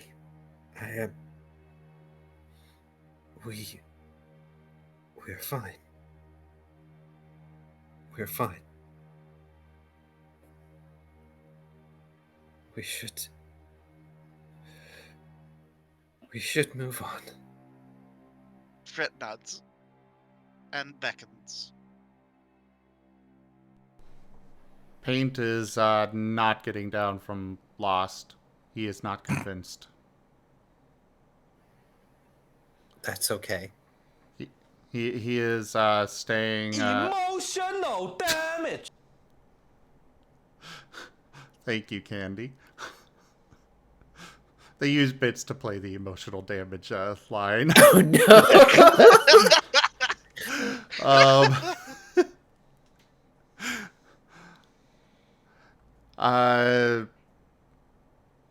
But yeah, he's still got his front paws up on Lost's chest, and he's just whining and trying to lick the mask as much as he can, doing doggo comfort stuff.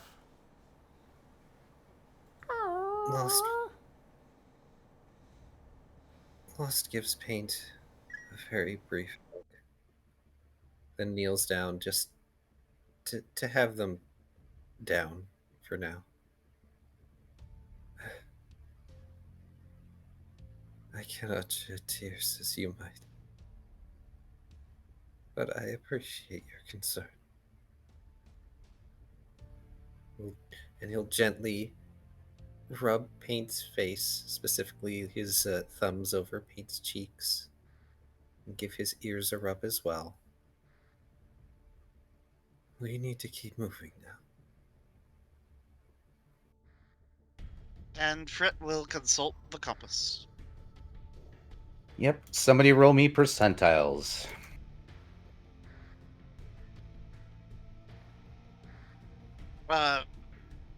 Zim, you want to do the honors? Yeah, we have no idea what Zim's Doom dice are like yet. Yes, I'm excited to see. Yep. Dark is the 10 space. I mean, so far I've been rolling well tonight. Whether Yeah. that means good things for us or not with the percentile, I don't know. Percentile low. Okay. I'm okay with this. We haven't gotten that. We got so that. 5. Yeah. You guys come what seems to be some sort of sculpture garden. However, the first sculpture very specifically depicts what looks like one of the people of this race, donned in armor, looking tall and proud, is very much doing an act that is quite disturbing to what looks like a puny soldier that vaguely resembles some of those characters you've seen in the propaganda. To say that to go this far when killing somebody would normally be disgusting, it almost looks like a piece of honor. Section 11 has popped up in the book.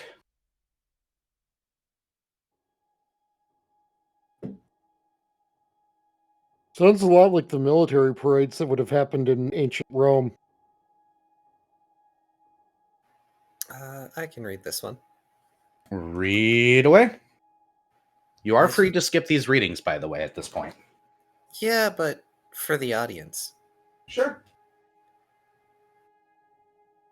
As you delve deeper into the heart of this world, you'll come across various unsettling public displays and societal characteristics that reflect the deeply ingrained culture of violence and hero worship, often at the expense of compassion and care. Statues depicting violence. Scattered throughout are statues and sculptures that vividly depict acts of violence. These are not just simple representations of historical events, but glorified portrayals of brutality, often exaggerated in their ferocity. Public works glorifying malicious heroism. Murals, reliefs, and other public artworks depict what are presented as heroic acts. However, these acts are often excessively violent and malicious, celebrating the destruction of others under the guise of heroism. Lack of medical facilities. A noticeable absence in this world is the provision of medical care. There's a distinct lack of facilities, medicines, and even basic care supplies, indicating a society that places little value on healing and rehabilitation. Further examples of glorified violence. Other elements, such as street names, inscriptions, and even children's games, reflect this glorification of violence. The narrative of might makes right is deeply woven into the fabric of everyday life. Hero worship and idolization. The society seems to idolize figures known for their destructive capabilities rather than their contributions to peace or progress. This hero worship is centered around strength and power, often disregarding the consequences of such traits. Indifference to suffering. There's an overall indifference to suffering and pain, seen not just in the lack of medical care, but also in the attitudes of people. Empathy and compassion appear to be rare qualities in this society. This world paints a picture of a culture steeped in a skewed sense of heroism, where violence is not just accepted but celebrated. The glorification of such acts and the absence of care for the well-being of others speak volumes about the values and history of this society. As you navigate through this landscape, these aspects offer insight into the challenges and mentality that have shaped this world's current state. And just to double check, this is a statue? Yes. Very vividly depicting a soldier of some form, probably some form of war hero, committing a violent act of winning. just to stay YouTube safe to a certain degree. That's fair. While going through a literal apocalyptic war scene. And an obvious dictatorship-like government that I'm describing here. Surprise them, I go dark. Oh, I'm okay with this. I like very dark sometimes. Mainly because I want you to kick these people's asses, but in this case, they're already dead, so don't worry about it. You say that. You say that, except we'll probably have to kick their butts anyway. Doesn't matter if they're dead. I mean, if you guys want to go all the way to the ethereal plane and find these people's souls... Stares at the flickery things. And yeah, just deal with the psychopomps and stuff. That'll yeah. No thanks.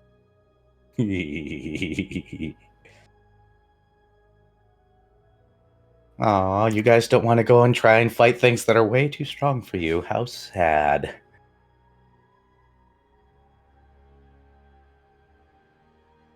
If you guys are done with this, or even just want to go around the garden itself of statues, obviously dedicated to different war heroes and probably acts of violence, you are free to roll your percentiles and avoid seeing anything else of such nature.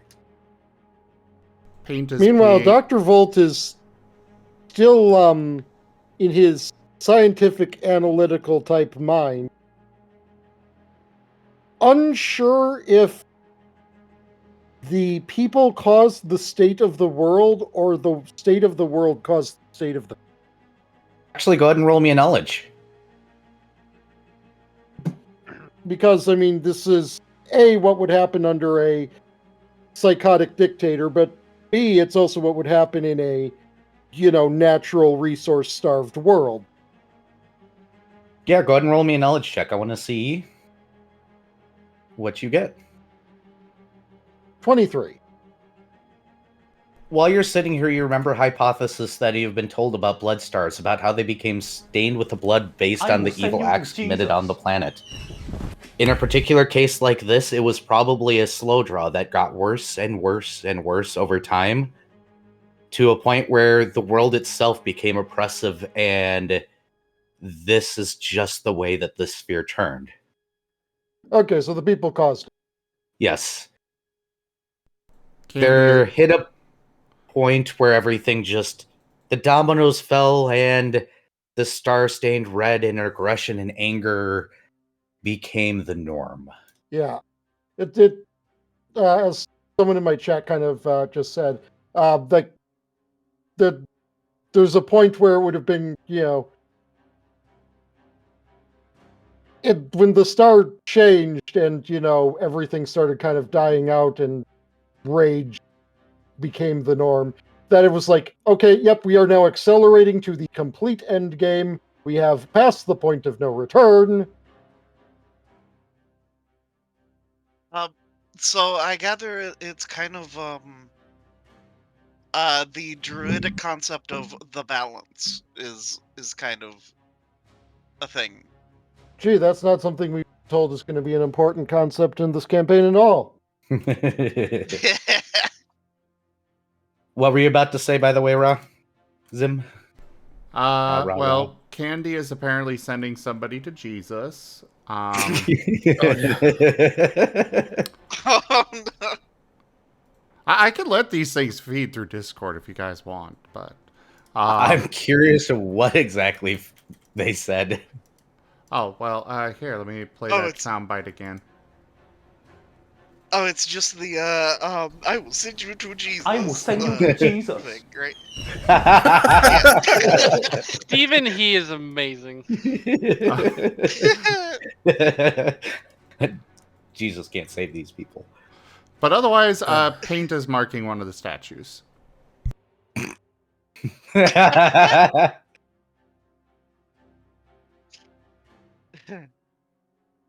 Finally, something Paint can pee on that we're not going to complain about. Yep. Yes, at last. Actually, this might be a Paint gets a pat on the head from Fred. I think you can tick up your good boy meter. Yay! I wasn't sure if that counted, but GM said it does, so. Yay. Is everyone okay if I roll the Doom dice this time? Go right ahead. Assuming nobody wants to keep looking at this field of stuff. Nah. I'm sure there was a clever phrase that had to do with Gorgons, but 90.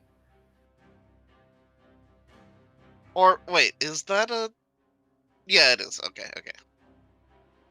See, 1, Because 2. it would be a 9 and a 10. Would be Yeah, it was know. 90. Yeah. Okay. So just so everyone's clear about the past campaign, Cirrus totally would have drawn a mustache on that statue. Yep. As you guys are wandering and you guys get past this area, you find an area of devastation which looks like there was some sort of impact. A small crater that is filled with black, almost red-veined crystalline structures poking out of the ground with a almost human-sized one in the center that is obviously with its pointed end down lays within. There is a ping from the book, and this area feels gross. For Paint, there is the distinct smell of malice in the air. Section 15 is now open if anybody would like to read this.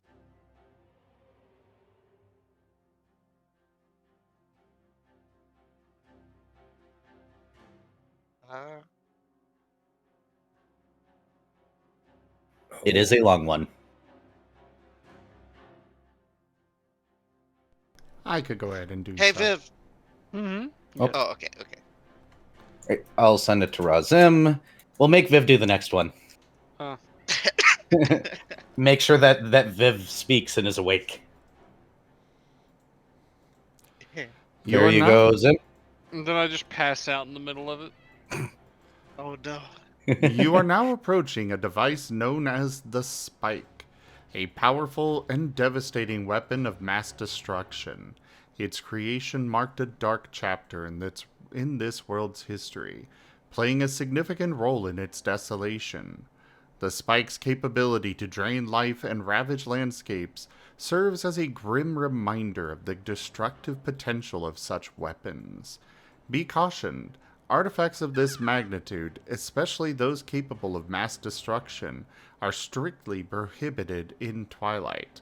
Their power is At that exact moment, you can see Dr. Volt's face turn to a frown. Damn, it's like I was having the same thoughts. Like, ooh, this would make a good souvenir. Nope. Sorry, Dr. Volt. No Spikeinator for you. Yeah, he was just like, ooh, doomsday weapon. Can I take it? Can I tell her that it followed me home? There's a reason why they wrote this specifically in the book. It's for you, motherfucker.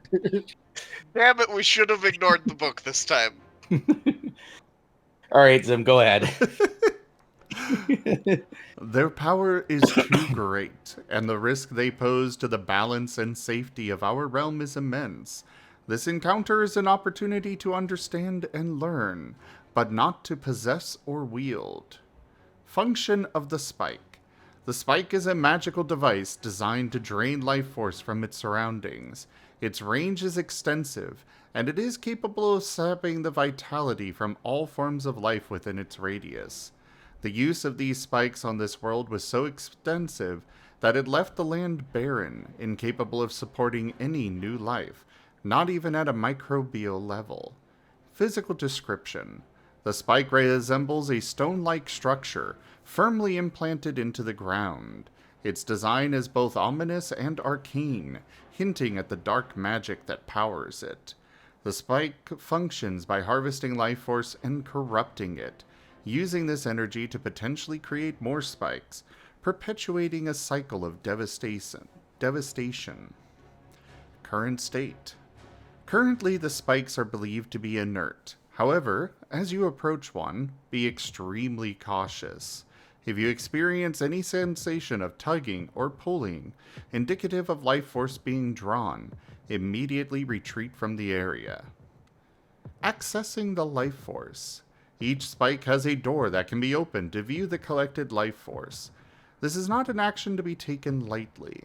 Witnessing the concentrated essence of drained life can be a disturbing and sobering experience, serving as a tangible reminder of the destructive capabilities of these devices. Precautions and respect. While exploring near a spike, it's imperative to approach with a sense of caution and respect for the power and history it represents. These devices are not just weapons.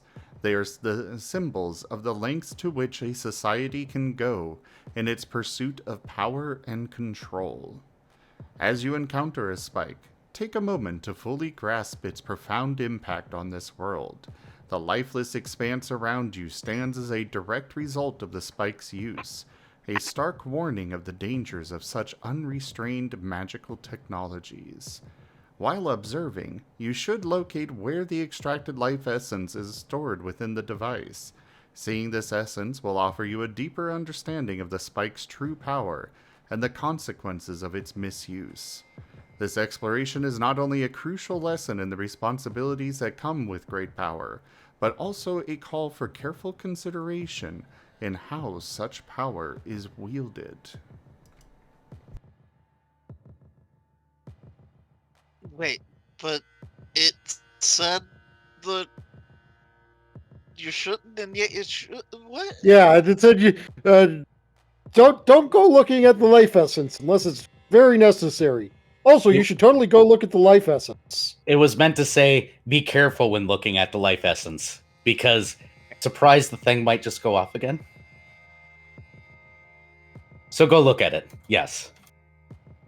Paint is currently staring at this thing. His hackles are raised. He is growling. He does not like this thing. And in fact, it's made of stone. And you know what element he's associated with today? Oh no. Oh no.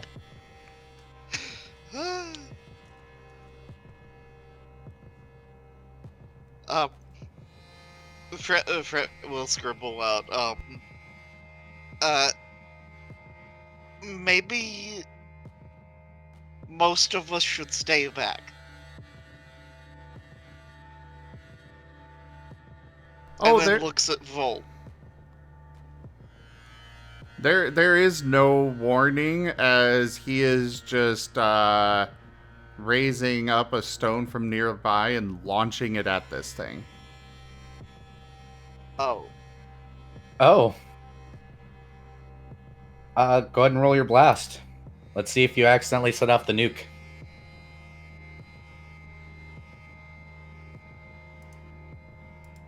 Gotta bring up my sheet.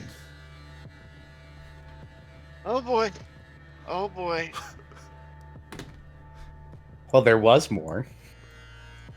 There was more? What do you mean? Oh, there is more parts to this, but there might not be soon. Please don't set off the nuke. Oh, for a second there, I thought that was an at one. Still not great. But it's going after touch AC. It's going after an object, so it has a set hardness and a set AC, so I need to know a total to see whether or not you actually damage it or not, because if you do... So you need damage, then? No, I need to know what you hit. 10. Yes, simple. Yes, it is. What was your total, Zim? 10 for attack. Oh, good. You do not get it past its hardness. So you guys aren't going to be standing on the edge of the sphere here momentarily as the rock that you launch at it bounces off but seems to not do any harm. Yet. That was just...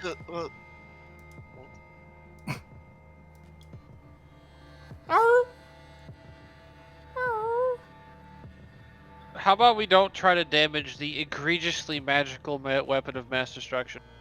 That was incredibly dangerous of you. His head is lowering very far to the ground. He's laying down.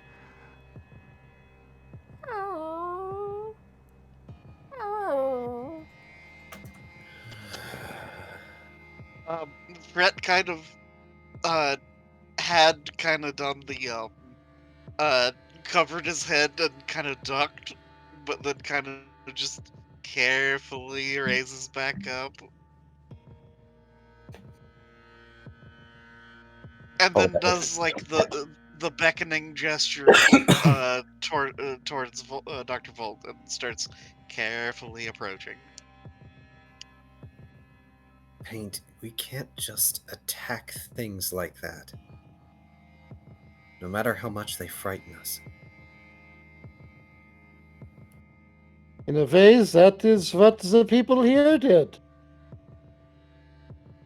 He is sending a mental feeling, and the feeling is just overwhelmingly wrong.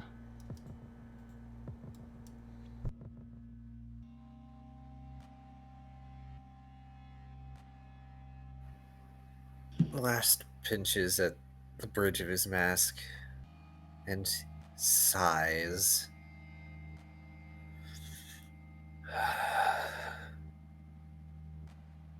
I know. It's wrong. But that could have completely obliterated us. We might have survived, but there'd be nothing left of the city.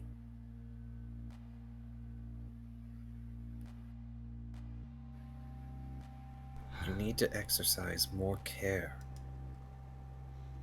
And I know I'm not exactly one to talk, considering some of the foolish things I've done.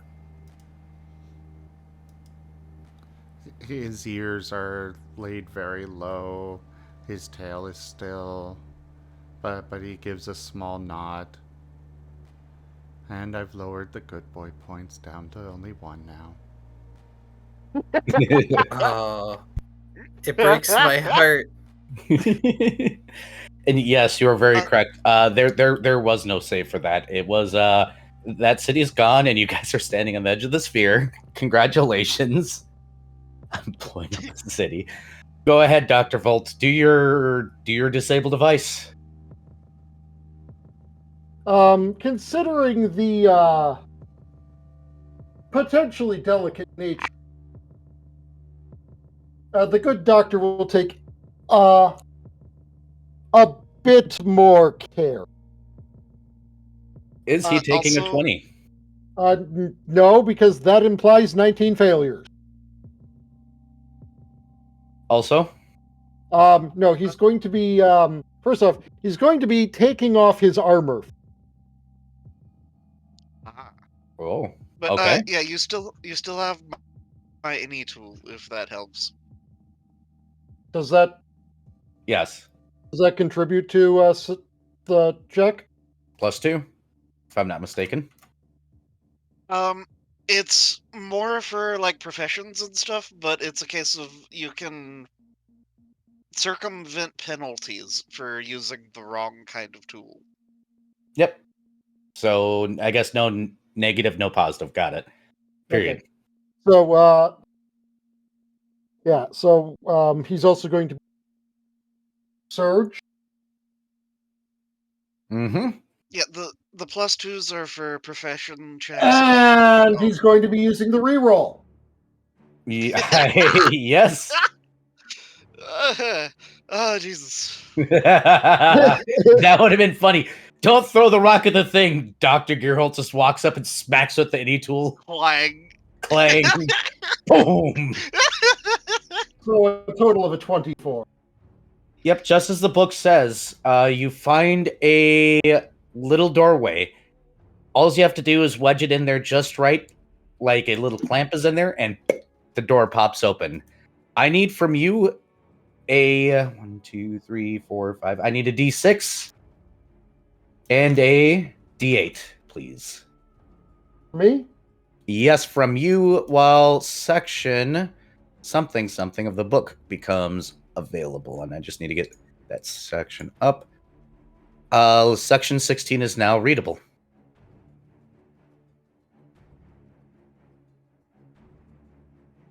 Night, Saki. I got a 4 on the D6 and a 7 on the D8. It would be really weird if I got a 7 on the D6. What you find is it is slightly transparent, but it is a dark brown, almost bluish color in what looks like some sort of, it looks like glass, but you know it's not because glass is not impact resistant. Whatever this is definitely sturdy enough to hit the ground and hard.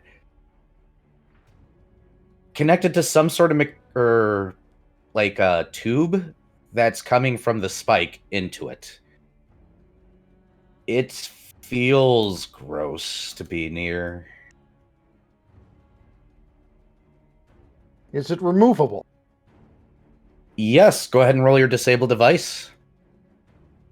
And let me get a little icon of what color this stuff is. 23. Wait, no, 22.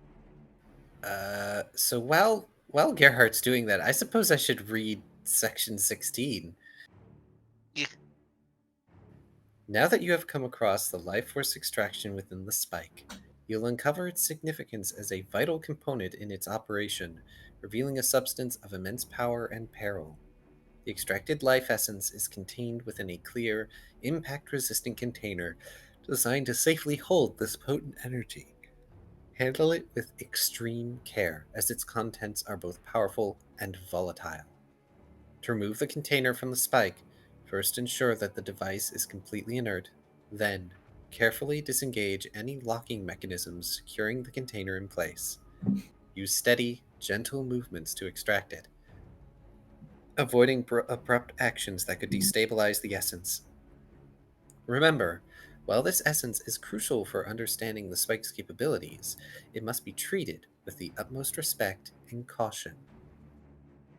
Appearance and state. The extracted life force essence is contained in a state resembling liquid. Its appearance varies depending on its purity and level of corruption. Purity indicators. Refer to the provided chart for a visual guide on the purity of the essence.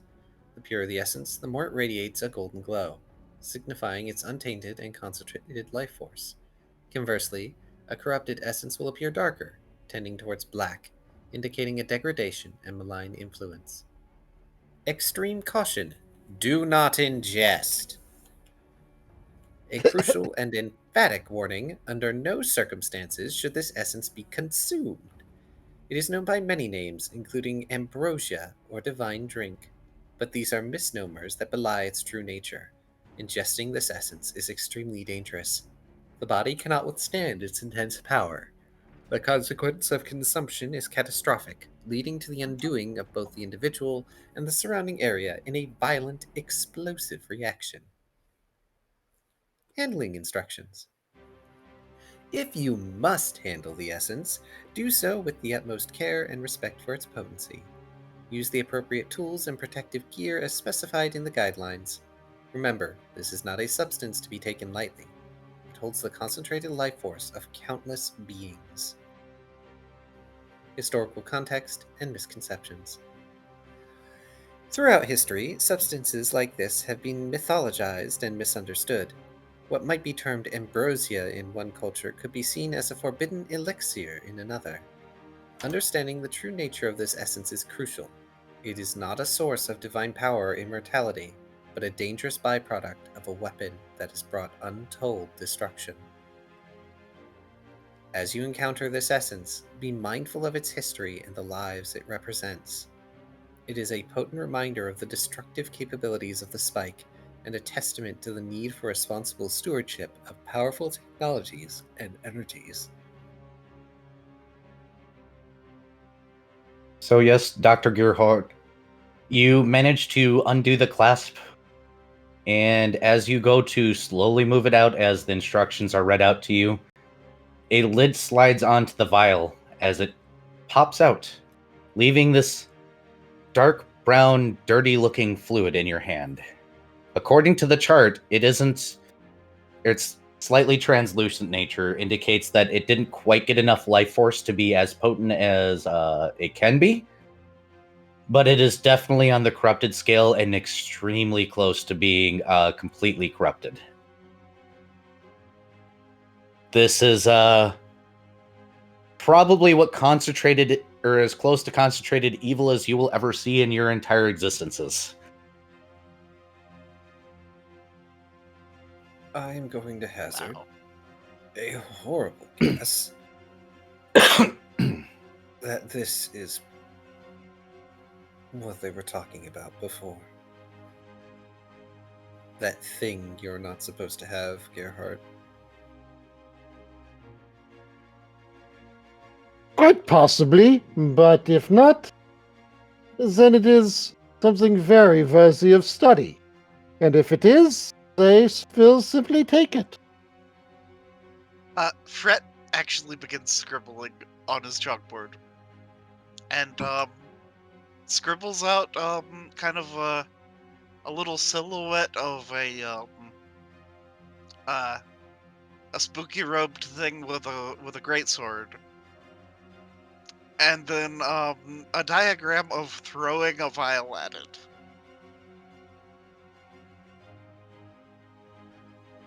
That would be quite the interesting experiment.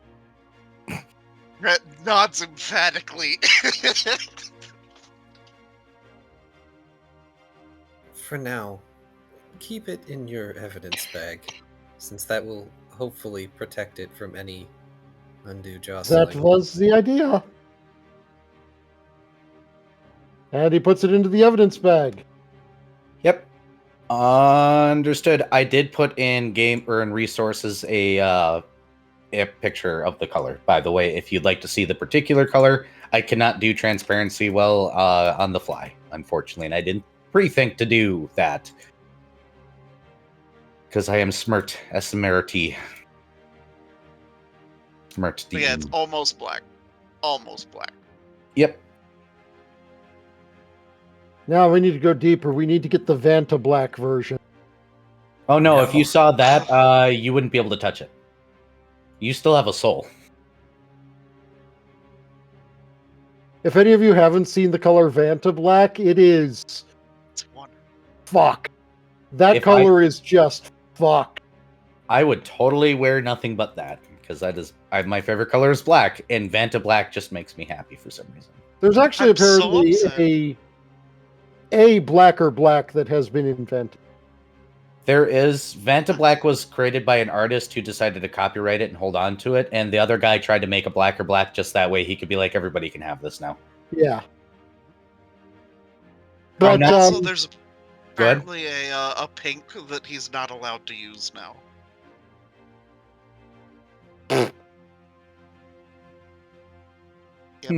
But yeah, it was basically Vanta stands for vertically aligned nanotube array, I believe.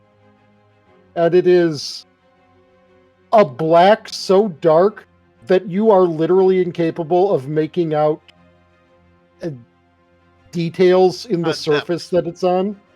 Oh, Toshi May says MIT engineers have created the blackest black coating from a carbon nanotube that is reportedly 10 times darker than Vanta Black.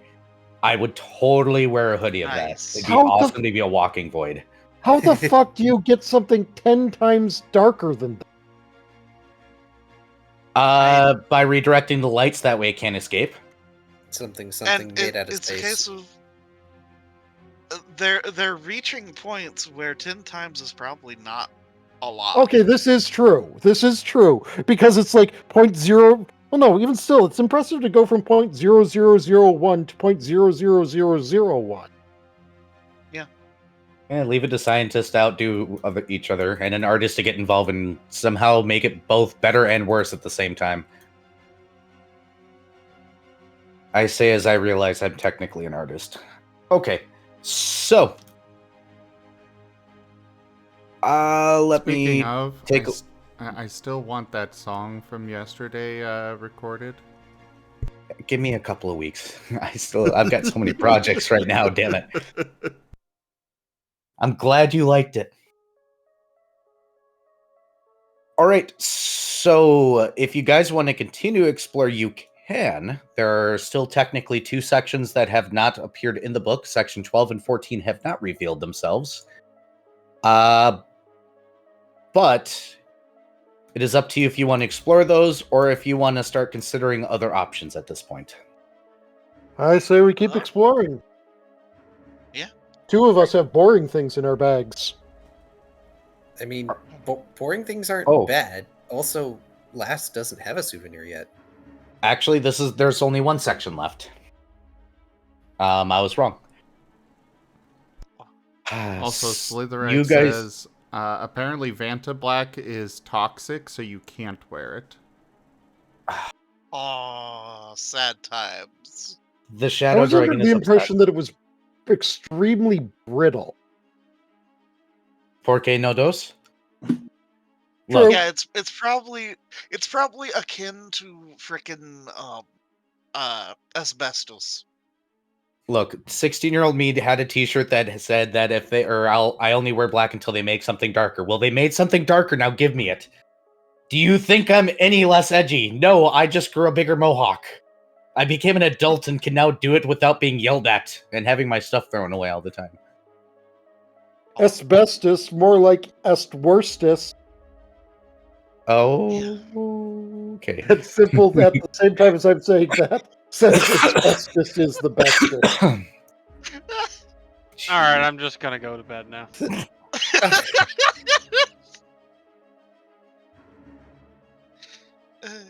Passing out right here in the chair. Good night.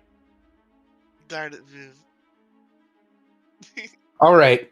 So the last section is that you guys are going to come to a very large departure from the rest of the city.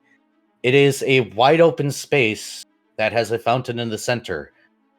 It has a very obvious gallows. It has what you would assume to be the glorious leader. None of the negative propaganda, but only positive towards the glorious leader, symbols of this country. The large decadent buildings look welcoming, as if you could just walk in despite the very large guard stations around every door, where the dead guards are definitely there. And Section 12 is now open. There are dead guards near the governmental building door. Yep. Well, obviously they want the government buildings to look welcoming, but you can't come in. Hey, Viv. Yeah. Time to read. No. Please. Bedtime. No, please read. There's 30 minutes left. You can make it. I believe in you. I don't believe in me. I believe in bed. Oh. Well, unfortunately, religion's dead in this world, so bed doesn't exist. So read. Bed it is.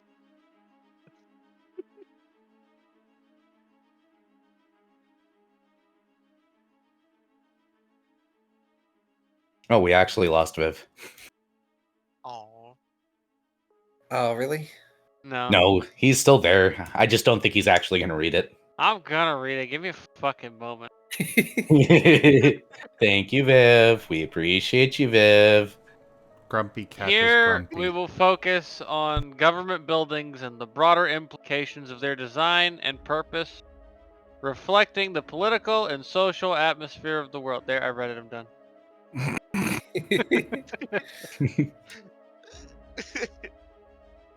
Actually, leave the call then. No. No. It'd be Here, pass funny. it to me if you. No, I got it. I got it. I'm just like, Okay. Viv's being a cat. I gotta stare at it a moment because my fucking tired and my eyes are blurry, Oh. making me read this tiny ass fucking font. Do you Well- want me to? No, I'm a bitch about it the whole time I'm doing it, but I'm gonna do it. Oh. People give you an option out, and you don't take it, of course. No. Fuck you, I do what I want. Copy it into a text document and make the font bigger. That sounds like work. Extravagant government buildings. These government buildings are ostentatiously decadent, showcasing an over-the-top opulence. Their architecture is grandiose, meant to project power, authority, and the wealth of the ruling class. Pro-government propaganda. These buildings are adorned with an abundance of pro-government or leader-centric propaganda. Large banners, murals, and statues promote the ruling party or leader, often portraying them as larger-than-life figures. Intense nationalism and symbolism. Symbols of nationalism are prominently displayed, including flags, emblems, and insignia. These symbols are designed to evoke a strong sense of national pride and unity, reinforcing the government's narrative. Encouragement of extreme violence. Throughout these areas, there are messages and imagery that encourage acts of extreme violence, often justified as patriotic or necessary for the protection of the state. Us versus them ideology. The propaganda and symbolism heavily promote an us versus them mentality, creating a clear divide between those who are with the government and those who are against it. Public execution structures. A disturbing feature is the presence of permanent structures for public executions, often located in central, visible areas. These structures serve as a grim reminder of the government's power and its approach to dissent. Prisons displaying arrested individuals. Nearby, there might be prisons or holding cells where those arrested are displayed in humiliating ways. This public shaming is a tactic to deter dissent and showcase the consequences of opposing the government. Dissent as a grave mistake. Mistake. In such a society, to dissent or oppose the government is a dangerous endeavor. The omnipresent propaganda, coupled with the visible means of punishment, serve as a constant reminder of the risks associated with challenging the status quo. In summary, the government buildings and surrounding areas in this world are a clear reflection of a society under a dictatorship or oppressively authoritarian regime. The emphasis on extravagant propaganda, symbols of power combined with the glorification of violence, visible means of punishment, reveal a government that rules through fear, manipulation, and an iron fist. This setting provides a stark backdrop against which the narrative of your journey unfolds, highlighting the challenges and dangers of navigating such a politically charged environment.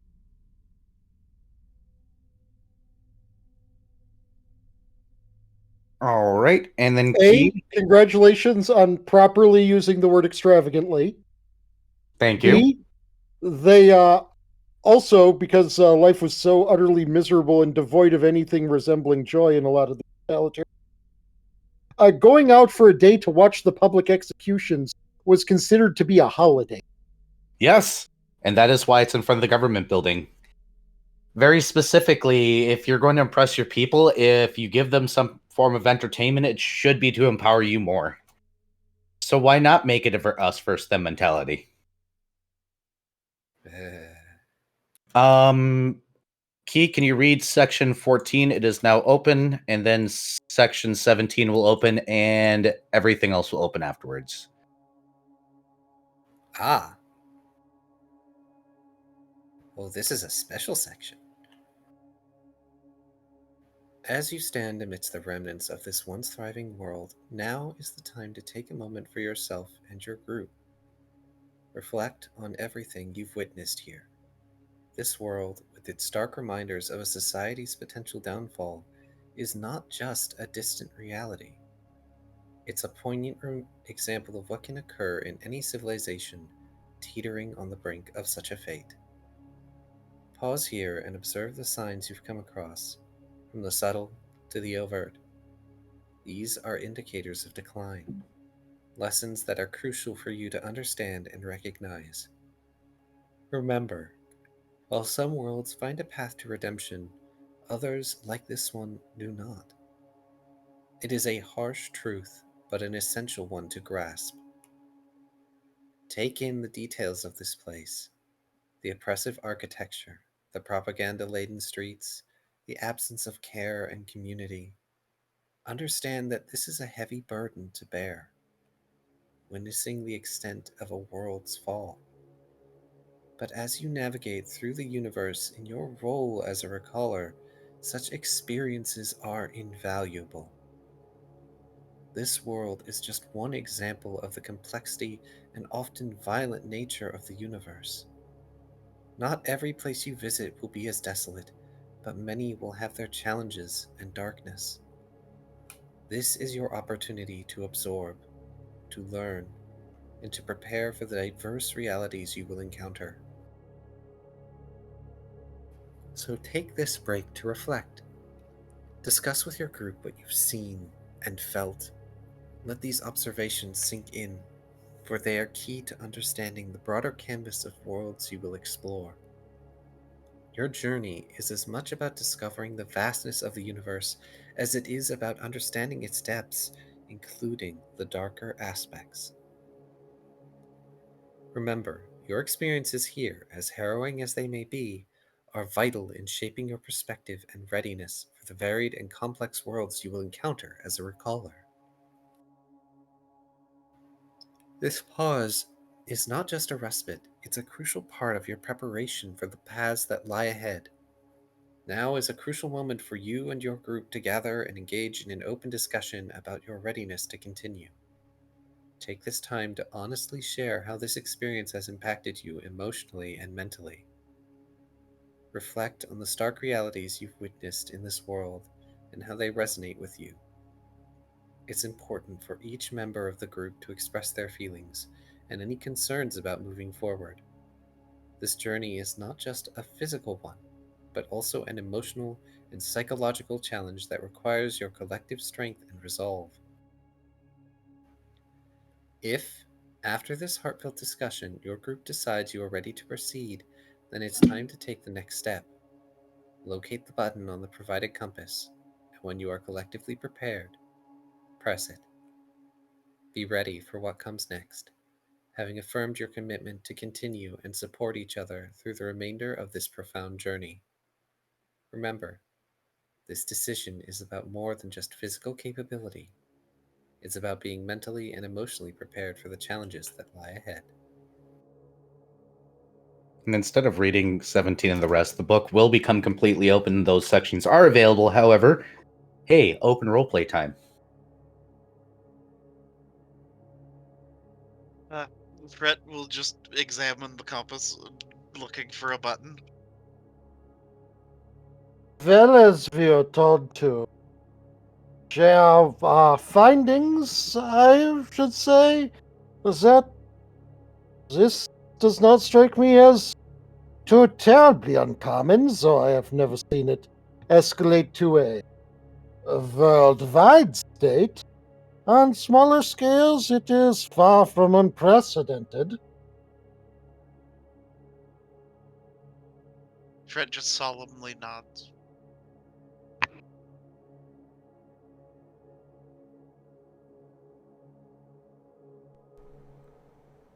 Fred looks to Lost, though, with a kind of a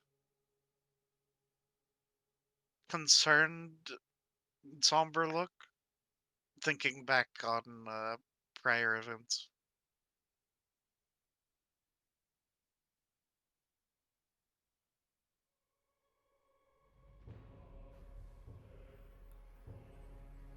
I cannot say that I have seen this like before. Even the warfront does not compare. And I lived there for several decades.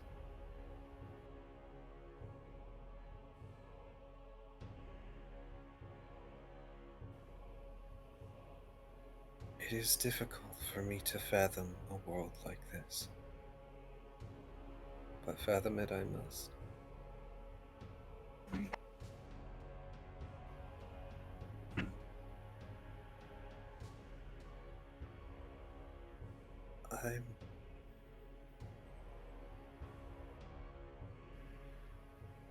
I'm not sure how I'm supposed to feel.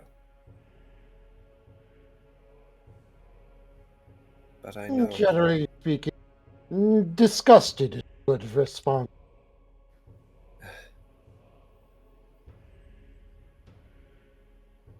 Disgust, disdain.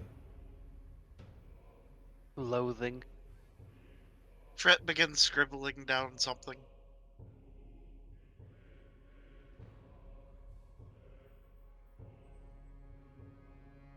He writes out, "My homeworld is in kind of a sorry state, but I hope it never reaches this."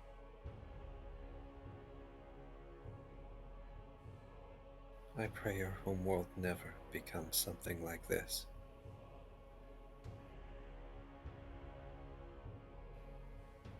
For if your world can produce someone so kind as you, surely there must be hope. Fret kind of halfway smiles, but it's kind of wavering.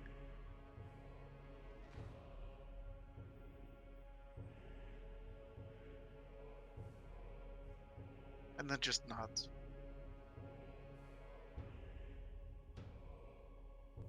Paint is just moving over and laying next to Lost Leg. Though he looks like he could be... He's ready to jump up at any time. Oh, he's doing the dog wiggle. Got it. Oh, Last is just gonna sit down at the steps of the government building. So he's gonna let Paint like lay his head on his lap if he wants.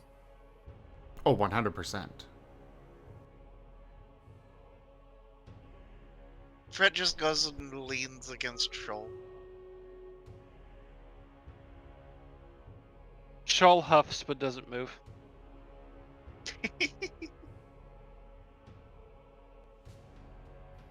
Where I come from, a scene like this would be unthinkable.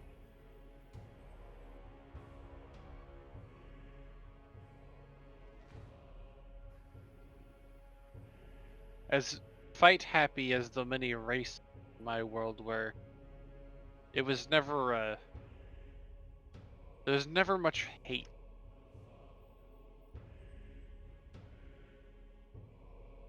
You just kind of, everyone just sort of resolved most of their differences through, beating the shit out of each other. When violence is a term of endearment.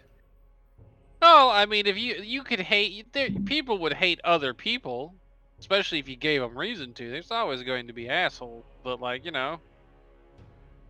it's part of the reason why, most of the ones in, quote unquote in charge, if they don't do a good job, they got their ass beat and thrown out.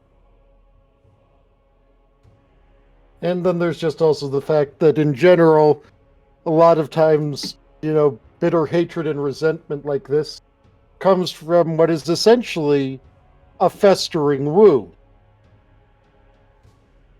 And in cases like Shoal's background, no, that wound gets resolved basically immediately. Fret nods. That wasn't in character, but whatever. It wasn't in the Gerhard voice, therefore it wasn't in character. Oh, right. Shit. But yeah, there is legitimately case to be said that solving a problem through mutually accepted violence is healthy in a lot of cases. You get the aggression out, it doesn't sit and fester and turn into hatred, That reminds me of that one PBS quote that lives in my head rent-free. Video games provide us a level of violence that religion doesn't give us anymore. Concerned. I like that. Pretty accurate. Wow. Pretty accurate. There is a reason why the shonen trope is, I punched him in the nose and now we're friends. Because it works! So Shoal's world Generally. works on anime bromance logic. I mean, you don't really become friends, but you don't like hate. I mean, obviously, if someone's being a fuckhead repeatedly, they just continually get fucking thrown in the dumpster where they belong until they either, stop doing that or someone finally has enough and just goes, "Nope, you're out of here." Well, it is also Kirby logic. It is And very much it Kirby logic. legitimately can happen just the straight up anime way of, yeah, we beat the shit out of each other and we found out we actually have a lot in common. But yeah, Kirby, the beaten up person, and then, oh hey, we're friends now and we have cake. Yeah, like that's another aspect. The beat the shit out of someone who's being a total douche canoe and being like, okay, are you done being a dumbass? Can we go and get a hot dog now or something? Lobo says that many Meso or Meso, is it Meso or Meso? Or South American civilizations had ritualistic warfare, only certain ties and in designated areas. So, Yeah. Hmm. And the I learned a funniest thing. part about Shoal's thing is, hey, if that one person that's doing dumb shit actually manages to win their fight, there's a long ass fucking line after that person. They gonna get their ass beat eventually. And Lobo wants me to clarify, or Loberon wants me to clarify that the situation is a bit more nuanced, and this is a basic dumbed down version. And I decided to say it out loud because yes, YouTube's stupid. Yeah. Anything that gets into interpersonal relationships is never going to be simple. No. But it sounds like you guys, since we're at the end of tonight's game, are just going to move ahead and hit the button, or do you need some time? Don't you have another game right after this, Sim? That's not an answer, Sim. Use your human words. Oh. Sim, I need sleep. Fine. I Have a was up game for right more after than this? 24 hours and then took a nap before this, so I'm going to Why bed were you up for more than 24 hours? because I had to work a morning shift.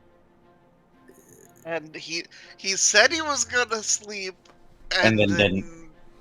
Yeah. Well, and then I slept a lot later into the day than I had planned to, so it's like I already knew I wasn't going to get tired before I had to be at work. So, Oh.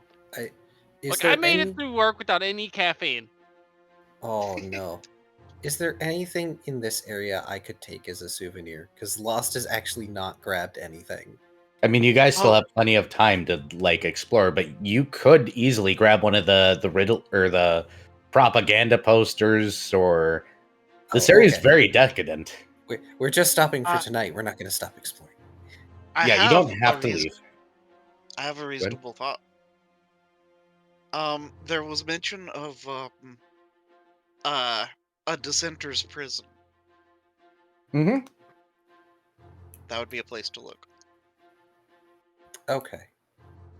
I just need to make a mental note for Lost to talk about something from his homeworld next time. As for the second game, I am supposed to have one, but Taldarius might be sick, so it may be canceled, so yeah. Always Sorry. fun. I hope Taldarius is okay. Me too. Tell him to stop being sick. Also, tomorrow I'm doing a 24-hour stream myself. Oh boy. Yep. One of these days I'll try that again. Again. I'm not... Well, I can stay up for 24 hours. Am I going to stream for 24 hours? I love you, viewers. I really do. But no. Just no. I usually fall apart somewhere around like hour 16. I've done like 48, 72 hours not being able to sleep just naturally. It sucks. I get very aggressive, and you don't want to deal with a very tired, pissed off dragon. I'm sorry, guys. I get Rin? very, it seems like I'm drunk. Rin, you are. Rin, go to the corner. You're rounded. Yes. What did Rin do? Rin said 24 hours is rookie numbers. No, Rin's got good reason for that. They did a, what was it at the end? 42 hours, I think it was? By the Holy time you crap. finally stopped? No. You need to take care of yourselves. We encourage healthy habits over I mean, here. don't get me wrong. 24 hours is rookie numbers, but I can't pull. The best I can do is pull rookie numbers now. Okay, I'm not living and breathing caffeine anymore. It was 50 hours by the end of it. Yeah, that's too much, man. That's just unhealthy. No, that I've never done anything like that. I never intend to do anything like that. And if I am in the process of attempting something like that, I need immediate medical attention, probably. I've been up, the longest I've been up is for 4 days straight, and I'm not going to tell you what I was on during that time. Look, all I'm saying, Taigo, is if I find out you've been up that long, I'm going to kick your door in and suplex you into your own bed. Yeah, Yes. Loveron, I do know that Vox did that once. Y'all. Vox did Concern. do a 5-day stream. Concern. Hey, chat, give me somebody to raid. I think we're closing out for the night. That person.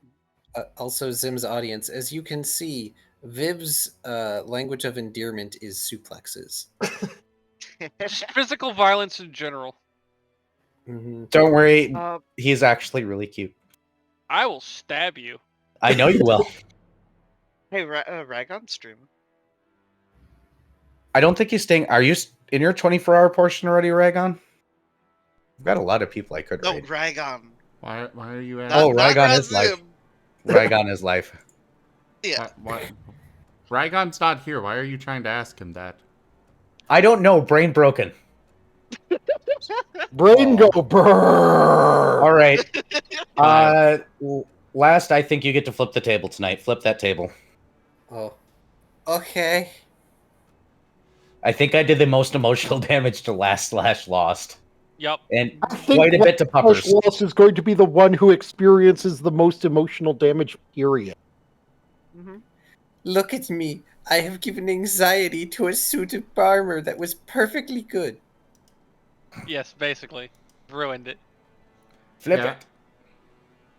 I'm still going to be going even if the next game is canceled. I'm just not sure. And if Shoal it is or not. basically just going to go, if he doesn't like this, he's just going to put on, I disapprove of this, and it offends me face. Oh. And if he really doesn't like it, he's going to just start, like, biting it. All right. Oh, did we lose somebody? Oh, Yeah, we did lost lose the somebody. Taigo. Oh. Yeah, Taya, probably doing the Outro. outro thing. That's fine. I'll go ahead and pop into credits and I'll get my raid going over here. So, outro time. Yay. Why is that still not working? Where's my thank you screen? Why is it not running? Here's my outro. Later, nerds. Oh, it's going. All right, guys. Thank you so much for watching. I definitely appreciate y'all. Make sure to hit the like and subscribe button below if you're new to the channel over in YouTube land. If you're not over in YouTube land and you're over here in Twitch land, hit that follow button. Gonna send you all over to Ragon Plays. But yeah, thank you so much. Take care of yourselves. Drink more water. Be healthy. Y'all have a wonderful night. And I'm just gonna wait for the credits to end. And bye.